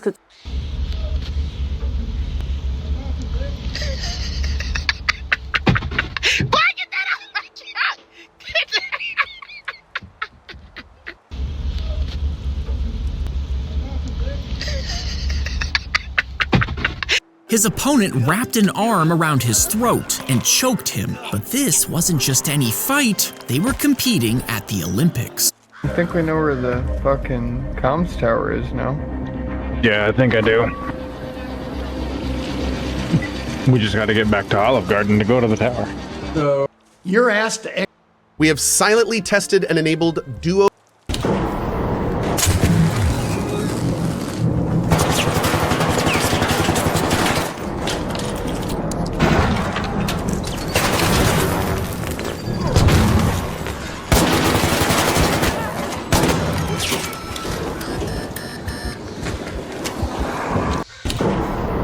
If you don't have one of these underneath your PC gaming desk, you're just wrong. This isn't sponsored, I just highly recommend these. At an absolute minimum, you should have your gaming PC plugged into a surge protector. This can prevent your PC from getting damaged due to weird electrical issues whenever the power goes out. But to take that up a step further, an uninterrupted power supply, or UPS, is even better. These not only provide surge protection, but they are basically also a huge battery. When the power of your house flickers or goes out for a minute, the battery can instantly take over to keep your PC and other devices running smoothly. Now, you're not going to be able to game for hours and hours on your UPS, but it'll at least give you the time you need to safely shut down the PC when the power goes out. Or my favorite is when the power just flickers real quickly and everything in my house resets except for my gaming PC. Now, one more step is to get all of your networking gear like your router and your switches on a UPS as well. That way you don't lose internet connectivity or power for your gaming PC. If you don't have one of these underneath your PC gaming desk, you're just wrong. This isn't sponsored, I just highly recommend these. At an absolute minimum, you should have your gaming PC plugged into a surge protector. This can prevent your PC from getting damaged due to weird electrical issues whenever the power goes out.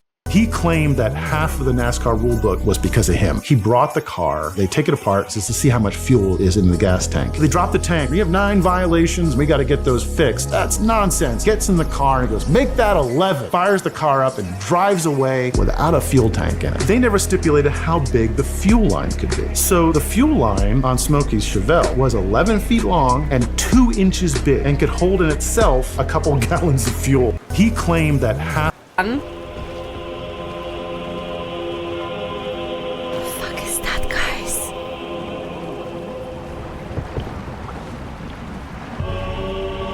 Okay, kind of a cinema. Kind of a cinema.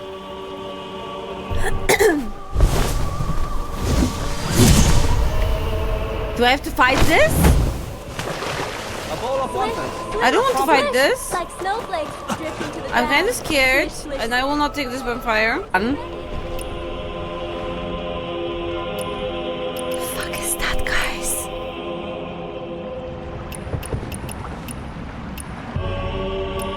Okay, kind of a cinema. Kind of a cinema.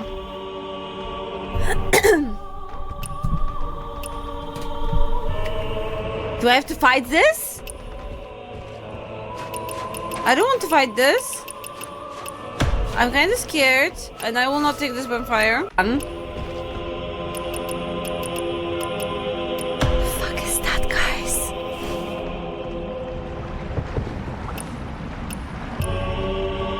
Okay.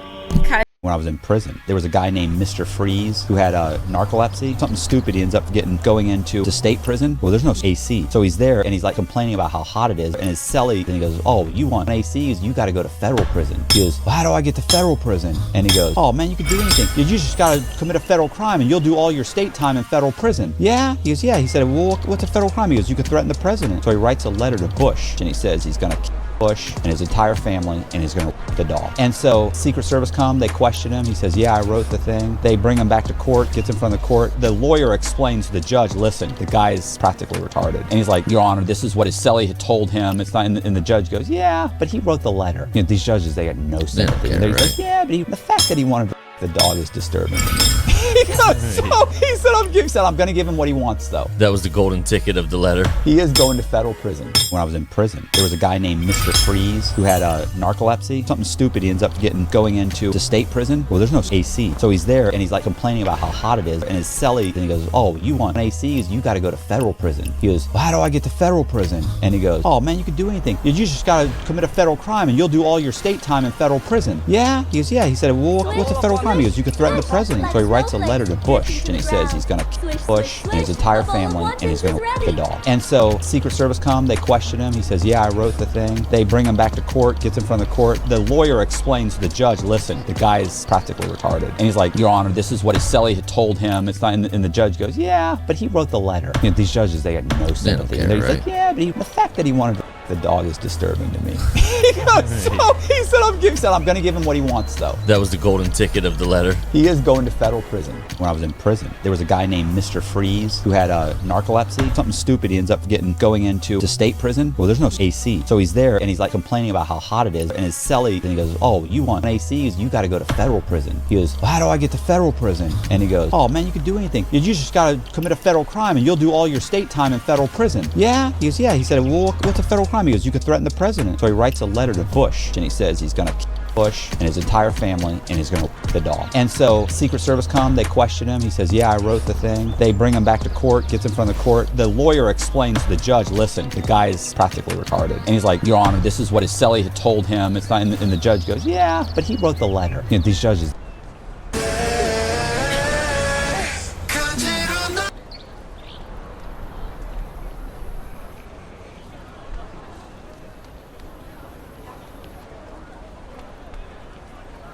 So it starts pouring rain out of nowhere, and outside this little wooden shack, there's a horde of zombies just gathered around. A guy is desperately banging on the door, begging to be let in. He's yelling that his name is Jong Hung, pleading for them to open up. Inside, everyone's hiding, scared, just listening to the screams. The thing is, his own friends are blocking the door, and one of them is like, what are we supposed to do? That's when a blonde girl just screams for them to let him in. She says Jong Hung is her boyfriend, and they can't just leave him out there like that, so they have to open the door right now. But one of the other guys says that's insane, because he's definitely been bitten by the zombies by now. The blonde girl shoots back that it doesn't matter. She's the class representative, and she wouldn't abandon anyone, so she'll take full responsibility for whatever happens. She keeps insisting that leaving him out there screaming for help is basically the same as murdering him. That line, it really gets to one of the guys. He turns to the dude next to him, a guy named Yebai, and says he's gonna open the door, and that Yebai needs to slam it shut the second the guy gets inside. Before Yebai can even say anything, the guy starts counting down. Everyone is super tense. On 3, he twists the doorknob. But right then, Yebai gets shoved through the doorway. Their friend had already turned into a zombie. Everyone inside is in total shock, and the protagonist, Yebai, shouts, warning them that he's already infected, that this was a terrible idea. The blonde girl tries to run, pushing people back, and everyone starts screaming for help. Poor Yebai throws his hand up to block a bite. Of course, his arm is in a shield, and he gets bitten. The pain is just absolute. But in that moment, something weird happens. Yebai starts getting memories. On that day, he lost his arm. The creatures got in, all because of the blonde girl, and everyone tried to escape. Soon after, they found out the entire city had been swallowed by the apocalypse. A hooded man asks him if he's sure he knows what he's doing. The doctor watches him, and he knew. He only had 2 things to do. With that, he pressed the door handle. The first was to save himself, and the second was to get revenge. And now, he's back in the present, the moment right before the door was opened. After living a whole life in the apocalypse, missing an arm, he was back where it all started. Outside, Jung Hung is banging on the door, asking to get in, and the blonde girl is once again telling everyone to open it, saying she's the representative and wouldn't abandon her classmates. Yebai recognizes Lee Roxy and wonders why she looks so young all of a sudden. She asks if they're deaf, and tells them to let Jung Hung in, because if they don't, they'd be killing that guy. Yebai celebrates internally. Everything he'd planned had worked. He came back to change the world. He calls out the representative. He warns her that Jung Hung, the guy outside, might have been bitten. So how exactly is she gonna deal with the fallout? She says that since nobody saw him get bitten, there's no way to know for sure, and as the rep, she'll take responsibility for everything. Yebai just smiles and says, alright. He takes her hand and tells her that if that's the case, she can open the door herself. Lee Roxy is stunned. The other girls can't believe he just told her to do it. The blonde girl yells at him, saying he's not a real man for asking a woman to do that, but he just says that for someone who wasn't risking anything, she sure was acting all high and mighty. He tells her that at the end of the day, she's just a hypocrite. Ruoxy screams at him to shut up. She says she'll open that door because she was never afraid. She calls them a bunch of cowards and tells them to get out of the way. With that, she grabs the doorknob, and the second she turns it, a fully transformed Jung Hung shoves everyone aside, and boom, everyone in the room is stunned all over again. The door crashes to the ground. Ruoxy slowly picks herself up, but she's immediately terrified. The infected Jang Hung is staring her right in the face. He lunges for her, and the whole room scatters. In a total panic, she grabs the guy next to her, whining that she's scared, and then she shoves him forward, telling him to protect the representative. But out of nowhere, a foot comes flying in. It's Yebai, and he just kicked her hard in the ribs, basically serving her up as bait for Jang Hung. Yebai's got this little smile on his face as the zombie grabs her, going right for her head. But just then, someone with a screwdriver just obliterates the zombie's skull. The girl is covered in zombie guts, and Yebai, he's just standing there with this dark grin. She stumbles outside, tangled up with the dead zombie, and looks back at Yebai, begging him to save her. But all he can think about is how she made his past life a living hell. He just picks the broken door up off the floor and starts barricading the entrance. She's screaming, "What are you doing?" as he seals her outside. He turns to the others and is like, "Why aren't you blocking the door?" The rest of them, totally freaked out, scramble to help. They start piling up furniture, boxes, anything they can find against the doorway. Outside, you can hear Ruoxy pounding on the wood, screaming about what they're doing. As she's begging for help, they're barricading her out. She's yelling that she's the class rep, and they can't do this to her. The other girls are too scared to move, while the guys keep building the wall. And Yebai, he's just standing there, watching it all down. After a while, the rain finally stops, and they realize they can't hear Ruoxy's voice anymore. Now, everyone is looking at Yebai, and they're terrified. They all remembered him as this super nice, quiet kid. So why has he suddenly turned into this? Yebai looks around at them. The girls are all crying and shaking. He asks, "Why does everyone look so scared of me?" They all nervously deny it. Then the blonde guy from before actually thanks him, saying Ruoxy would have gotten him killed. And suddenly, everyone's on Yebai's side, saying that girl was messed up and was totally fine with sacrificing someone else to save her own skin. Yebai cracks a smile. "Since you're all so brave now," he says, "how about we open the door? I want to check something outside." They're all like, "Why would you want to go out there?" He tells them he feels bad about kicking her and wants to see if she's okay. His friends argue back, saying it's outside with all the zombies out there, but Yebai just yells at them to get out of the way. Freaked out, they start moving all the junk they piled up. They crack the door open, and he slowly steps out onto the grass. He looks around and announces that it looks like both the rep and Jung Hung are gone. The sun's up, and weirdly, the zombies are gone. And at that exact moment, the group slams the door shut on him. From inside, they start yelling that they're not letting a crazy murderer back in, that he would kill everyone. Yebai, however, didn't seem to care at all. He just keeps walking across the field, while everyone watching thinks he's completely lost it. That's when the blonde guy gasps. There's a female zombie standing right in front of Yebai, and he's just casually walking toward her. The creature notices him, but he calmly keeps approaching. He smiles and grips the tool. In the next moment, he rushes at her, and everyone is left wondering, why is he charging at the zombie? The poor creature didn't even understand what was happening when she took a blow to the head. And boy, he didn't stop. He smashed her right into the ground, and that was that. The group inside was now certain that guy had gone insane. Our protagonist, though, was pretty exhausted for someone who had just done all that. Ibai went over to the creature's remains and pulled out a pearl. He smiled and said he had found an energy stone. That wasn't just the origin of the apocalypse, but also an extremely necessary material. At that moment, even a footstep behind him, he turned and faced an old zombie. The monster was coming at him slowly. Ibai grabbed the tool again, ran toward it, and everyone inside saw him finish off another one. The girl was nearly vomiting while the blonde boy wanted to know why he had gone so crazy. As far as he could remember, that kid had been a coward, so how had he changed so much? Everyone began thinking about how terrifying he was and believed he was pretending to be someone else. One of the boys said it was a good idea to let him back in since he was really strong and could help kill the zombies. But the others didn't want to support that because he was a lunatic and could end up killing everyone. Suddenly the window shattered. Ibai asked if his classmates were still in there. He told them to come outside and kill zombies because it was a lot of fun. The poor souls were all trembling. At that moment, they warned him something was behind him. A zombie had appeared and leaped at him, but Ibai just looked, stretched out his foot and kicked it in the chest. Once again, he grabbed the tool and struck it in the jaw. As he finished off the creature, the group watched, terrified from behind. Another one fell dead to the ground. Our boy wiped his face while everyone else was too stunned to say anything. He noticed he was being watched and commented that he didn't know if this liquid was going to infect him. He said he wanted to travel with his friends, but it was too risky since he didn't want to hurt them. With that, he left, saying he hoped they would all survive. His friends wondered if he was really going to leave just like that, and with that, they were all left behind in that room. Our boy walked alone across the campus. He climbed the stairs while thinking that this was the beginning of the apocalypse. On the first day, 50% of the population had been infected, and politics, the economy, and society had collapsed. The number of creatures kept increasing, along with humanity's fear and despair. Professor Zanhan named this period the Dark Era. In his past life, he had to tear off his own arm to survive that day. For 15 years, he endured hunger, despair, and torture, until he finally met a man known as the Mechanic, who was able to send him back to the past. Calmly, he walked through the streets. Some people watched him from hiding, wondering if he wasn't afraid of dying. Others suggested inviting him inside, but they said that if he was walking alone, he must be dangerous. Ibai ignored everything and walked near a park. The zombies were there standing still, seemingly ignoring him, but as soon as he turned his back, those bastards came after him. The blonde boy shouted that the kid was going to die, and the old man said it was crazy to go out looking for food in a world like this. However, Ibai just smiled, grabbed his tool again, and struck the first one in the head. One more swing, and another zombie fell to the ground. A hard slam into the ground, and the guys watching wondered where all that courage came from, but someone else was watching him from behind a curtain. The girl muttered that sooner or later, she would kill that bastard. Man, what's that about? Our boy is killing zombies. Why are you mad at him, girl? After finishing off 3 creatures, our boy was exhausted, but then he heard something else, a flock of birds coming from behind. 3 more zombies were approaching. He quickly realized he couldn't handle all of them. The zombie slithered towards him, and he ran off. He knew the previous noises had attracted a horde to that place. From inside another house, a spunk watched, saying the kid was running straight toward them. That's when Ibai noticed a convenience store next to him. He started banging on the door asking to be let in. He looked at the camera and said he needed help because he was being chased by a horde of zombies. The old man on the other side said it was ridiculous, and no one would ever open the door for a kid like that. But suddenly, the gate began to rise. At the same moment, a zombie turned the corner. It leaped toward him, and Ibai hit it in the head again. But an old woman was coming down the avenue, and he struck her in the face with the tool as well. He dove under the gate and rolled inside. The zombie started pounding on the door, but finally he was safe for a while. And man, what he found was a loaded base. From behind a computer desk, a little girl was watching him. Meanwhile, at the nightclub next door, Spank was watching and saying that it looked like that kid was killing everything. The guy of the mohawk turned and told Brother Centipede that a student had killed about 6 zombies on his own. The least cliche guy in the apocalypse laughed. As always surrounded by women, he said it seemed like those zombies were weaker than he thought. If a student could manage it, it obviously wouldn't be hard for them. Back at the convenience store, Ibai smiled. He looked at the counter and told the person behind it to come out because he had already seen her. Besides, she should hand over the key so he could lock the door, but the person on the other side remained silent. He let out a sigh and started groaning, saying that his wound hurt a lot and he was about to die. Suddenly, the girl came out from behind the counter. She stepped in front of him and tossed him some medicine, but man, he's cruel. He grabbed her by the arm. For God's sake, don't turn this into a romance. She looks like someone's daughter. Ibai told her to hand over the control, assuring her he wouldn't do anything. She asked what control he was talking about, but she clearly had it in her hand. He reached for it and snatched it from her grip. Immediately, she ran off in a panic. She came behind the counter and kept watching him. Man, he kicked one of the shelves, startling the girl. He said she was an idiot for believing him when he said he was injured. Some time passed and it started raining. Our boy was lying on the bed, exhausted. The same little girl was tending to his amputated arm. Obviously,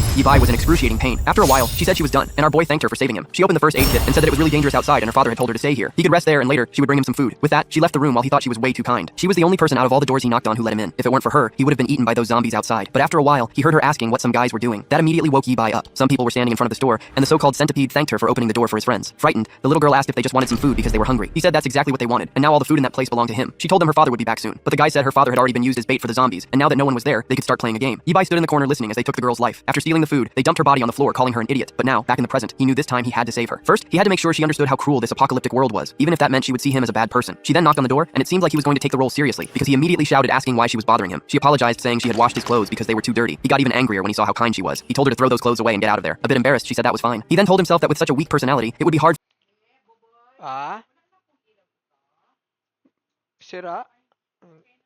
for her to survive in a world like this. However, taking a hot shower like this was amazing since in the future, all the water would be contaminated. He finished his bath knowing that luckily, this convenience store had plenty of food and water. The goal now was to obtain some equipment and weapons. Looking in the mirror, he remarked that being younger was really amazing. No back pain, no burning legs, and being young was truly incredible. The only downside was that even his abs had disappeared. He opened the bedroom door and saw that she had left a suit for him. Immediately, he shouted, asking how he was supposed to fight zombies wearing something like that. The scene shifted to the nightclub. Centipede told everyone to listen up. That convenience store definitely had food and liquor, but it wouldn't last long. The plan was to get out, kill the zombies in front, and steal everything from that place. Not to mention, that maniac knew there was a cute little girl there, so it would be easy to finish everything off. He then told his brothers to go and kill the zombies so they could start the robbery. The creatures continued banging at the front of the convenience store. Meanwhile, Ibai approached and called the girl's attention. He told her to stop being so stupid and said he had a question. He wanted to know why she was there alone and what happened to her family. She explained that her father had gone to gather resources but hadn't returned. At that moment, he slammed the table asking if she was stupid for letting him in alone like that. What if he had wanted to do something bad to her? How would she defend herself? Frightened, the girl said that he had said he was hurt and covered in blood, so she was afraid of letting him die out there. But once again, he shouted, asking if she had noticed that he was being chased by a bunch of creatures. With a personality like that, she would just be a burden, so it would be easier for him to kill her and save himself the trouble. However, since it would be boring to be alone from now on, she would have to obey him. He warned her that she would have to do everything he said or he would kill her on the spot. The group from the nightclub was heading toward the zombies, or rather, the zombies were heading toward them. They went out with with courage, but after seeing the first one get devoured, they all hesitated. They began questioning whether these creatures were different from the ones the student had killed, but Centipede told them to charge ahead, or he would kill the whole group himself. However, one of them ran off saying that dying to the zombies was scarier. Centipede then grabbed him by the hair, threw him toward the zombies, and said his wish had been granted. The fool asked how he could do such a thing. While he was being devoured, the rest of the group was finishing off the creatures. The problem was that Centipede soon realized there were too many, and they would have to flee. He became disturbed by the horde following them. Meanwhile, the convenience store had become peaceful. A little girl climbed the stairs and brought some ramen to our boy, saying she had made it for him. She also brought the hot water he had asked for, but he told her to get out of there because she had done enough. He warned her that unless he called for her, she better not come into that room. With that, she closed the door, and he prepared the noodles. He started eating immediately because he was starving. As soon as he tasted it, he got excited and smiled, saying it was really good. However, our boy grabbed the bottle of hot water. He started approaching, and Centipede asked what he was doing. Our guy took off the cap and poured it on him. Man, his hand turned red and blistered immediately. Centipede was in agony but couldn't let go of the hand or he would fall through the zombies. Yibai told him he was an idiot for asking for help while threatening to kill someone. But at that moment, someone tugged at his sleeve. When he looked back, it was the little girl telling him to stop. She warned him that it would be better to let that guy in and stop hurting him. That surprised both the protagonist and Yibai. He immediately turned to the girl and told her to get out of there because he hadn't called for her, but she kept insisting, saying that her father had told her not to hurt others. He stood silent for a second. Then he asked if she wasn't afraid of that guy coming into the house and killing her. Centipede, however, said he would never do something like that. He was just starving and ended up in this situation because he was surrounded by zombies. The outside was already full of creatures, so unfortunately, he couldn't leave anymore. Yibai was angry that the girl had interrupted his plan to kick the guy in the head and let the zombies eat him. Then he noticed the box cutter on the table. Centipede came in, thanking her for her kindness, but he warned that now that he was inside, this was his territory, and anyone who refused to obey would have to die. Now the girl realized she had made a mistake. The sky was dark and there were zombies everywhere. A bald man and a boy were blocking the door. It was the remaining people from the nightclub, and the bald man said it was that bastard Centipede's fault for dragging everyone into this. The girls were all screaming in panic, and they didn't know what to do, because now that bastard must be dead. The worst part was that the wooden door was about to be destroyed by the creatures outside. The bald man couldn't see a way to keep the place standing. He called out the girls, telling them to come help block the door. But as he looked at them, he thought to himself that he would have liked to enjoy them more, but unfortunately, that wasn't going to happen. The only way to survive was to run away and let them die. Back at the convenience store, Centipede stood in front of Yibai, smiling and told the girl that she was cute, but too naive to think he wouldn't kill anyone. However, now that he was inside, he would give her the chance to surrender and become his slave. Then he looked to the side and said he had to deal with the bastard who poured hot water on his hand first. Out of revenge, he made sure the boy would suffer as much as possible. But Yibai stood silently, holding the box cutter in his hand. The little girl insisted, saying that her family owned that convenience store. She added that downstairs there was chocolate, plenty of snacks, and enough food for everyone there. The two stood in silence for a second. The girl smiled, saying everyone could eat together and live peacefully and happily. Centipede lost his temper, lunging at her, asking if she was making fun of him, but the box cutter came in. In half a second, Yibai slashed at the guy's hand. Centipede screamed in agony, but Yibai spun the box cutter, ripping it in a reverse hold. Centipede blocked his move. Our boy was aiming for his throat, but it was undeniable that the guy was much bigger and landed a kick to Yibai's stomach. Our boy was thrown back, and the girl fell to the ground with him, bleeding. Yibai walked across the room toward him. He mourned that it was the first time in his life that someone had made him this mad. Yibai couldn't believe that with one kick the guy had broken some of his ribs. At that moment, Centipede started stomping on his leg. Our boy was in agony. Centipede wanted to know how he had killed a zombie so easily earlier. Yibai said he wouldn't tell, and the guy replied that he was asking for death. He began stomping on him, saying eventually he would change his mind. The little girl was just watching. Yibai was using this as an opportunity to teach her a lesson, but the price was already too high. He then told the guy to stop, saying he would tell him. Centipede told him to explain quickly, promising he would cause the least amount of pain when but Yibai spat blood in his face. Of course, this did make the guy happy. He threw Yibai against the wall and kicked him in the stomach again. Centipede asked if he thought this was fun and started stomping on him again. Man, he told Yibai to die and hit him in the jaw. I think our boy's attempt to teach a lesson is going a bit too far, but that's when the shift finally came. The little girl whipped him across the neck. Centipede turned, asking what she thought she was doing. He shunned her hard, throwing her to the ground and grabbed the box cutter. He screamed in a rage, saying they were both going to die. But time was up, and Yibai landed a blow to the back of his neck with a stick. With that, Centipede passed out on the floor. Our boy was exhausted and could barely stand. The frightened little girl asked if he had died. Seeing the pool of strawberry juice, she wondered if she had really killed someone. Yibai then placed a hand on her shoulder. He told her it was okay because she had done what was necessary. Besides, that bastard was an evil man. Confused, she asked why he had acted that way when all she had done was try to help him. But that's when Yibai told her that bastard wasn't dead. She seemed excited and said that if that was the case, she should save him. But our boy threw her aside. He tossed her out of the room and said he had never met anyone as stupid as her. He slammed the door, muttering that this girl really made him mad. Not to mention that bastard had now dirtied his whole room. He grabbed Centipede by the leg and dragged his body toward the window. Then with a swift kick, he sent him flying to the zombies. Man, he fell to the ground like a piece of trash. And for the zombies, it was a feast and they all gathered. That's when the poor guy opened his eyes just in time to realize he had become a meal. Yibai muttered outside that Centipede was lucky he hadn't cut off his limbs first. That's when he heard another sound nearby. In the house directly in front of him, a guy was hanging, trying to escape the zombies. The kid was about to fall, trembling and shouting for them to leave him alone. Then someone called out to him. It was Yibai asking if anyone else was still alive in that place. The guy said that unfortunately he was the last one. They had held the door until one of the guys let go, and then the zombies came in and ate everyone. With a trembling voice, he begged Yibai to help him so he could stay in the convenience store, but our boy told him that wasn't going to happen, and if he didn't get out of there soon, he would end up like that guy on the ground. The boy looked down and saw Centipede being eaten. Disgusted, he turned, gathered his courage, and jumped to the next ledge. The kid was a Parker Kane managing to balance on the railing. He ran across it and our boy was just watching. He was disappointed that those damn zombies hadn't managed to kill everyone from the nightclub. Time passed, but the zombies still lingered outside that place. The window was broken, and our boy opened the bedroom door. Outside, the little girl was still waiting. He asked her what she was doing there and if he hadn't told her to go take a bath. However, she looked inside the room and saw that the body had already been dragged away. He told her not to look too much, but the guy had already gone to the first floor. The girl asked if he had escaped. He replied that in the way he had thrown the guy outside, only a god could survive. She looked a bit sad and asked why he had to kill the guy like that. Even if he was a bad person, he still had a chance to turn him around. But Yibai slammed the door above her. He asked if she was so stupid that she hadn't learned a lesson after everything that happened. No matter what she did, that guy was going to try to kill her because that's how the apocalypse was. The girl repeated the word apocalypse, saying he didn't know what he was talking about. But Yibai just walked away, saying it was stupid to waste time with her there, so he was going to take another shower. But she got up and said she wanted to talk to him. She tripped like an idiot and seemed to faint. Luckily, Yibai managed to catch her. He ran to the room and put her on the bed, wondering if she had been bitten. He didn't see any wounds, so maybe it was just a fever. He remembered there should be some medicine in that room. Now it made sense why she seemed so weak from the moment he first met her. Finally, he found the box, but when he opened it, on top of the medicine was a pink notebook. He started flipping through it and realized it was a list of blood donors. Analyzing the girl's condition and what was written there, he started to understand. It seemed like a kind of medical notebook. He wondered what she had and kept flipping through it. Her name was Yuyuer, and she was 14 years old. On top of that, she had leukemia. He lifted her shirt and began to understand why she had so many band-aids on her body. Perhaps because she had received donations, she always wanted to help people too. But unfortunately, that kindness she wanted to show to the world no longer existed. That's when he reached into his pocket and saw that he still had the apocalypse essences. He didn't know how effective they would be for this particular illness, but Meg was falling. Outside, the area was still full of creatures. Fortunately, the night was calm, and after some time, the sun began to rise. The zombies were all standing still, but for some reason, the sun caught their attention. Sometime later, Yibai woke up. He had fallen asleep on the table and was freezing, but he soon noticed he was being watched. When he looked back, he saw Yuyuer standing behind the door. He found it strange that she was already up and asked if she was feeling better. She didn't answer for a second. Before she could say anything, he told her to go ahead and prepare some coffee. As she left, he told her to wait a second. He told her to gather some tools and food because they were going to head out to look for her father. Yu seemed a bit confused and asked if they were really going to do that. Yibai replied that yes, they were, especially since she said her father had gone out to get supplies so they couldn't leave him out there. This annoying girl only complained, saying her father told her to be a good girl, stay in the store, and not go out looking for him. The protagonist then asked how long her father had been gone. She lowered her head and said at least 3 days. He then asked how long it usually took. She replied that it was normally half a day. He then told her to use her brain and ask herself why he hadn't come back yet, but she yelled, saying that nothing had happened, because 3 days ago he shouted that he was already on his way back. However, our boy was cruel and asked if she had received any other messages in the past 3 days. He could have been bitten by zombies or fallen into a trap and might be waiting for rescue. Shouldn't they be out there trying to save the guy? But she lowered her head again and said her father told her not to leave, no matter what happened. Our boy got up angry and said she was an idiot. He asked her why she wasn't willing to help her father, who might be in need of assistance. Why was she so eager to help that criminal earlier, but didn't want to go out and save her father now? And he told her to understand that he wasn't asking for her opinion. He could finish her off right there and go out by himself, but because she saved him, he would first find her father's payment. He ordered her to stop whining and gather her things because they were going out. The poor girl ran off in a panic and almost fell down the stairs. Yabai was getting exhausted from these conversations. Outside, the sea was destroyed and the zombies were still staring at the sky until suddenly they heard a sound. From behind, a jeep was coming down the street. Man, these crazy zombies think they can stop him with their arms. Yeah, right, grab them by the chest. Everyone goes flying to the sides, knocked out. Meanwhile, back at the convenience store, our protagonist was stocking up on food and preparing to leave. He looked behind him and asked why she was hiding and if she had finished packing everything. Looking a bit downcast, she seemed all cute but sad. Our boy asked why she was wearing that kind of outfit, as they weren't going to a party. But he quickly changed the subject, asking where the instant noodles he had asked for were. She handed it over and he started eating. While she looked around the store, he began planning what they were going to do once they opened the door. At the very least, he would have to kill a bunch of zombies and find a working car. Then he would have to make sure she got into the car without doing anything stupid, which would be pretty difficult. He noticed she was eating some spicy sticks and asked for one. The girl was feeling sad from being scolded all the time. However, someone was approaching the store just as she was handing him the snack. They were standing there when, in the next second, everything was thrown around. The place had turned into a mess, and Levi asked if it had been an earthquake, but a car had crashed halfway into the store. The protagonist was startled, wondering why something had invaded the store. The car was sitting there, and suddenly the door opened. A man in military gear got out and started laughing. A bald chubby guy said he was lucky to find a convenience store. He kicked a zombie and stomped on it, saying that a good zombie was a dead zombie. He headed toward the store, saying it was time to fill his belly. As soon as he walked in and saw a bunch of snacks, his eyes lit up. He immediately crouched down, licking his lips, saying he had found his favorites. The city center was empty, so he came out to this deserted area and apparently got lucky. But that's when the box cutter appeared. Levi warned him to drop everything he was holding and not to move. The last insect that had come in had already been disposed of, and he wouldn't hesitate with another. But in that moment, the chubby guy moved and threw snacks at his face. Levi closed his eyes for a second, and the guy grabbed the stash and bolted. He ran back to the car and slammed the door shut. But man, Levi showed up at the window and wasn't going to let him escape that easily. He called the guy a filthy pig and told him to die. Just as the box cutter was about to do his work, the guy begged for forgiveness, saying he surrendered. But of course, that's when Yuki told him to stop killing people. She awkwardly said that and saw both of them staring at her. She awkwardly explained that she didn't want him to die because he caused damage to the store, so someone had to pay for it. Levi just observed while the chubby guy trembled. He made a sinister grin and said she was right. He turned to the chubby guy and told him he would have to leave the car as payment for the damage to the store. He immediately told him to bring her bags and load up the car because they were leaving. She agreed, but then noticed something. The chubby guy apologized, saying he only destroyed the door because he was starving and didn't know they were inside. Then Yuki stepped outside with her bags and was starving. There was a horde of zombies approaching because of the crash. The chubby guy was scared, wondering why there were so many, especially since he had just killed a bunch. He quickly jumped into the car. He closed the door and the chubby guy told him to buckle up. He immediately floored it because several zombies had lashed onto the car. He gripped the seat as the truck ran over everything, and the chubby guy hit the gas hard. Man, he was tearing through the city, but the bastard seemed to be enjoying it. He was even drifting like he thought he was fast and furious. Levi told him to drive properly and trying to get a nice slash to the neck. The chubby guy tried to explain that they needed to kill the zombies first, or they wouldn't be able to get through. But that's when our boy asked Yuki what address her father had gone to the supermarket. He said that in his last call,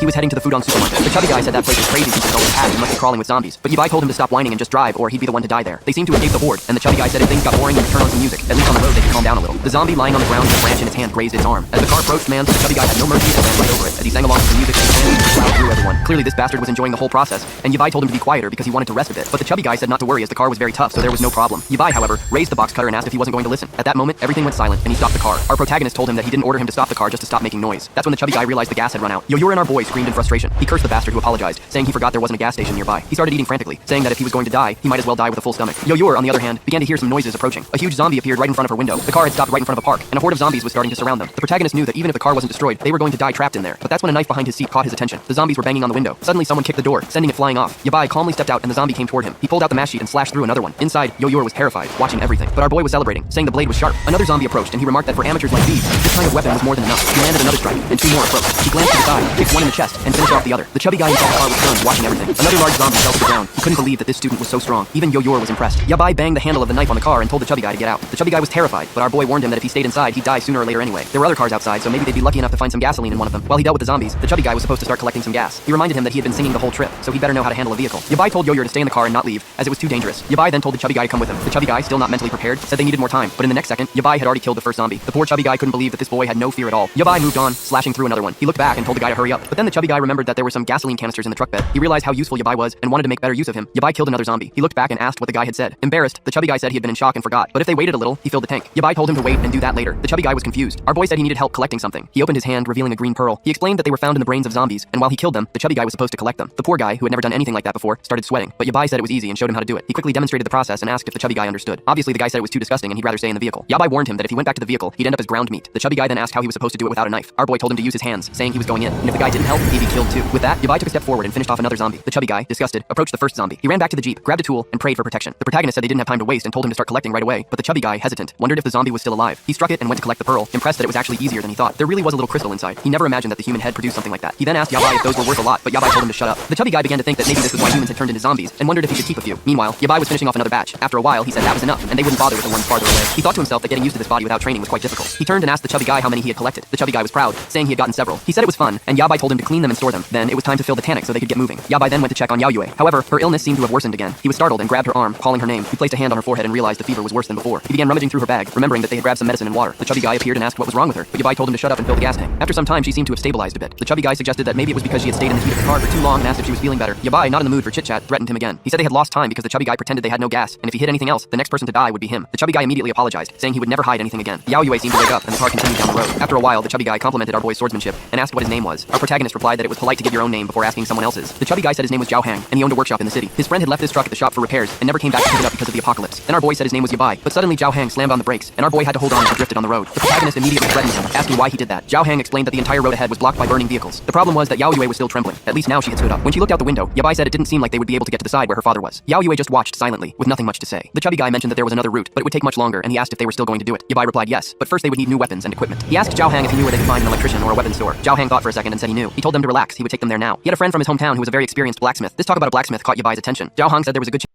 Sometimes the best way to make videos is purely out of spite. This guy said he found like 10 videos where I titled them as I played Guna games, when the reality is, there's actually only 3, and all 3 of them slap. So I'm gonna bring this guy's fantasy into reality with our 4th video, where I played 6 Guna games, ranging from a sexy Hitman clone that made me want to scream in anger, to yet another crush fetish. So grab your food and let's goon. Starting with our first game, Fear of Sexy Warrior Ghost. This is a game from a developer we've seen before, and you just know there's gonna be orcs in it. This game runs like arse. It's scary, why is no one around? Let's go through the tutorial and figure out what's going on. Let's not do the tutorial, because there's absolutely nothing groundbreaking in this game, and the only weapon we really do use in this game is the pistol. Well, of course. She, oh my god. There's a terrifying sexy water ghost. Ah! A ghost! Well, there's 2 of them. Stay calm. Use your handgun and take it down. Oh my god, it's so laggy. This game has the exact same problem with previous ones that had guns. Every time you shoot the pistol, the next mouse movement you make will cause your crosshair to shoot off in that direction. And you'll see it a lot in this video. So a backdrop with Q. What the hell just happened? That was scary. I'm really bad with this kind of stuff. I have to get out of here quickly. Oh, the game is opening up. Find a way to... That is the fucking Kraken. It's an orc, isn't it? No way, this path is blocked too. If I remember rightly, there should be a free other path. I won't lie to you boys, the longest part about this game was me trying to find the 3 paths. There was one here, here, and here. It's all over, every path has been blocked. Is someone here? Please respond. It's okay, I'm not a threat. Oh, there he is, he's in the car park, alright. Oh, hello. Oh. Wow. He's dead. Mister, over here, please help me. This is the broker. He sends us to his hideout and tells us to take a portal to escape this nightmare. Except once we get through, there's more hot water ghosts, so we need to find someone to speak to. Most certainly we've seen this house from Phasmophobia. Hello, I'm glad to meet you. There you are, terrified sexy water ghost. Huh? I'll crush you, terrifying sexy water ghost. Wait, me? I'm the terrifying sexy water ghost? And off that guy went, never be seen ever again. I also spoke to this woman who also attacked me, and no matter how many times I killed her, she would come back for more. Then an evil ghost of myself led me into this bathroom. Why am I even here? No, something feels wrong. My head hurts so much. Who am I? We had found our dead body, and these guys finally mentioned them. The orc.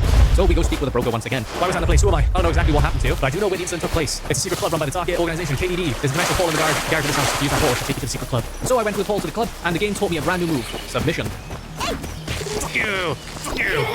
You can even use submission? Not bad. This was the last time I used submission. On an enemy. I had one mission and one mission only. To fight my way to the top of this secret club. She's got a gun! God damn it. Even with that setback, I did eventually kill them all. Well, this girl's way too strong. Who the hell are you? I said, I don't know. I don't know who I am. Oh, my head hurts again. I was an orc. There's another word echo in my mind. Maid outfit. Next up, I spoke to this orc who sent his servants to come out and kill me. And kill me, they did. Boys, the aiming is so bad. So fucking bad. I can't, you can't keep your crosshair in one place. I just want to shoot him. I just want to shoot him. Eventually I did beat those guards and I got to speak to the female orc dancing. You, why are you still alive? Huh? Oh, fuck out. So the game bugged out here. There was meant to be more dialogue, but I ended up just killing her over and over and over. What's supposed to happen is that the other NPCs tell you that she's too strong to fight and need to run away. Why'd you try to kill me? What did I ever do to you? The reason I tried to kill you. You smell like flowers. Flower-scented girl. One day I was dancing at this club. Suddenly this irritating flower scent walked over. It was coming from you. So I killed you. No, right now there's nothing more you can do to survive. Should I go back to the broker? I'm sure that's something helpful to you. Going back to the broker, Rick reveals that we're the holy relic of the nameless god, Nialoto, basically the Kraken. So we go meet Nialoto, and here we find ourselves, who's known as the Dark Magician. Then Nialoto reveals we are Chat CPT, we're just an android. Except we ate food this morning and we can't be charged, so like, the Kraken might be full of shit. The Dark Magician doesn't like this, so we fight her and defeat her. The Kraken, like in this, actually reveals we're a fairy of love. Which we respond, nah, I'm an android. He sends us through another portal where we meet ourselves. It turns out we're half human, half water ghost. So we use our new power to take revenge on the orc that killed us. Boys, This story is absolute madness. I am the bone of my ghost. What the fuck does that even mean? My body is made of ghost matter. Unlimited stamina works. Oh my god, she's gonna kill me. Alright, we're good. Victory. No way to think I'd lose to a mere human. How humiliating. If you're bitter about it, be reborn as a human who can enjoy the scent of flowers. Honestly, you're just a vulgar green pig. Yeah! I was able to take down your first orc. Truly happy, my hands are still shaking. Thank you for everything up till now. If we are out, I'll be counting on you, Agent D. No, Daisy the swimmer. How do you know who I really am? Could it be her swimming outfit? Wait, hang on, what the? Faye didn't see that coming, did you, Daisy the swimmer? Welcome, a grand welcome to you. I look forward to working with you, Senpai. Dark Magician, Ghost Avenger. I'm thrilled to see more reliable apostles joining our cause. Well, more firepower on our side is something to be happy about. In the end, what was her true identity? By the time summer ends, maybe we'll have some answers. In about 3 months, that is. Fear of hot water ghost, Finn. Thank you. That was fucking shit. I think there's only so many times we can play the same game in a different skin, and it really showed with this one. While the story is funny because of how absurd it is, I think I'd like to see something different from this developer. I'm cool with them keeping the story going, but we just need different gameplay. Next up is the Fox's Way Home. This is an anomaly spotting game. The Shrine Maiden will perform a ritual where we need to observe carefully. Every performance after that, we need to spot if it's the Shrine Maiden or an apparition. Pretty simple. The Fox's Way Home, and that fox has giant tits. The fox, only the apparition of Star will appear. It will unlock after the first fox's encounter. I had no idea what that meant, but to dumb it down, it's basically easy mode the first time. This is no place for humans to tread. Be gone. Oh my. Are you so startled by my appearance that you've lost your voice? You say you want to return but cannot? Fear not. I shall perform a ritual to return you to your world. So here's how it works. We're going to watch the Shrine Maiden for the first time. After that, we need to correctly spot if it's the maiden or apparition 8 times in a row. And we need to correctly click where there's an error. Okay, so we watch the dance. Okay, we just saw underwear. Nice one. So this is like the first dance.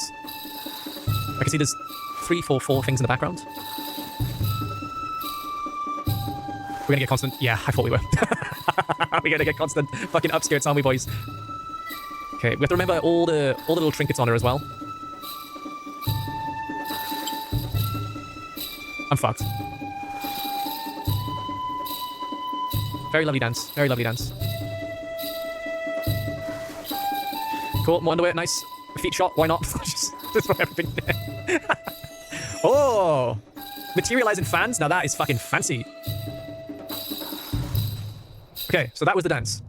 Now we're gonna watch it again. If you watch carefully, I must succeed this dance 8 times in a row. 1, if you believe it is my real self, call upon my name. 2, if you figure to be an imposter, see through the deception at once. Know that if you err in either, the ritual fails immediately. Don't be led astray by my charms and make a mistake. You hear? If we spotted anything, boys, we got some undies. Of course. 2 bells. What about the background? 3, 4, 4. Wait, she's never had bunny ears. Well done, you saw through it. The real me is here. I'll pat you as a reward. Yeah, it took me quite some time to notice those bunny ears, but 1 down, 7 to go. Alright, 2 of 8, boys, here we go. Okay, we're just, yep, that is a long underwear shot. Thank you very much. The feet are fine, the skirt is fine, the tassel's fine, the tail is fine, the ears are fine. Fuck it, it's real. And they're very good. I'm undoubtedly the real one. Somehow, when you get it right, it feels ticklish yet pleasant. 3 of 8. Those ears felt different. Yeah, the ears are different. Well done, you saw through it. The real me is here. Pat you as a reward. Okay, see, every time you get it right, you get the same response. Be fucking real right now. Be fucking real. Alright, get the camera up there so I can fucking... Right there. You saw through the fake. Correct. The real me is here. Shall I embrace you as a reward? Wait, what fool would actually cling to me? Okay, they do change. Bro, be fucking for real. Be real right now. Okay, here we go. An actual difficult one, boys. This feels fine. We just have to wait for those fans at the end. Just to make sure. I don't know if like her nails can change color. That would be very fucking subtle, wouldn't it? Yeah, the fans are fine. She's real. Good. Hey, what the fuck's that there? She's got like a lollipop there. By the way, your gaze, you perhaps looking at somewhat naughty places. You put a lollipop in your tits, don't blame me. You know, it would be fucking wrong if, like, they hide an anomaly, because this is what this is, an anomaly game, like, up the skirt, and the only time you can see her is when she does that little bounce in the fucking skirt. Why have you got money in your breasts? Alright, well done, the ritual is now complete. Come here, let me pet you, don't be shy now. You're all such a clever child. Well, I do feel a little lonely, though. This is where we part. I cannot proceed further from outside, further outside from here. Taboo is a bond with humans punish those who break the law. The apparitions binding me are furious. But if you can see through all of the apparitions, will you come play me with me again, master? I was gonna say she slides away, but I guess she floats away, doesn't she? It takes a screenshot from how you took the photo. So there's actually a lot of apparitions. What the fuck? So I decided to play again to see if we could get all the apparitions. Sadly, there was one big problem. The apparitions appearing were random, and you could get repeat apparitions. With 65 to find and only 8 max per run, it would take a minimum of 9 runs if I was extremely lucky. I did about 10 runs before I stopped, so here's some of the apparitions I found. That's naughty, that is. That is fucking naughty. She has never worn tights. She's got a fucking leaf on her head, dude. There you go. There's a tangerine on her head. Bring me up! Oh! By her tits! Alright, where's the moon, dude? Where's the fucking moon, dude? Yeah, let's go. They made her boobs smaller. Oh my god. What the fuck? I wonder what it is. Oh my god. Okay, the game does have an underwear change. There you go, boys. There's your answer. Another outfit change. Ooh, I like the blue version. Oh, That was alright. I don't have the time to kill all the apparitions, I'm not gonna lie to you boys. So yeah, I would try to finish this one, boys, but if we say it's 50-50 to see an apparition and they couldn't repeat, it would take me about 17 games, maybe. But after 10 games, I only had 20 out of 65, and I was already just short of an hour in watching her do the same dance almost 100 times. That being said, I like this game. It looks clean as fuck, and I do like my anomaly spotting game. So if you're up for the task, see if you can get the ending. Next up is Pretty Agent. This is kind of like Hitman, but it made me want to break my mouse. So strap in, boys. Pretty Agent is dressing with a well. Look at this. EOL, evil wife. I just times I've seen this fucking Margaret, drug trafficking. Worst animation. Hit it when you bring up the mouse and nothing else. Okay. Okay, holy shit. Oh, okay, we got that.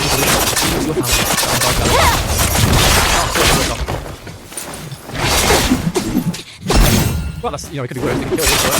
So our first attempt hadn't gone well. There was no way we could pass those guards. After waiting in the lobby, my ride kind of right. Everyone will see me do this. Anyone see that? Yeah, I didn't think so. Unfortunately, before I could even go in, I had to wait at this stop-off location first. Now what, bud? And then the fun part of this level, we had to sit in this box for a whole ass mission.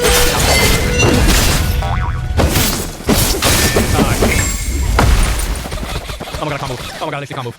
The best part of failing this mission is that upon dying, you can't skip the cutscene, so you have to wait a full minute for it to end, another minute to the box will rise, and another minute to get back to the game. 2 minutes is long, but it adds up. If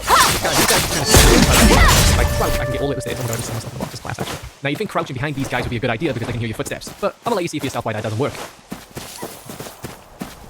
Oh my god. Come on. I can do this, boys.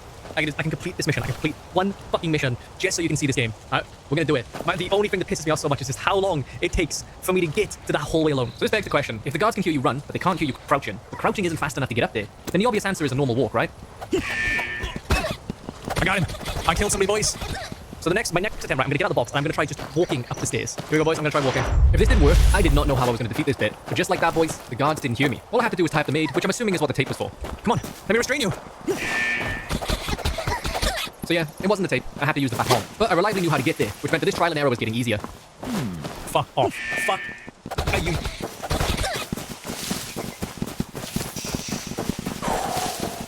So yeah, the walking plan wasn't quite guaranteed, but then I made a huge discovery. Boys, I make no sound if I spam shift.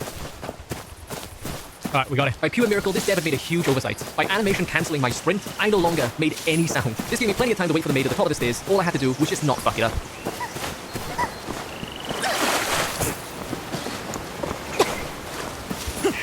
Oh, it's going so well. It's going so well, boys. The sprint glitch works. The sprint glitch works. What the hell's my camera doing? So the new plan was get to the top of the stairs, catch the maid, move her down the staircase a little bit, knock her out, and hope nobody ever sees her body. So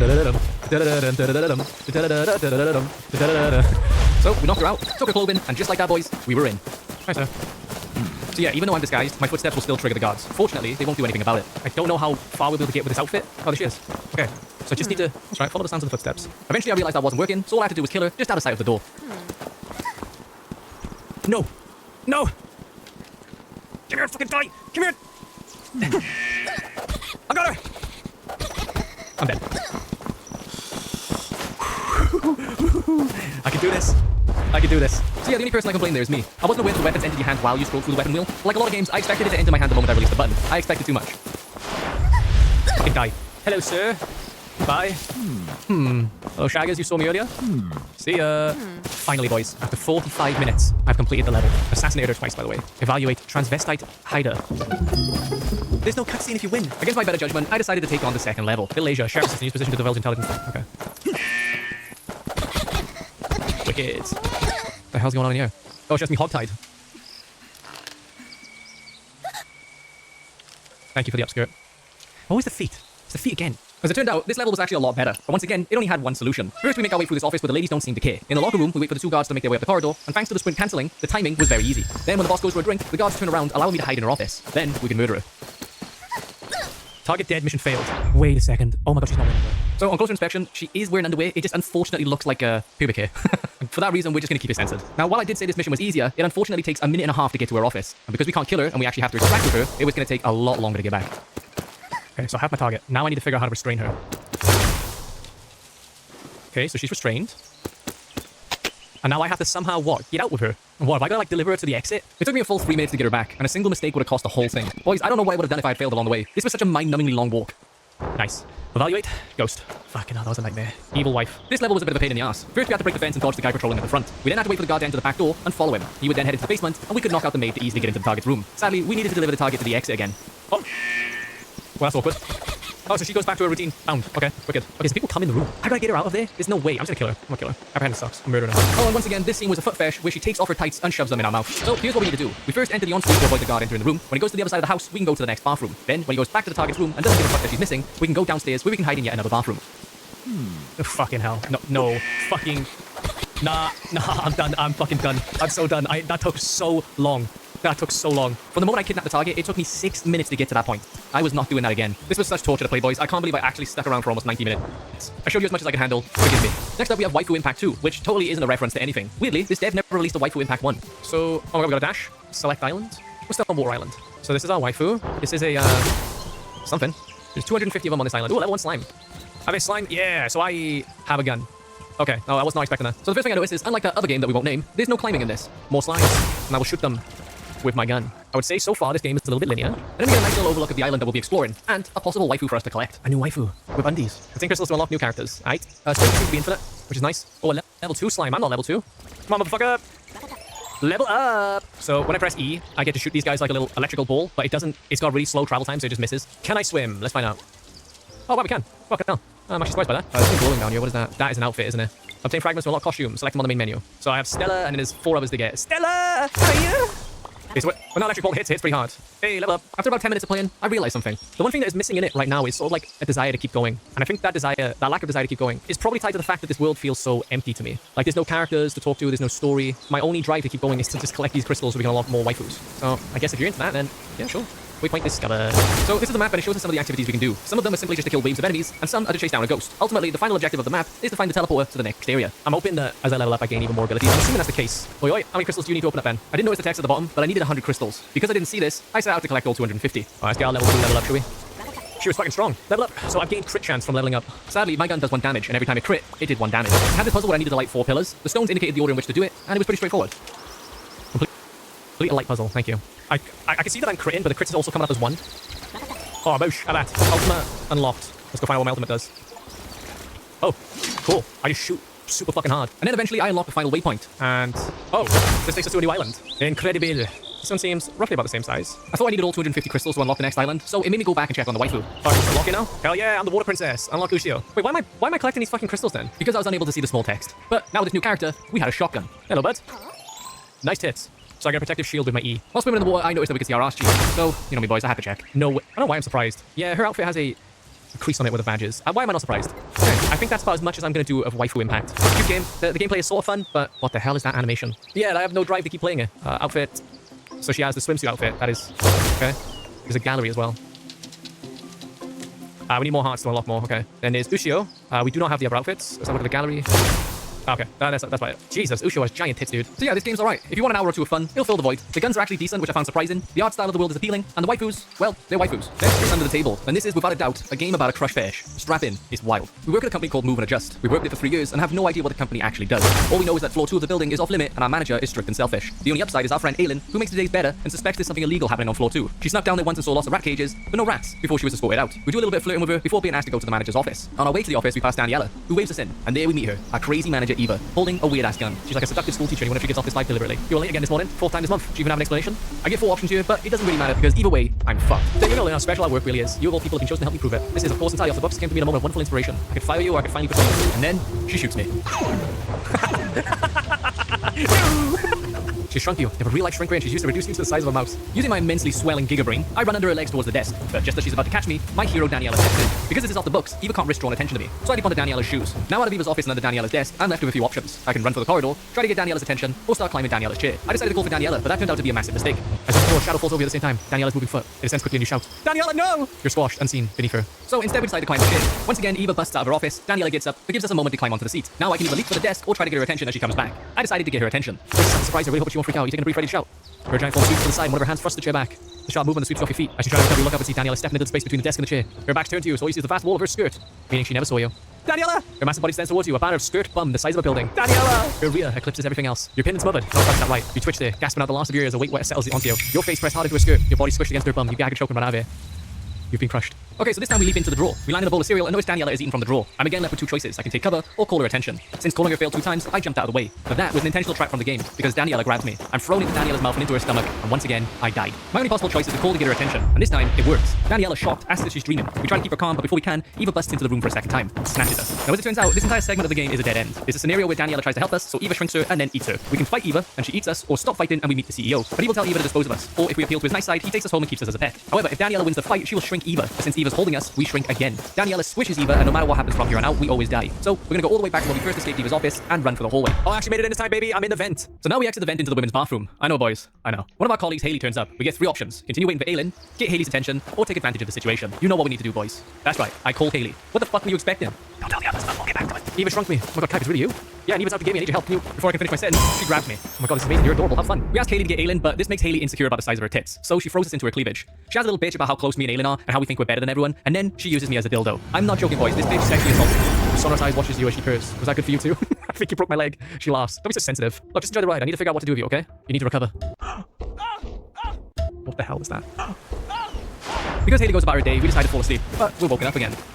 Oh my god, we get it a 3rd time. Ultimately though, this route leads to Haley keeping us as a pet in a dollhouse. Real depressing shit. So anyway, if you decide to take advantage of the situation and watch Haley have a piss, she flushes you down the toilet. That means we have to wait for Aylin to arrive. But when she does arrive, we get some familiar choices. Knowing that perving on Aylin is going to get me killed, I went for that option first. Aylin catches us watching her and takes us all the way to Eva. Eva then decides to shrink Aylin, and since she doesn't need 2 tiny people, she swallows me. Going back, we call out to Aylin before she takes a piss. I know this is messed up, but can you keep calm? Eva shrank me. I really need your help. Can I keep you for a day at least? I want to carry you around in a pocket. Honestly, you can do whatever you want with me, Aylin. Put me in your pocket, in your skirt, go for pants. Pants. Damn, I see getting small has made you bold, guy. Very funny. Maybe we should take this whole shrinking thing a bit more seriously, though. Now we get 2 options. We can run away or go downstairs to get tech to switch back. I opt for switching back because running away is not going to fix this. We speak to a woman named Penny. Aylin warns her that she has proof ready to show the world if she goes missing, so Penny takes it seriously. She offers for us to sign an NDA to switch me back. But as usual, Eva busts in. Aylin decides to jump her, but both Penny and Aylin get shrunk, and me and Aylin get kept as pets forever. So instead of attacking Eva, we have Aylin run instead. She still gets shrunk, but this time we make it to the vents. Eva then eats Penny. It is crazy how often this game reverses to just swallowing people. Aylin still has her phone, so we can call colleagues to come into an empty office. We get Haley to come in. Yeah, you know where this is going. And she gets excited about having little playthings. We warn her that Eva's coming and that she should ambush her. Haley manages to win and shrink Eva, but we have a new problem. Haley doesn't want to unshrink us. While she's torturing Eva, we drop Aylin to the ray gun. Haley notices this, but it's too late. Aylin returns to full size and beats the crap out of her. And finally, returns me to my normal size. Whatever happens to Eva, who knows, but we survived, boys.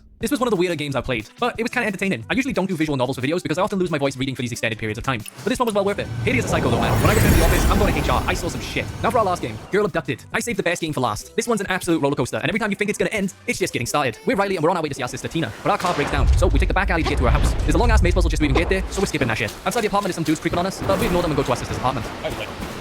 Get her. Got one in 619. Move it, Riley. Okay, yes, I.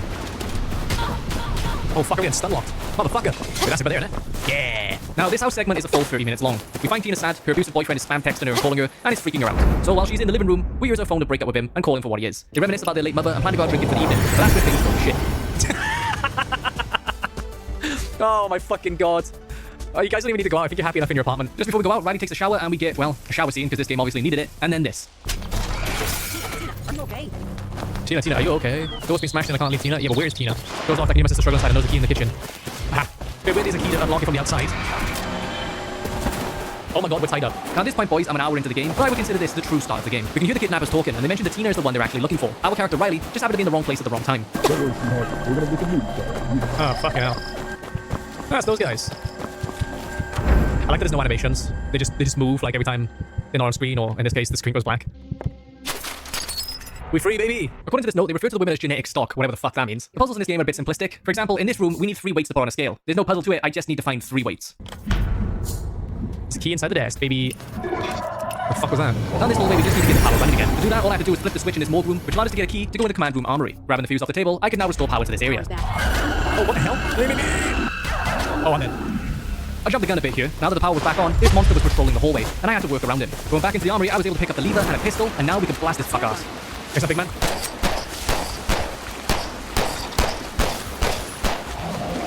Oh, got it, let's go! Let's go, fuck you, bitch. Now I can leave the bunker and go find my sister. We were close to the end. Does my character look like they're in pain? Have I got 0 ammo? Yeah, so this game doesn't save your ammo count between levels. Fortunately, ammo is in absolute abundance. I bet you're also wondering why there was an alien I fought. Give it time. This area was another puzzle heaven. I needed bolt cutters to get out of this area, and I did have some earlier, but apparently every time I break something with the bolt cutters, I have to discard the bolt cutters too. Bolt cutters, let's fucking go. It was in my inventory, I used them. They're gone. Oh, there they are. Despite our sister being so close, we needed the code for the gate, so we had to go searching for it. Let's go, baby. Oh, what the hell? You lost your goddamn mind, dude. Fuck you, bitch. Ow. I'm being stunlocked.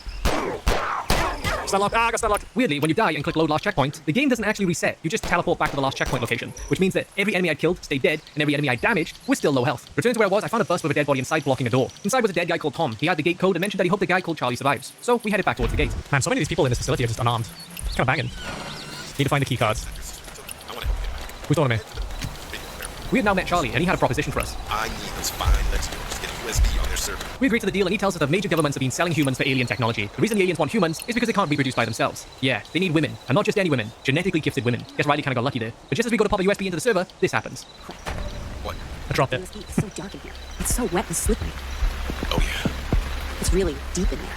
I'm really gonna have to reach. That's right. Get deep in there. Hold on. I think I can get it. Her head's in the cabinet. Jess. Oh no. What? I'm stuck. I can't get out. Really?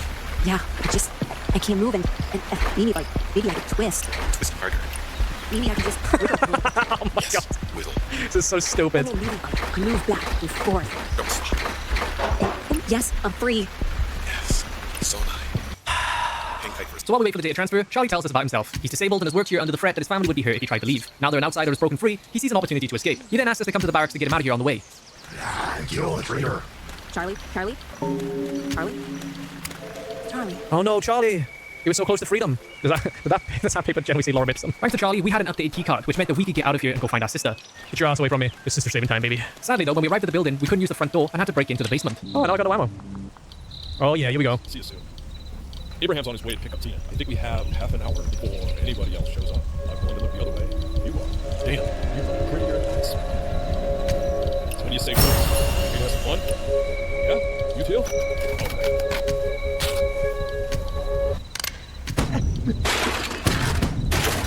Well, got that ready? Please don't kill me. Please don't kill me. Please don't kill me. Please don't kill me.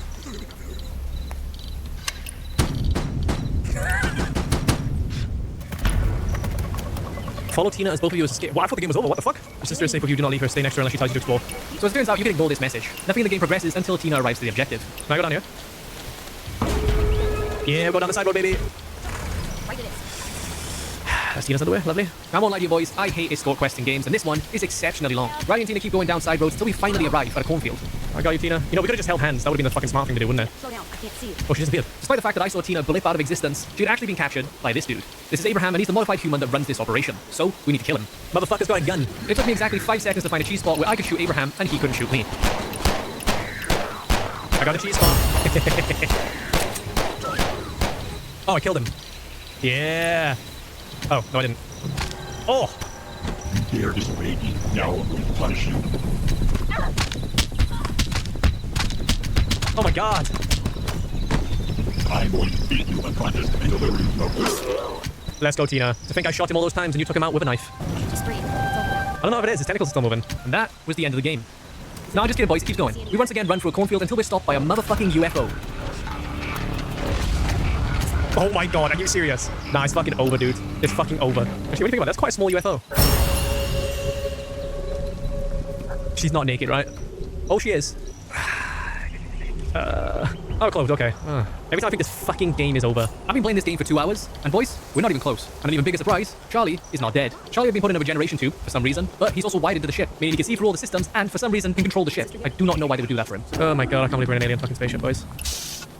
Oh, I thought she was gonna be naked then, dude. Her neck's twisted around several times. Oh, that's lovely. I managed to find this woman chained up, but had also forgotten to find Tina and release her, so the game just spawned her next to me. Please, kill me. I'm not leaving you. We're going to save you. Get out of here before the pounder gets you. It will fill you with those tentacles. Don't worry. We took care of them already. It's safe. That wasn't the pounder. That's the pounder. That's the pounder. What's up, motherfucker? Holy hell, big boy. You are the pounder. How frustrated with this guy. Oh my god. Just run him in circles. They keep using the serum to keep me alive, and they keep eating me from the inside. Please, shut off the serum. Let me die. I mean, you could shoot her in the head to be a lot faster. Oh my god. Oh, that is freaking disgusting. Like, totally gross. Hold on. What is that smell? Oh, guys, she's suffering right now. Don't you dare, Tina. You start your with me. What the fuck? Then straight after that, Charlie offers to take Tina out on a date, to which Riley is offended that he switched up to her sister. So he offers to take them both out. Starting to feel like this may be a self-insert. I just get that vibe. And then after going deeper into the alien ship, we find Charlie in a pod. I've seen the ugliest things. Stuff that will make you wish you'd never wake up. So yeah, maybe I'm hoping something will click with at least one of you. Oh my fucking god, what is this? What is this fucking dialogue, dude? Charlie comes up with a plan. The ship runs on biofuel, so we're gonna sabotage it, causing the UFO to crash. That will cause the life pods to become active, and we'll use them to get out. Now, to skip a lengthy process, we sabotage the fuel cell and bring it to be inserted, but Riley drops it along the way, meaning we have two options. We grind up an alien corpse and throw it in, or just piss in the fuel. I had to see the pissing option. Oh my god, it does. Little lie, I had to go bad. This is kind of a relief. I hate That was way easier than getting in the fucking canister. Well,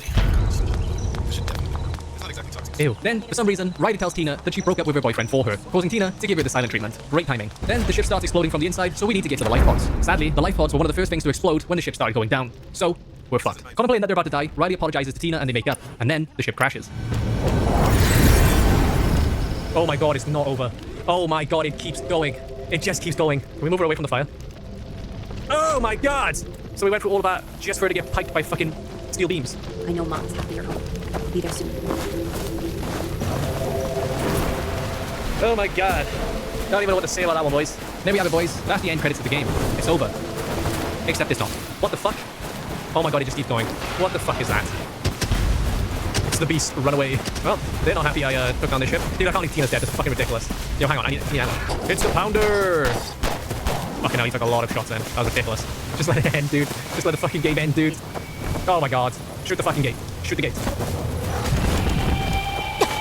Boss time, baby. This giant hunk of metal is going to get taken down by a pistol. This fight was very straightforward, but probably one of the better parts of the game. We had to shoot the blue orb, and it would reveal weak spots all over the machine. Oh my god, he's still alive. Whee! Little bitch. Oh, gate's open. Oh. Never mind. He's still alive? Can I keep running? This is fucking insane. This is genuinely fucking insane. I can't aim that high. I actually genuinely can't aim that high. Thank you for coming down. What the fuck? Oh, I thought I was safe behind that box, I wasn't. Fortunately, as I said earlier, dying in this game doesn't actually mean dying.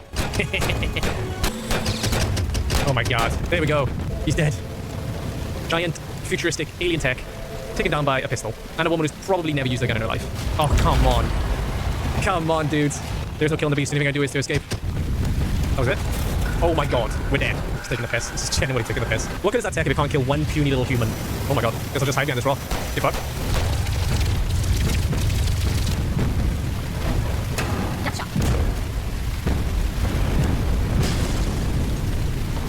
Tina, there's no way. There's no fucking way. Tina. There's no way. And her returning word was fucking nutshot. So as it turned out, Charlie survived the crash, and he gave the regenerative serum to Tina. As a side product, Tina is now superhuman. That was the biggest kill steal of all time. Actually, disgusting kill steal. That was foul. Are we done? Oh my god, I think we're done. So you're probably wondering what the hell happened after that, right? So when it comes to the regenerative serum, women become extremely strong, whereas men become rejuvenated. What do I mean by rejuvenated? Well, Charlie's spine gets fixed, and he gives men a gigantic monster cock. I'm not joking. This is the lore of the game. Men also grow big. Huge, like 24-inch python. What you gonna do, brother? Kind of big. Yep, and with Tina's superhuman powers, they handed down government officials. They flirted their way into fundraising events and other government official activities, and they fed them to the aliens, which is really weird because I thought they would have wanted to stop that. That's disgusting. That's so freaking gross. On this one. You're good. You know you're gonna make me. Oh yeah, Charlie. What happened to him, you ask? Well, he's been amazing. He's been the perfect man for both of us. So we rewarded him in kind. Isn't that right, Charlie? Yes, mistress. Such a good boy, isn't he? Such a good boy, right? I think he's deserving of a treat. Isn't there like 7 times today? Yep, we're both smashing him. It felt like it would be wrong if only one of us had him. Are you ready, Charlie? Yes, mistress. Do you like pets? Yes, mistress. Then take a deep breath. Open your mouth and lift a little.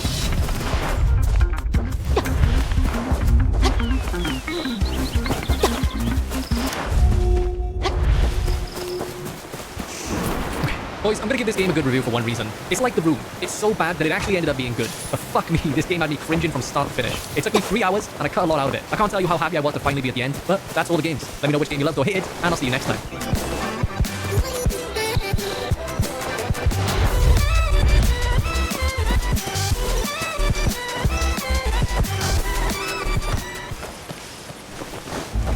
In Night City, becoming a mercenary is a dangerous path to follow, especially if you go at it alone. You are constantly competing with others for the best gigs, and you're just as likely to die on the job as running killed by another merc for messing up, cutting corners, or even stepping on the wrong toes. This is where fixers come in.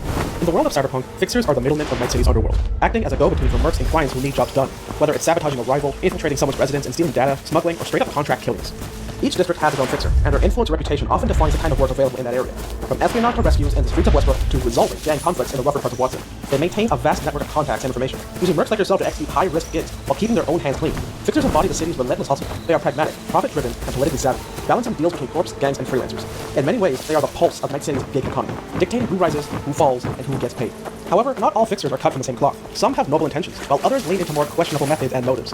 In this video, I will be ranking every fixer in Cyberpunk 2077's Night City, based on their character, history, gigs, and rewards. Keep in mind, these rankings are purely my personal opinion. Yours may be different, and that's perfectly fine. If you disagree, please let me know in the comments. I would love to hear your takes on Night City's fixers. Disclaimer, there will be spoilers for the main story of Cyberpunk 2077 and its DLC, Phantom Liberty. Now with all that being said, let's get right into the video. Starting with the man himself, Dexter Deshawn. Dexter Deshawn was known at one point as one of the best fixers to work for in Night City. However, this all changed in 2075 when, according to a certain maelstrom by the name of Simon Royce Randall, he ruined half of Pacifica. He went into hiding and then made a lot of powerful enemies. By 2077, he returned with a huge job offer for V and Jackie, the one that kickstarts the entire game's story.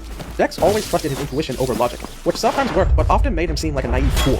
Examples of this can be found in the main story, where he makes a deal with Maelstrom to acquire a Militech bot named the Flathead, of which he makes the decision to pay up front. Now, anyone with any level of reasoning can see why this was a very stupid idea. This would backfire spectacularly, making so not only do we have to pay again, but we would have to pay using our own money, or depending on your choices, with Militech's money. Another example of his foolishness is his blind trust in Evelyn Parker. Now, why would an ex-Klaus doll know about the relic? Now, we know why, but we don't find out until after we meet with Evelyn and see the brain dance. And depending on how you did your quest, this could be after you get the Flathead from Maelstrom, meaning that 50% of the preparation for the job is already done by this point. Any self-respecting fixer would have seen this as a major red flag and avoided the job. But I think that's kind of the point. No respecting fixer in Merc would ever touch this gig with a 100-foot surge on Phallus gift, which is why Dexter was chosen. He desires a quiet life, and to achieve that, he's gonna need a very big win, and this gig was just too good to pass up. Now, with all that being said, the heist itself was decently planned.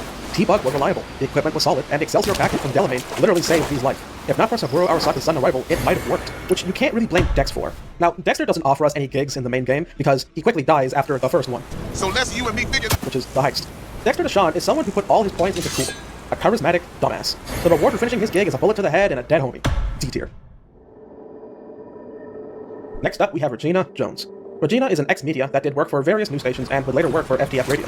She also mentored Max Jones, who we actually met in one of her gigs. Like all jobs in Night City, being a media is dangerous work, and whilst muckraking, she wound up in a lot of trouble and needed help, fast, and so became indebted to Chinese officials, and would spend a very long time paying off her debt. Her career would come to a stop later on as FTF Radio would be bought out by N54 News. Instead of working for a media megacorp, she decided to strike out on her own and become a fixer.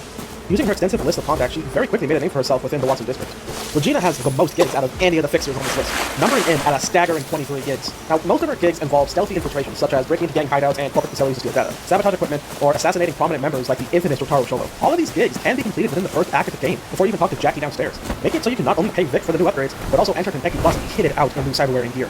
However, her main fixation, no pun intended, isn't on the gigs, but on something else far more serious. Regina, like all other fixers, has a personal agenda. She's very heavily invested in curbing the ever-increasing cyber psycho problem, and as such will frequently enlist our help in taking down cyber psychos using non-lethal means, as she believes wholeheartedly that a cure is possible. However, the NCPD and MaxTac would rather just kill them instead of risking capture, as told to us by MaxTac Division member Melissa Rory. Regina is also the owner of the AI Skippy, which you can find in an alleyway, and depending on your choices, will also be his killer. You killed him! You killed Skippy! Come on, it's just an algorithm, not a shred of consciousness. He had a personality, quirks, mannerisms. Practical, professional, yet driven by a desire to make the city safer, Regina Jones embodies the role of a fixer while still showing a rare degree of social conscience and compassion in Night City. As for her rewards, for completing her gigs, you receive an iconic axolotl cyberware, which reduces the cooldowns of all cyberware by a percentage after neutralizing an enemy. For completing her quest Psycho Killer, you receive a corrode compressor, which increases cyberware capacity, and a cyberware capacity shot. A tier. Wakako Okada. Wakako is one of the few fixers on this list with a pretty extensive backstory, and telling it will require me to jump between characters, so bear with me. Originally hailing from Japan, Wakako moved to Night City, where she would pursue medicine at Night City University, and it's at this very place where she would meet her very first husband, Hiroto Miyamoto. The Fourth Corporate War would occur shortly after she graduated. Luckily, she and her husband would survive this horrifying event, and Wakako would start working for Kuroshi as a medtech and would live a pretty normal and happy life. Wakako was childhood friends with a man by the name of Hayato Nakagawa, a very high-ranking member of the Tiger Claws. After an engagement was called off between Hayato and his lover Ryoko Fujiwara, Wakako and her husband would act as liaisons with them, allowing for both of them to keep in contact with each other. After Hayato's adoptive father passes away, Hayato would be involved in a dispute over inheritance. His enemies would target his friends, and in the ensuing events, Wakako and her husband would be attacked, with Wakako being the only survivor. After the dispute was settled, Hayato would go on to lead the Tiger Claws and provide for Wakako in her husband's stead. This in turn would make Wakako a member of the Tiger Claws, whether she wants it or not. Wakako became a close friend and confidant of Ryoko, Hayato's now wife. By 2045, Wakako would be offered to work for Ryoko's company instead of Kuroshi, but Wakako would decline, instead becoming a fixer based in Westbrook's Japantown district. As a fixer, she rose to be very well known, and earned the moniker Lady of Westbrook Estate. She would also be the person that helped siblings Pilar and Rebecca get into the mercenary life, and would hire David Martinez and his crew to infiltrate Totentons to rescue someone. She's also the one that gave them Julio, who made an explosive impression on the crew. Wakako would have multiple husbands, who would all die, some in dubious circumstances, and as such has many kids who would become very prominent high-ranking members within the Tiger Claws. However, she makes sure that they are kept strictly in line, so they don't do something dumb enough to become the target of a gig from another fixer. Sadly, she would lose her grandchild to Arasaka, which would cause her to disdain Zane the Megacorp. Despite her very close ties to the Claws, she doesn't have any real attachment to them from the perspective of her job as a fixer, not minding you killing important members of the Tiger Claws, as in her own words, only the stupid and greedy would fall to such an ignominious fate. That being said, she still does work to protect the Claw's interest, whether that be due to loyalty or some other hidden agenda. As for gigs, hers numbers in at 8, 9 if you count Cinnamon. Her gigs tend to be on the more brutal side, as she rarely asks you to take the non-lethal approach, tasking you with assassinations and revenge jobs. Not all her gigs are like that, though. She will send you on missions to check up on associates to make sure they are okay, and save them if needed. This seems to be more for protecting her personal interests, however, than her being a thoughtful and caring grandmother character. By 2077, she would operate out of a pachinko parlor in Jig Jig Street, becoming well-respected and feared within the community. She embodies sharp wit, tradition, and ruthless pragmatism, all while maintaining her refined, almost grandmotherly demeanor. Calculating and utterly unsentimental, viewing mercenaries as useful tools rather than partners, Okako represents a dangerous mix of elegance and ruthlessness that defines Night City's fixers. As for rewards, for completing her gig, she gives you the iconic katana Byako, with the iconic modifier that increases melee attack range by 1 meter, bleed chance by 10%, and allows the player to leap towards an enemy. Alongside that, the user gains a 10-second increase to attack speed and removes the pause between combo attacks whenever you neutralize an enemy with the katana, turning you into a literal blender. I am placing her in S tier. Wait, wasn't she the one that sold Evelyn to the scabs? Oh, fuck's sake. A tier. Next on our list is Dino Dinovic. Now, Dino is a very polarizing character for me. You see, when I was doing research for this character, I already had his placement in mind from the interactions we have with him in the game. But as I've gotten to learn more about Dino, my placement for him has fluctuated quite a bit. As I delve into his character, you'll understand what I mean. Rocker Boy turned fixer, Dino Dinovic is based in the city center, also known as Global Plaza. As a Rocker Boy, he plays bass for a band by the name of Glory Hole Bandits. Now, despite selling all of their tickets, nobody can say that they've actually heard him play, which might just be a joke on how he's a bassist and you rarely hear the bassist. He also claims to have seen Samurai live and is an apparent contact of Carrie Uridine. In the 2070s, Dino learned about a valuable shard that was in the monster's possession, and he sent his girlfriend Kaylee to infiltrate them and steal the shard. The situation, however, went completely tits up, and Kaylee returned with the shard and a maelstrommer by the name of Screw. Screw was there with his crew to steal the very same shard Dino was after, but after things got complicated, he betrayed his own crew and saved Kaylee's life. As a show of gratitude, Dino offered to pay him 10% of the sale and had Doc. Yes, that same Doc Medrunners patch him up. However, Dino would later overhear Screw and his girlfriend talk about killing him. He would tell them that he's gonna be back with the money, but instead made a deal with Maelstrom, that he would return Screw to them and give Maelstrom half of the sale money. He would give them Kaylee as an insurance, but instead of taking her back after the deal was done, he just left her there to be killed, showing that Dino may be more ruthless than we initially thought. By 2077, Dino operates out of his bar Electric Orgasm, where he has an undercover FIA agent as a bouncer. He has the least amount of gigs in the game, numbering in at only 5, which makes it so you don't interact with him as much as the other fixers. His gigs involve data theft, sabotage, and hit jobs, preferring stealth over brutality. Now, the problem with Dino as a character that I mentioned made it hard for me to place him is this tidbit of information I found regarding one of his gigs. In A Lack of Empathy, you are tasked with entering a club named Empathy and uploading malware to their net to mess up the club's operations because one of the club's co-owners, Adam, screwed over the other co-owner, Larry. By uploading this malware, you ensure that the club cannot operate without Larry being brought back in. Dino accepts his job from Larry, with the condition that he get a cut of the club's monthly income. However, it looks like Dino was trying to get this same cut from Adam. As you can read from one of the terminals, Dino threatened Adam, saying that he better get his eds or Adam is gonna get his ass beat. In this same terminal, you can also read that this club sells illegal brain dances from the disgusting father and son duo, Gottfried and Frederick. The same duo that you encountered and hopefully took out during one of Regina's gigs. This means that Dino Dinovic is not only profiting off of the club, but off of those very XBDs involving content that I cannot mention on this video. It's very likely that Dino knows about this club's dealings and what these XBDs contain, making Dino not only a ruthless fixer, but a scumbag as well. Dino Dinovic, unlike some of the more ruthless fixers, Dino has a friendly and upbeat personality, often greeting V with his casual charm and lighthearted banter. However, this hides his more compromised moral compass that reflects the darker aspects of Night City's underworld. As for rewards, if you complete all 5 of his gigs, you get rewarded with a nice Quadra Type 66, named Bullet, a reference to one of the cars in the movie, Bullet. With Dino having such a small amount of gigs, all while being in the smallest district in Night City, it makes it so you can complete these gigs in rapid succession soon after starting Act 2 and get a really nice car. I was originally going to put him at C tier, but due to how easy it is to complete his gigs and the rewards you receive, I'm putting him in B. Or at least I was until I learned everything else, specifically that XPD shit, so now he's back in C tier. Now I have a lot to say about the next person on this list.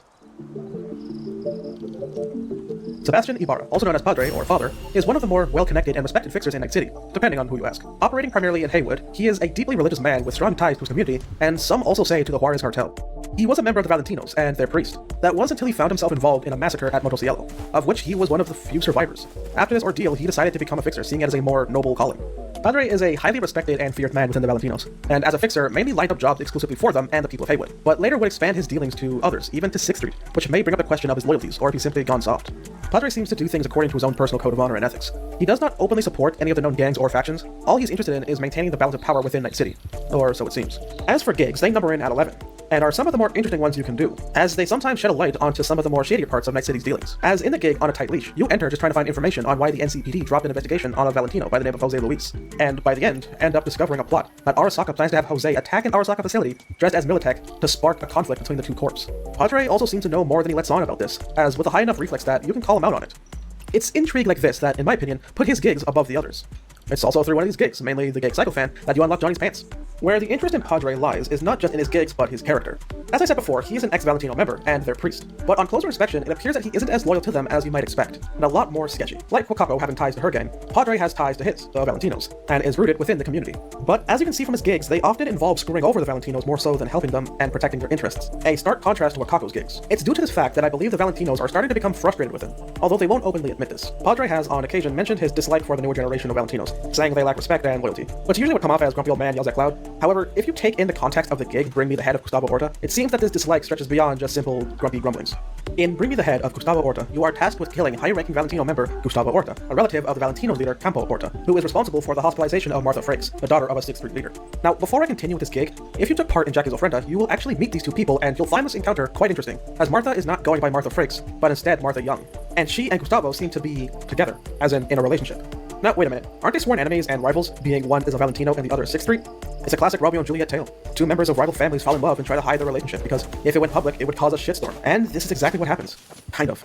It turns out Gustavo isn't wholly responsible for Martha's hospitalization. 6th Street created an ambush where they attempted to assassinate Gustavo. However, Martha was with him when this happened, and since they were hiding their relationship and Martha was hiding her identity, 6th Street didn't know she'd be there, and because of this, she caught a bullet to the head and was hospitalized, being in a comatose state. Martha's father hires Padre to contract an assassin to kill Gustavo Orta. Padre, an ex-member of the Valentinos and their priest, accepted money from a 6th Street leader to kill a high-ranking Valentino who was the relative of the current leader of the Valentinos, Campo Orta. Remember when I said that the Valentinos are starting to become frustrated with Padre? What do you think they will do once they learn Padre had a hand in Gustavo's death? Nothing good, I can tell you that much.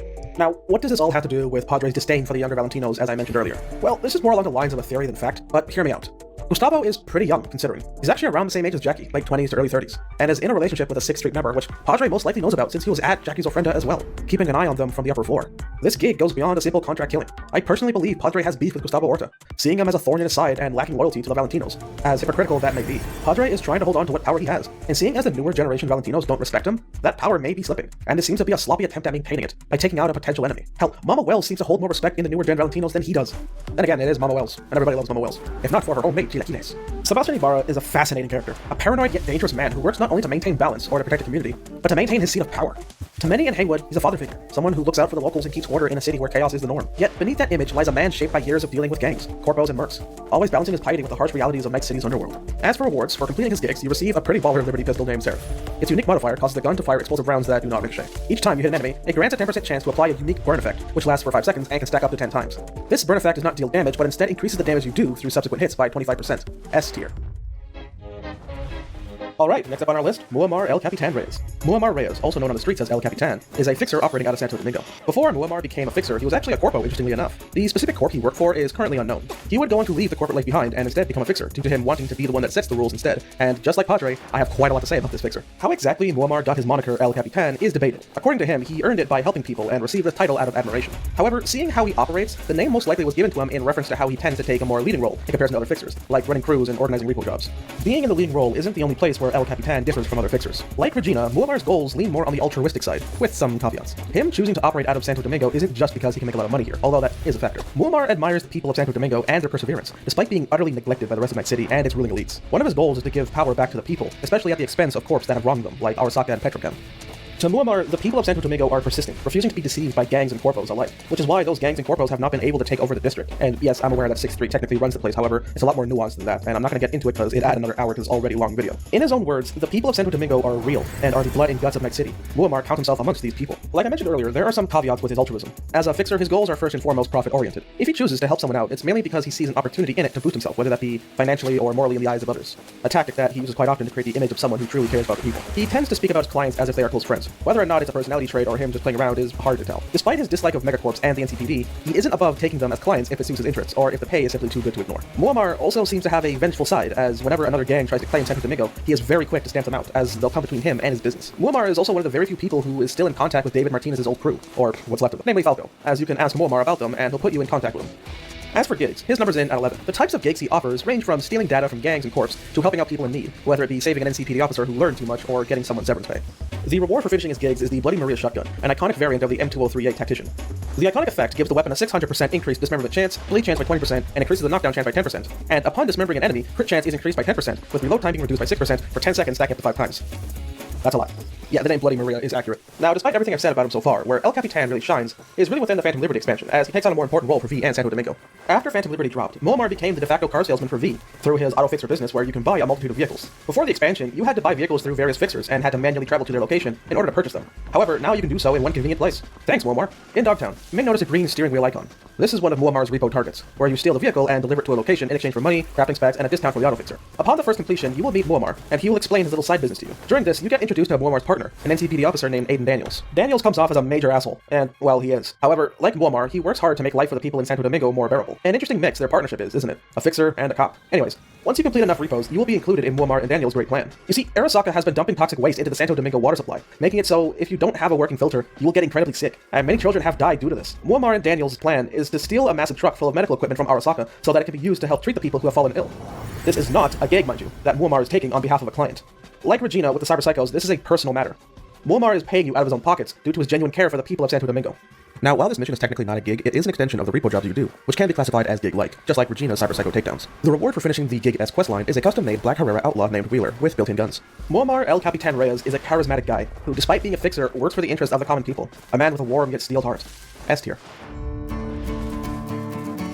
Next up on our list is Dakota Smith, also known as the Mad Coyote, which is a badass nickname, let's be real. She is a fixer operating out of the Badlands, specifically in her own garage just outside of Night City. As a nomad, she belongs to a clan, specifically the Aldecaldos. Now, despite being a nomad, she doesn't roam around with the Aldecaldos like the rest, instead preferring to stay in one place, which is also referred to as being a static.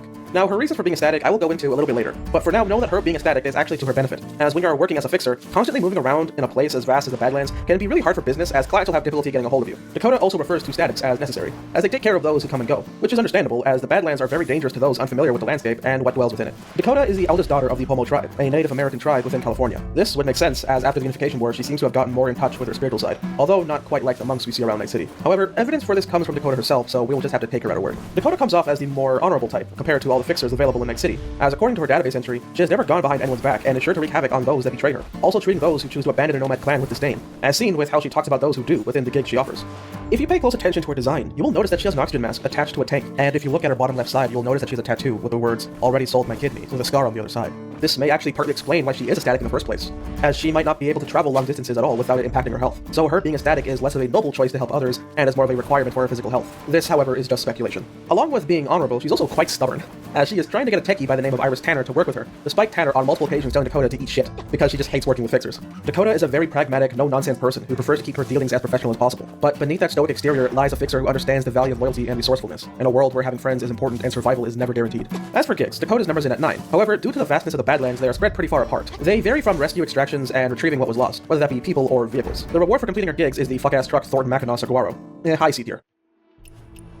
Alright, next up we have probably the most elusive and mysterious fixer on this list, and the one with the most unfortunate nickname, Mr. Hands. Mr. Hands, born Wade Bleeker, was a high-ranking corpo within Petrochem. However, after a sudden shakeup in upper management, Wade was to be sacrificed upon the altar of corporate shenanigans. Wade would actually survive this assassination attempt, and due to this, a bounty was placed on his head. Wade would have to go into hiding, and to escape his fate, he would go on to have multiple cosmetic surgeries to hide his identity, shedding his name to take on a new name, Mr. Hands.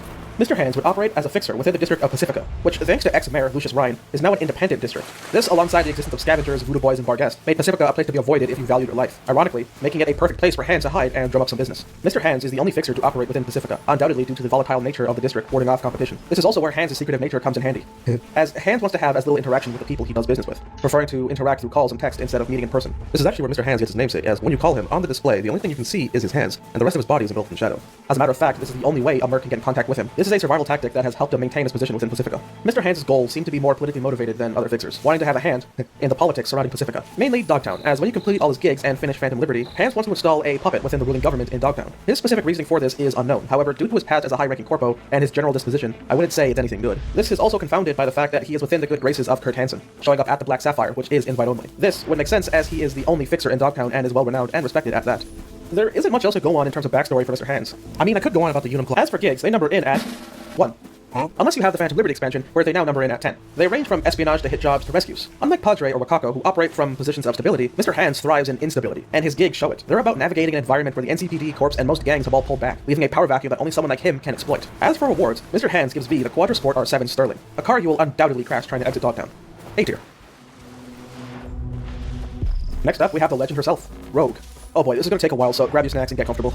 Rogue Amendiares, born Rachel Amendiares, was a very rebellious person who wanted to strike out on her own without dealing with the stiff hierarchy of gang life, and so decided to become a solo in Night City, shedding her name as Rachel and instead taking on the name Rogue. During her early days as a merc, she would get acquainted with and start a relationship with some random asshole rocker boy by the name of Johnny Silverhand, although this relationship would end during 2011 as she would find out that Johnny was cheating on her. Dick move. By 2013, Rogue would be partnered with a nomad by the name of Santiago, with both being considered the best mercs in her time. The extent of their relationship is unknown, but it is highly hinted at by creator Mike Pondsmith that she is the mother of his kid, Trey Santiago. This has never been outright confirmed, but it is highly likely to be a thing. Johnny would ask both of them for their help in raiding Arasaka to save his girlfriend, Alt Cunningham. Despite Rogue's disdain for Johnny over their shared history together, she ends up agreeing to help, if not just to stick it to the corpse. This raid would end in failure, as Johnny would accidentally kill Alt by disconnecting her while she was separated from her body within the Arasaka subnet. About a year later, Rogue would have a brief hookup with Night City legend Morgan Blackhand, but not much would come of this relationship. The most controversial part of her history comes when she would get involved in another Arasaka raid that would end up becoming the Night City Holocaust. Now, there is a lot of information on this event from multiple sides, and it would take way too long to explain due to how dense it is, and seeing as Rogue's participation in this event isn't really that important, as she was just a hired gun at this point to help Johnny's team distract Arasaka forces. A plan that, by the way, was unbeknownst to them. However, all you have to know is she was involved in the raid that led to both Arasaka towers and the entire corporate city center being reduced to rubble, and everyone in the surrounding area becoming instantly killed, with over 2,000 people being instantly incinerated by the blast, and over 500,000 being fatally injured, with another 250,000 dying from the aftermath over the next few weeks and even months. This blast caused the sky to turn red with particulate matter for 2 years. Rogue and the majority of her team would escape the blast mostly intact, except for Johnny as he got split up.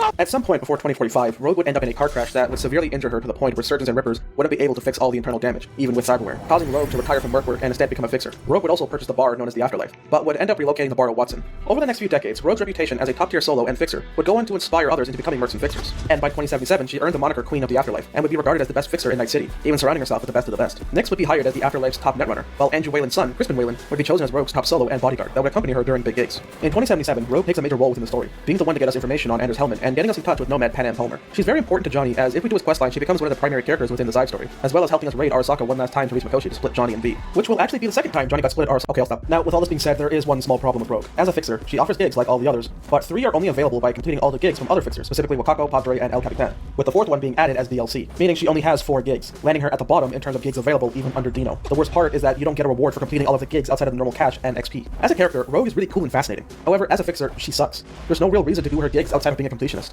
At least with Dino, they were all in a small district, and you receive a nice car at the end. With Rogue, you get nothing. And if you ask her why she doesn't give you any more gigs, her answer is that you fucked up the Compeki job with Dex. Despite, completing every single gig in the city from 7 different fixers, and probably becoming the most well-known merc in the city at that time. As for what she offers for gigs, you have shit like finding a bootleg record of Samurai whilst retrieving a car owned by the son of one of the members of Samurai, to helping out a Kang Tao Corpo by retrieving some highly classified corporate documents for him, and possibly saving him from being whacked by Kang Tao. As a character, she belongs in S tier, but as a fixer, she belongs in D tier. So I'm gonna have to meet in the middle and place her in D tier.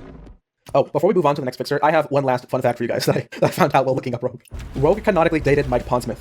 In Cyberpunk 2077, the radio host for Mora Rock Radio is Maximum Mike, who was Mike Pondsmith's in-game self-insert and persona, dating all the way back to the Cyberpunk 2020 tabletop game, where he would be the one giving you, as a reader, direct advice on how to play the game. In 2077, Maximum Mike states that he used to date Rogue back when she was still hurting for Johnny, but drifted apart due to work. Fucking Chad. Last on our list, we have a fixer so feared and so infamous that he is often forgotten by the player base out of fear. This fixer can only be encountered if you pick a very specific life path for V, Kirk Sawyer. Kirk spawned in Night City one day and was able to get a home in Pacifica, and not long afterwards decided to become a fixer, often operating out of Mama Wells' bar, El Pollo de Kojo. Kirk would constantly claim that he was in good with drug cartels and would often use this tidbit of information to threaten everyone under his thumb, earning him quite the reputation as someone not to be messed with. Or, more accurately, someone not to mess with, because as we all know, Kirk is full of shit. Possibly the most pathetic fixer on this list, Kirk gets his profit from acting as a loan shark, getting others into debt and then threatening them with physical harm if they don't pay up when he wants them to. Kirk would be followed around by his personal bodyguard, Big Joe, who could go toe-to-toe with Adam Smasher if he wasn't so goddamn hungry all the damn time. I'm joking, by the way, this lard-ass can't do shit. We first meet Kirk in the Street Kid life path, where Pepe informs us that he borrowed some eddies from Kirk and that Kirk is threatening to kneecap him if he doesn't pay up, stating that Kirk is in with the cartels. Don't pay by tomorrow, said he bust my legs. He don't joke about that stuff. Got cartels in his corner. We go up to negotiate on Pepe's behalf because he's our boy. Kirk tells us that he will wipe Pepe's debt if we can clip a Rayfield Erendite from some high-ranking Arasaka corpo from him. We agree, and Kirk gives us some whack-ass hacking device he bought off of fucking Wish.Timu and sends us on our way to get beaten to a pulp by some cops, and that's where we meet our best friend, Jackie Wells. So maybe Kirk is good for something. This is where we learn from Jackie that Kirk was bullshitting about being in good with the cartel, and that Kirk is due a visit from you and Jackie. Kirk's dumbass escapades doesn't end here, as after Jackie's old friend death, Kirk will reach out to us about a new gig. Us being the type of dumbass to grab random shards off the street and insert it into our heads, accept this job. Kirk says that there's a shipment of experimental Militech cyberware located in the back of a van he wants you to steal. However, it was not Militech cyberware, but instead, bootleg samurai merch. What a shock. When we return, we will find him and Big Joe dead, and they're being executed by the Valentinos, who, by the way, actually have ties to the cartel. The Valentinos were the ones to set up Kirk with this false intel, leading him into a trap to be killed. Kirk Sawyer, a Kirkland brand fixer who's probably the biggest fuck up on the list, beating out Dexter Deshawn, because at least Dexter had a level of competence. I'm sorry, Kirk, but you died trying to boost bootleg samurai merch, thinking it was Militech cyberware. I can see why you became a loan shark, because being a fixer was not for you, little bro. Fuck Kirk tier. Bitch, fuck out of my face. And with that being said, this concludes the video. Like I said in the beginning, this is all my personal opinion. If you personally disagree with my placements, then please let me know down below. I'd genuinely love to hear your opinions on which fixers should go where and for what reason. Tier list videos on YouTube have been done to death. They are a trend that everyone knows about and has most likely done themselves to some capacity. And despite all that, I still wanted to take a shot at creating one myself, as not only did I think it would be fun, but the world of cyberpunk fascinates me to no end, and I wanted an excuse to talk about it. If this video was something you guys enjoyed, then please let me know by commenting it down below or just by hitting that like button. I don't know what my next video would be, but if you guys have any suggestions, then also put them down in the comments below. With that being said, thank you very much for watching, and I hope you enjoy the rest of your day.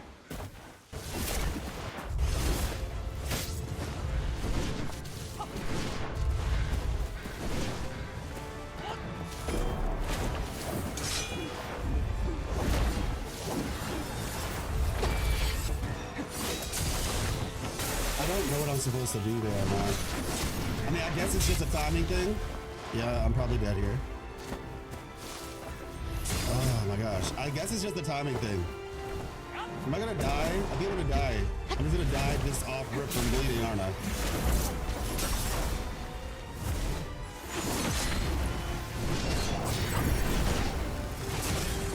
Yeah.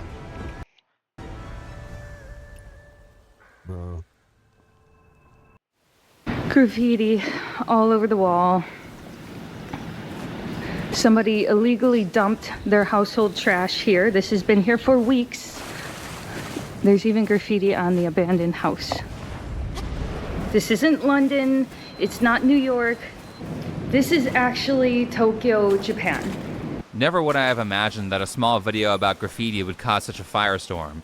For those of you who don't know, this is a YouTuber who goes by Oriental Pearl or Alyssa. A little while back, Alyssa made this video here called What is Happening to Japan, where she goes into various places in Tokyo and talks about criminal activity, teenagers in poverty, and homelessness. It's sad.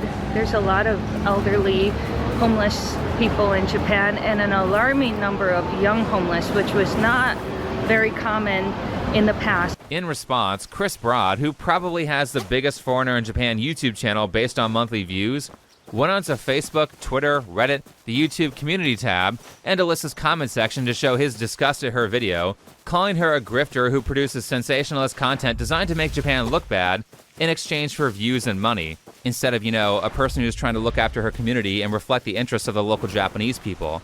After seeing the comments that Chris made, Alyssa wrote a post on Facebook and made this video asking him to remove the comments, which I get why she said it, but in my opinion, this was a dumb decision because it sounds like she's trying to censor her critics. There's a lot of problems with this post other than just being malicious, unnecessary.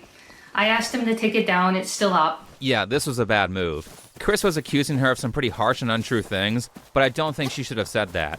Anyway, now that we're all caught up, let's talk about this video here that Chris made where he copies Alyssa's title, What is Happening to Japan? Originally, before Chris made this video, I wasn't really going to talk about this drama outside of a small mention in a different video that I was already working on.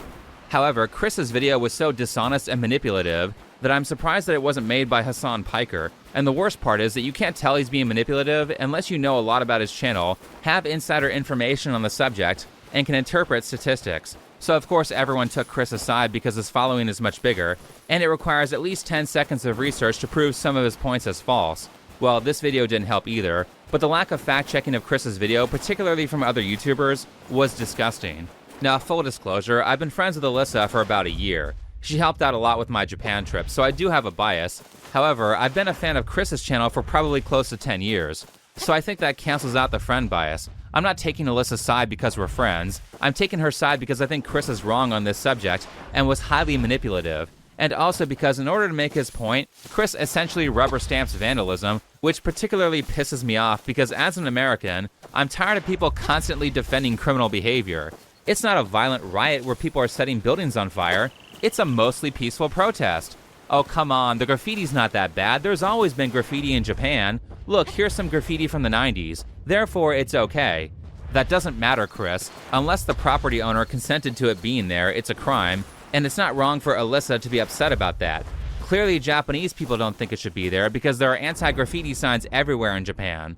Anyway, let's get into Chris's video. The other day I started receiving messages from people asking me if Japan is okay, linking a rather ominous sounding video called What is Happening to Japan? It wasn't just the title and thumbnail that were ominous, but the description reading, Is Japan cooked? I've seen a lot of changes and things seem to be getting worse. In an era where I'm now being sent daily AI videos and photos that sorely misrepresent Japan from bizarre and questionable accounts, it made an almost refreshing change to be sent something produced by a human being. Yeah, why didn't you have a crash out about that problem?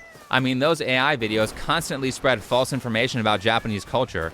Personally, I think that's a much bigger issue as YouTube is flooded with them, so where's the video about that?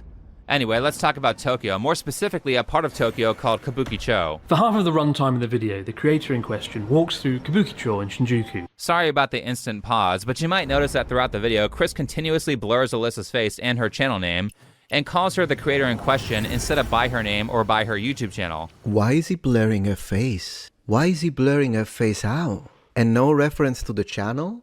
Oh, no way. No way he did that. Allow me to point out that this is not to protect her from Chris's viewers harassing her, which is something that will happen anytime you criticize someone no matter what preventative actions you take. But Alyssa has a channel with over 1 million subscribers. Anyone who would write a mean comment about her already knows who Chris is talking about.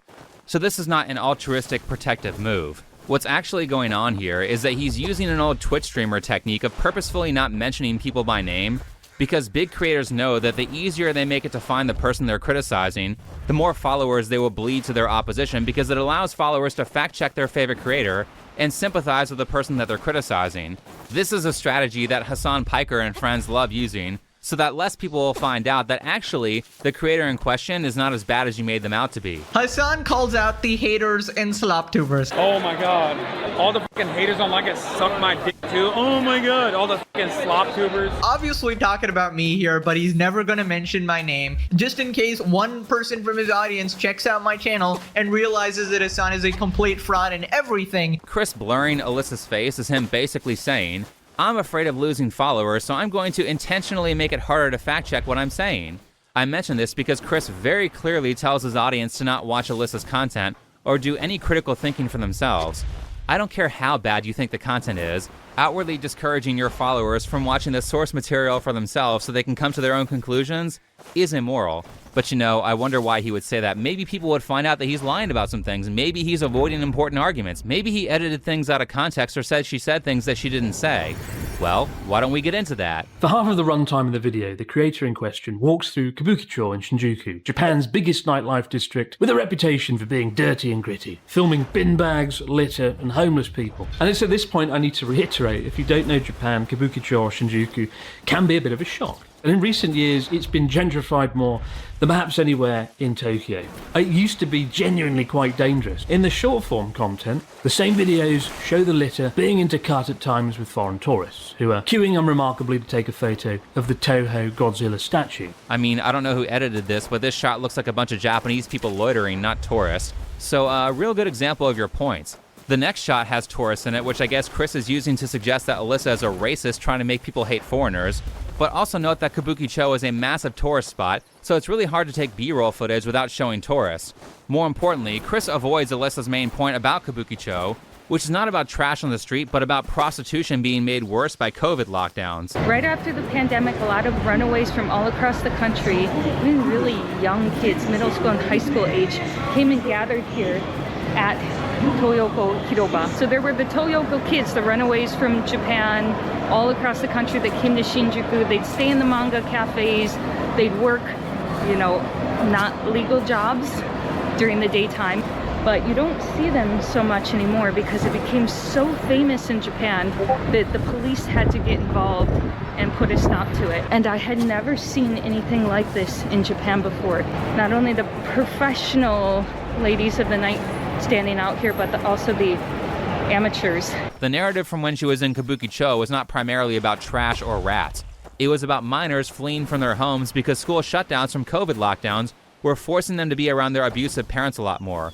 A lot of people don't realize this, but if you have bad parents, school sports and clubs can be a very effective escape from that. So because these kids couldn't use school programs to escape because they were shut down, Teens ran away, and a lot of them were forced to turn to sex work to survive. I mean, Alyssa spends around 20% of the runtime of her video talking about this, but Chris just completely skips over the biggest tragedy in Alyssa's content and moves on to homeless people in Shinjuku, which I guess is easier for him to attack. The area is also synonymous with Tokyo's homeless population as far back as 2003, when the film Tokyo Godfathers shone a spotlight on the long-standing homeless population, which, according to the statistics, is thankfully going down. And if you walk around there today, compared to 10 years ago, there are far less homeless people. Okay, so Chris has provided us with some numbers about homelessness, so let's fact-check them. Now, he did a terrible job of citing his exact resource, but thanks to AI and 7 years of experience, I was able to find this graph. First of all, these numbers seem a little bit low. There's only a couple thousand homeless people throughout the entire country in a population of 120 million? That's very difficult to believe. How are these numbers being collected? This is another problem that people have, is that they look at data, but they don't have any sort of understanding of how data collection methods work. And so they only can look at outcomes, and they can't look at processes or, basically the way that the data was collected. So apparently the Japanese government is notorious for undercounting homeless people, which is why Oriental Pearl was bringing attention to it. And if you actually look at the paragraph right below the headline, it says that these stats do not count people who live in internet or manga cafes, which is important because this was a major point in Alyssa's video. There's actually a newer article from the same website that also says that manga cafes were not counted. Not having a permanent residence means that these people are still considered homeless. For those of you who don't know, a manga cafe is basically a building full of cubicles with a bed and a computer, and you can stay at them overnight for anything from $13 to $16 a day, which is around $400 to $500 a month. People in Japan do this because you can't get an apartment unless you have a stable job, and oftentimes you have to come up with the amount of 6 months of rent in advance before they let you live there, which is nearly impossible for some of these people to get. Japan is in serious need for some protective legislation for renters. But how many people are living in manga cafes? Well, here's an article that said they counted 4,000 people just in Tokyo. Just in Tokyo. So there's no way in hell the homeless numbers that Chris showed are accurate. But don't take it from me, take it from Joey, Chris's friend from Trash Taste. Apparently, according to a government study just last year in 2023, they found out that only 3,065 homeless people exist in the entirety of the country. If we go back to this Japan Today article, they actually look into the fact that, hey, the way that these numbers were calculated might be a little bit skewed. Second is the method by which the numbers were collected for parks and riversides. Local government workers visited the sites in their territories and reported the number of homeless people they saw there. So any homeless person out of sight or out of the park at the time of the site's visit was not included in the tally. That's interesting. We aren't even talking about them not including the manga cafes here. The numbers that they were counting in the government study weren't even accurate because, as Joey goes on to say in this video, there could be like a tent left out, but if a homeless person wasn't there at the time of the tally, they wouldn't be counted. Also, look at what else he says. Nowadays, especially in Japan, there is actually a whole other crisis that is happening, which is actually resulting in a completely different demographic slowly becoming homeless. And that is actually kids. They're called toyoko kids, some ranging from as young as 14 years old. Maybe that's not on Japan's agenda right now. Maybe they're just too concerned of the whole tourism problem and the whole immigration problem and every other problem that Japan has been, quietly sweeping under the rug to make sure that the rest of the world doesn't know about it. But hey, unfortunately, they've got someone like me who is not afraid to pull the dust from under the rug and show you the unfortunate, ugly side to a country that is viewed by many people as a utopian society. I mean, that sounds a lot like what Alyssa said in her video. So I'll expect that Chris will now do an update accusing Joey of making sensationalist content about Japan for views and money. But going back to the numbers, undercounting might not be the only issue with the research. Most of the homeless people living outside are old men, so the number could be lower not because Japan has done anything about the homeless problem, but simply because they are dying off and their younger replacements are choosing to live in manga cafes. Either way, this is a really embarrassing level of research that Chris has done. Like, I haven't seen research this bad since the video on Noah Samson, or maybe Ethan is online. Chris couldn't even read the paragraph directly below the headline that puts the numbers in question. How is it that this kind of incredibly lazy research happens every time I fact check someone? But here's the most egregious part about the whole homeless situation, though it's going to require a little bit of backstory. To start, Chris made a big deal about Alyssa adding additional graffiti to her thumbnail. When I went to take the thumbnail for my video, I quickly noticed a few interesting differences between my original ungraded photos and the thumbnail of her video. It is a rather fascinating game of spot the difference. Alright, valid criticism. She said her reasoning for doing this was because she was standing in front of some of the graffiti, so she added a little bit more so that people would get the points. I'm not sure if this is a creative decision that I would have made, but personally, if her claim is that there is more graffiti in Japan and she proves it in the video, then I don't think this creative choice for her thumbnail is the biggest sin in the world. Every creator who is popular sensationalizes their thumbnails in some way, and even Chris admits to doing that. Some criticisms leveled at me is that I also make sensationalist content and that I only show the nice side of Japan. And to that I would say there's a big difference between sensationalist content and clickbait titles and thumbnails. I hate having to pull a stupid face. I hate my thumbnails and titles. But it is simply a matter of survival on an increasingly crowded platform that doesn't share your content unless it has a high click-through rate. And I try to make up for the stupid faces and titles by delivering content that does the subject matter justice. Right, so it's okay when you clickbait your thumbnails and titles, but not when Alyssa does it.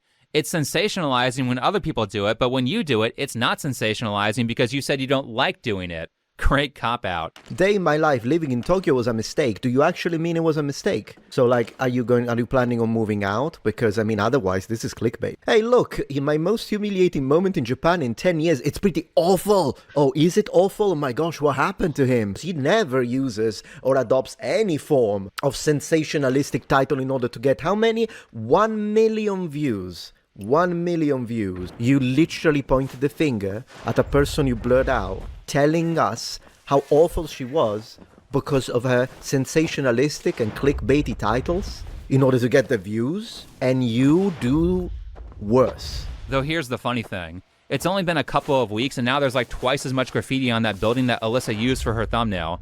So you could say that she was ahead of her time on this one. Now, as far as the homeless stuff goes, this thumbnail drama is actually not my big issue. I'm just establishing how Chris says he doesn't like people using the editing to distort the truth, even though not long after the upload, more graffiti was put on the building. However, in regards to the homelessness issue, there's a particular clip that Chris shows of Alyssa that makes her look really bad during this part here. A few years ago, a friend showed me a clip of a video in which the same person walked through an economically deprived part of Tokyo filming homeless people. Oh my gosh, this is a rough area. Yeah, that looks pretty awful. It looks like she's making fun of homeless people here. And because of this cut that Chris made, Alyssa showed me that she got tons of comments from his fans saying that she was laughing at homeless people. But that's not what actually happened in this video that Alyssa made. So for context, let me show you where that audio comes from.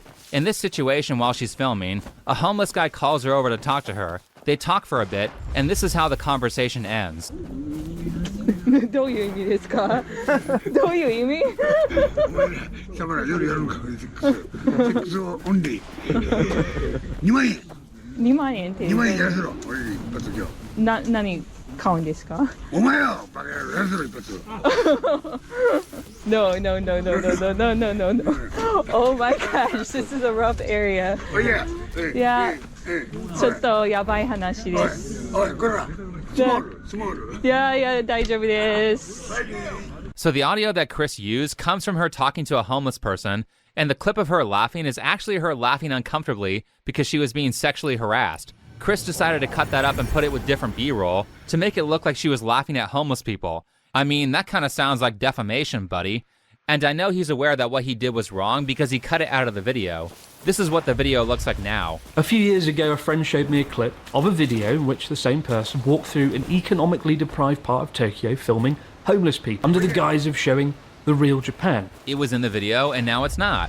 So Chris, who is Mr. Morals, cut this moment out in the YouTube editor after people noticed what he did.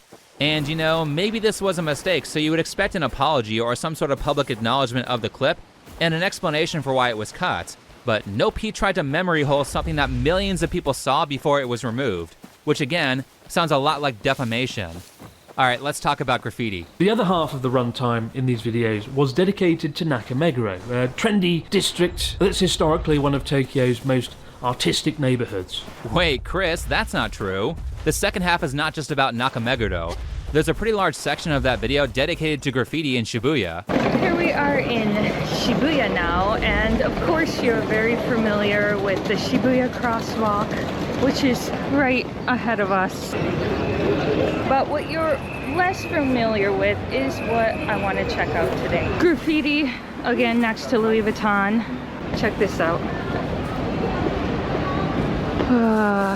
This is right by my Chinese school. I have to see this every freaking day. The city actually did come and repaint this whole bridge because it looked like that green wall before. But as you see, it's already back. That's a new one. That's a new one. It's really interesting to pay attention to which things that Chris chooses to leave out, especially considering that I've been a viewer for many years. So I know why Chris might want to leave Shibuya out of his criticism of Alyssa's content, despite it being a large section of her video. I also find his reassurance to people in his Twitter crash out that Shibuya is not that bad to be a little suspicious as well. And that's because Chris owns a bar in Shibuya that's really close to that famous crosswalk that Alyssa shows in her video. I've actually been to Chris's bar. I was just there about a month ago, and it was exclusively foreigners, like exclusively his fan base. I don't think any of the locals go there. It's clearly a tourist trap. So you can understand why Chris might want to forget to mention a place that Alyssa was suggesting had a ton of graffiti, and thus a higher crime rate than other places in Tokyo, considering that it was not that far from his business. Actually, Kabukicho isn't even that far from it either. Like, if you were planning a day trip, you would hit Kabukicho/Shinjuku, Meiji Shrine, and the big Shibuya crosswalk, which is by Chris's bar, all on the same day. So again, it's a little suspicious that he chose to not bring up the Shibuya part of her video on his YouTube channel, where it would have far more reach than his Twitter account. But anyway, let's continue with Tokyo's Meguro district. A few years ago, I think it was 2019, there was quite a lot of graffiti and the local schools got together to paint over it, and then the graffiti came back again. But when Japanese TV made a video on it, interviewing locals, interestingly, they didn't intercut it with shots of Asia's biggest nightlife district and call it What is Happening to Japan. They called it Residents Express Discomfort at 37 graffiti sites found around Nakameguro Station. And maybe that's why, despite having twice the number of subscribers, they only got 100,000 views, instead of almost 500,000. Silly traditional media attempting to present news in an objective manner in 2025. He's essentially saying that it's fine if Alyssa talks about graffiti, but not if she talks about graffiti and Kabukicho in the same video? YouTubers are only allowed to cover one problem that Japan is having per piece of content?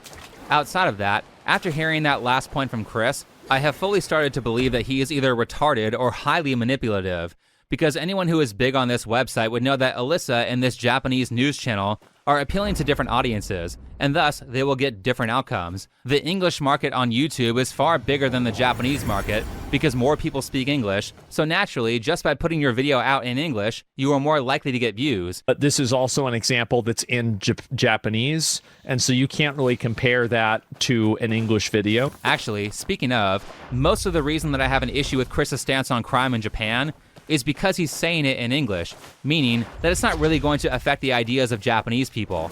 However, it will have an effect on Westerners who already have incredibly soft on crime stances, which is a part of the reason why America has massive crime rates compared to Japan.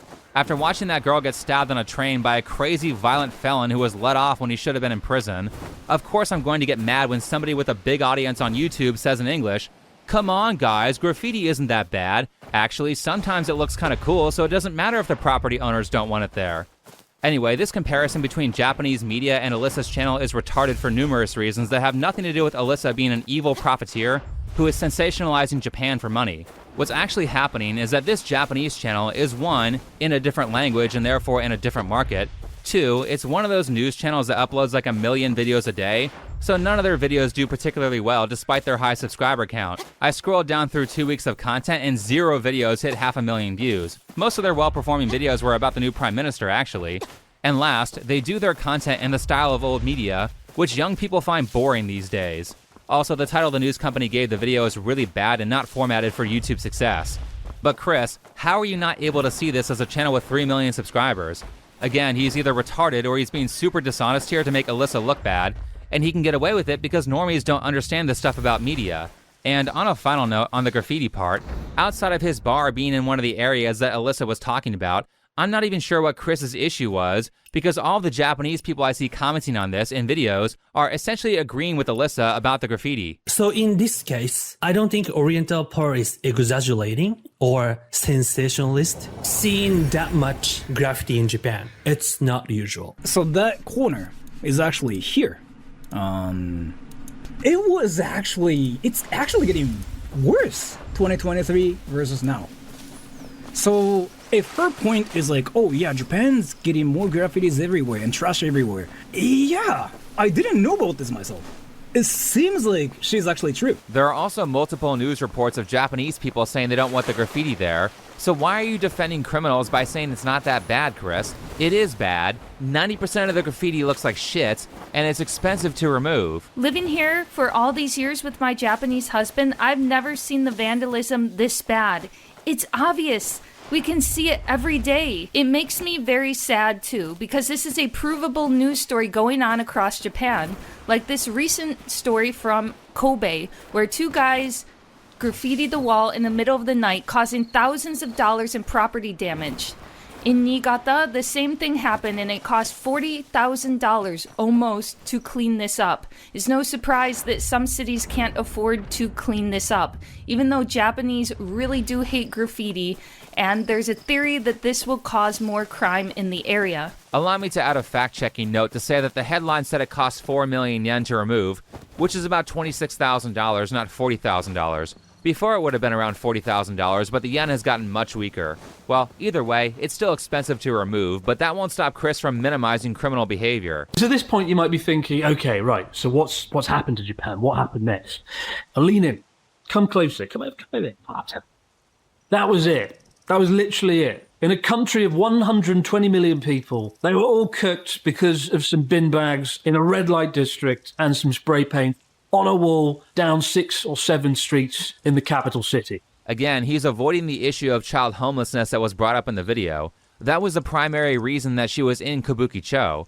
As for the title and the description, 1, no one reads the description of any video ever unless they're clicking on a sponsor link or a donation link, or the creator directly tells people to look. So no one is reading this here before the video and thinking, oh my god, Japan is cooked, because no one ever reads the description before watching any video. 2, realistically, I don't think either of those are saying that it's the end of Japan. I think taken into context with the video, it's just like, hey, there's a lot of graffiti in Japan and it keeps getting worse. Japan might be cooked in terms of graffiti. Also, there are some other problems, which I think is a fair point to make because as Chris's friend Joey said earlier, most foreigners seem to have this idea that Japan is this magical fairy tale anime land where everything is great and no bad stuff ever happens. I don't think it's a problem to talk about the issues that Japan is having, like the economy, or the constant pressure to be an alcoholic, or the gambling, or the lowering birth rates, or the mass availability of pornography with no barriers to keep children from seeing it, and how that might be turning people into porn addicts who don't want a relationship.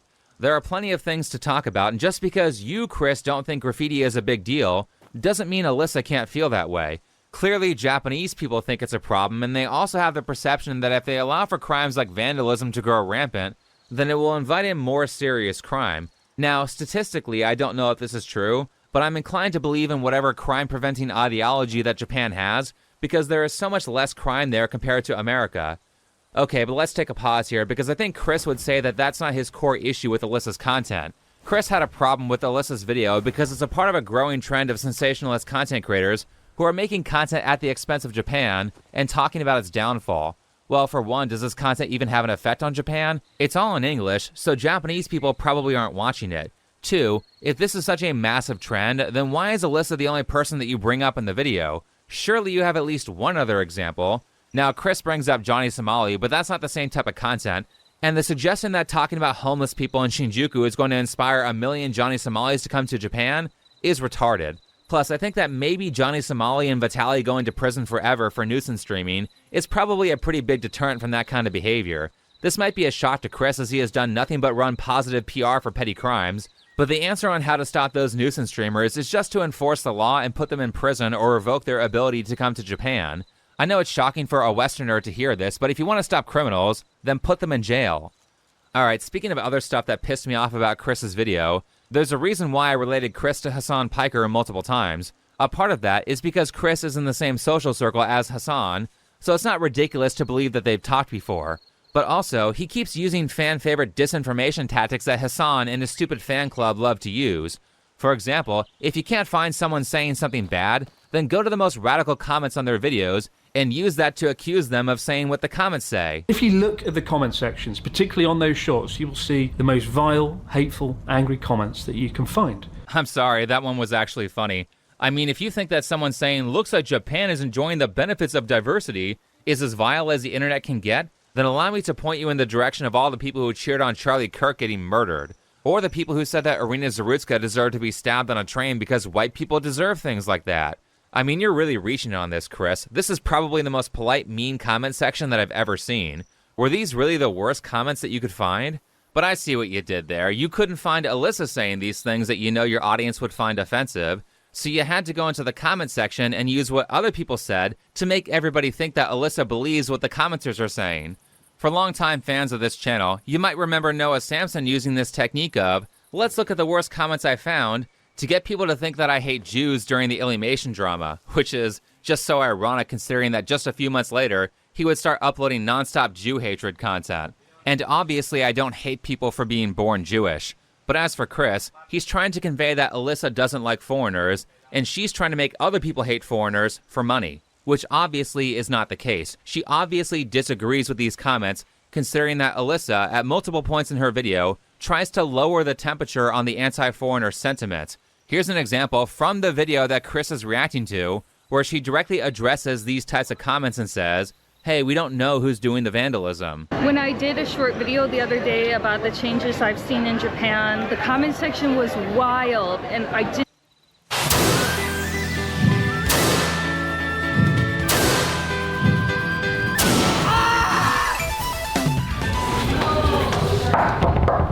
Dude, went to leave at 9:15. I set my alarm for 8:50, thinking I set it for 7:50.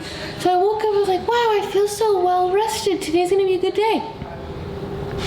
Let's go shoot some guns. Welcome to Offline TV, and we're shooting fucking guns today. Oh, are we filming?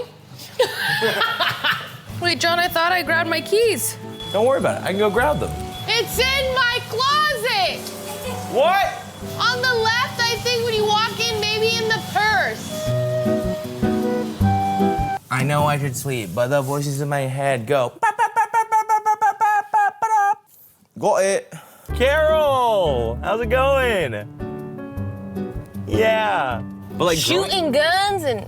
So, I gotta stop, sorry. Growing Sean, up, oh, sorry. Growing up, I didn't... So I'm ready. We did order some barbecue just now because you guys were 22 minutes late, so we did order some food, but it looks good. The barbecue. I don't know about the guns. Howdy, y'all. We're back to Shoot Gun Range, and we're gonna shoot guns again. But this time, instead of the Bucky, it's the operator. And Jody's gonna become a gun tuber today. Oh yeah, baby. John said the last one was really fun, and like I feel like if I was to choose a gun of choice, it'd be a sniper. I think they clock you when you say sniper. Oh, really? I think you get clocked. I think that's like mall grabbing your fucking skateboard. Today we're firing 3 rifles. As each one gets mastered, we move on to something bigger. 3 drastically different guns. Bring, bring. I imagine a guy with a revolver right now just... He's liberal on the trigger too. I think in California That's 10, that was 10. The legal limit for mags in California is 10 shots. So they can't do any more. General range rules. When he calls a ceasefire, everybody has to stay behind this red line. Firearm is pointed downrange at all times. Always assume that the firearm is loaded. I've seen you guys' videos. I know you guys shot before, so you understand the general basics. Oh, wow. Wow. Okay. Okay. So this is a single shot, bolt action 22 rifle. 22 caliber, single shot. It has literally no recoil. Pop the bullet in there, down, forward, safety off, fire. All right, so who wants to go first? I feel like I missed a vital. I missed half of that. So bring it up to your eye. You see, look through that hole. And then you want to put the top of this in the center of that hole, right? And fire when you're ready.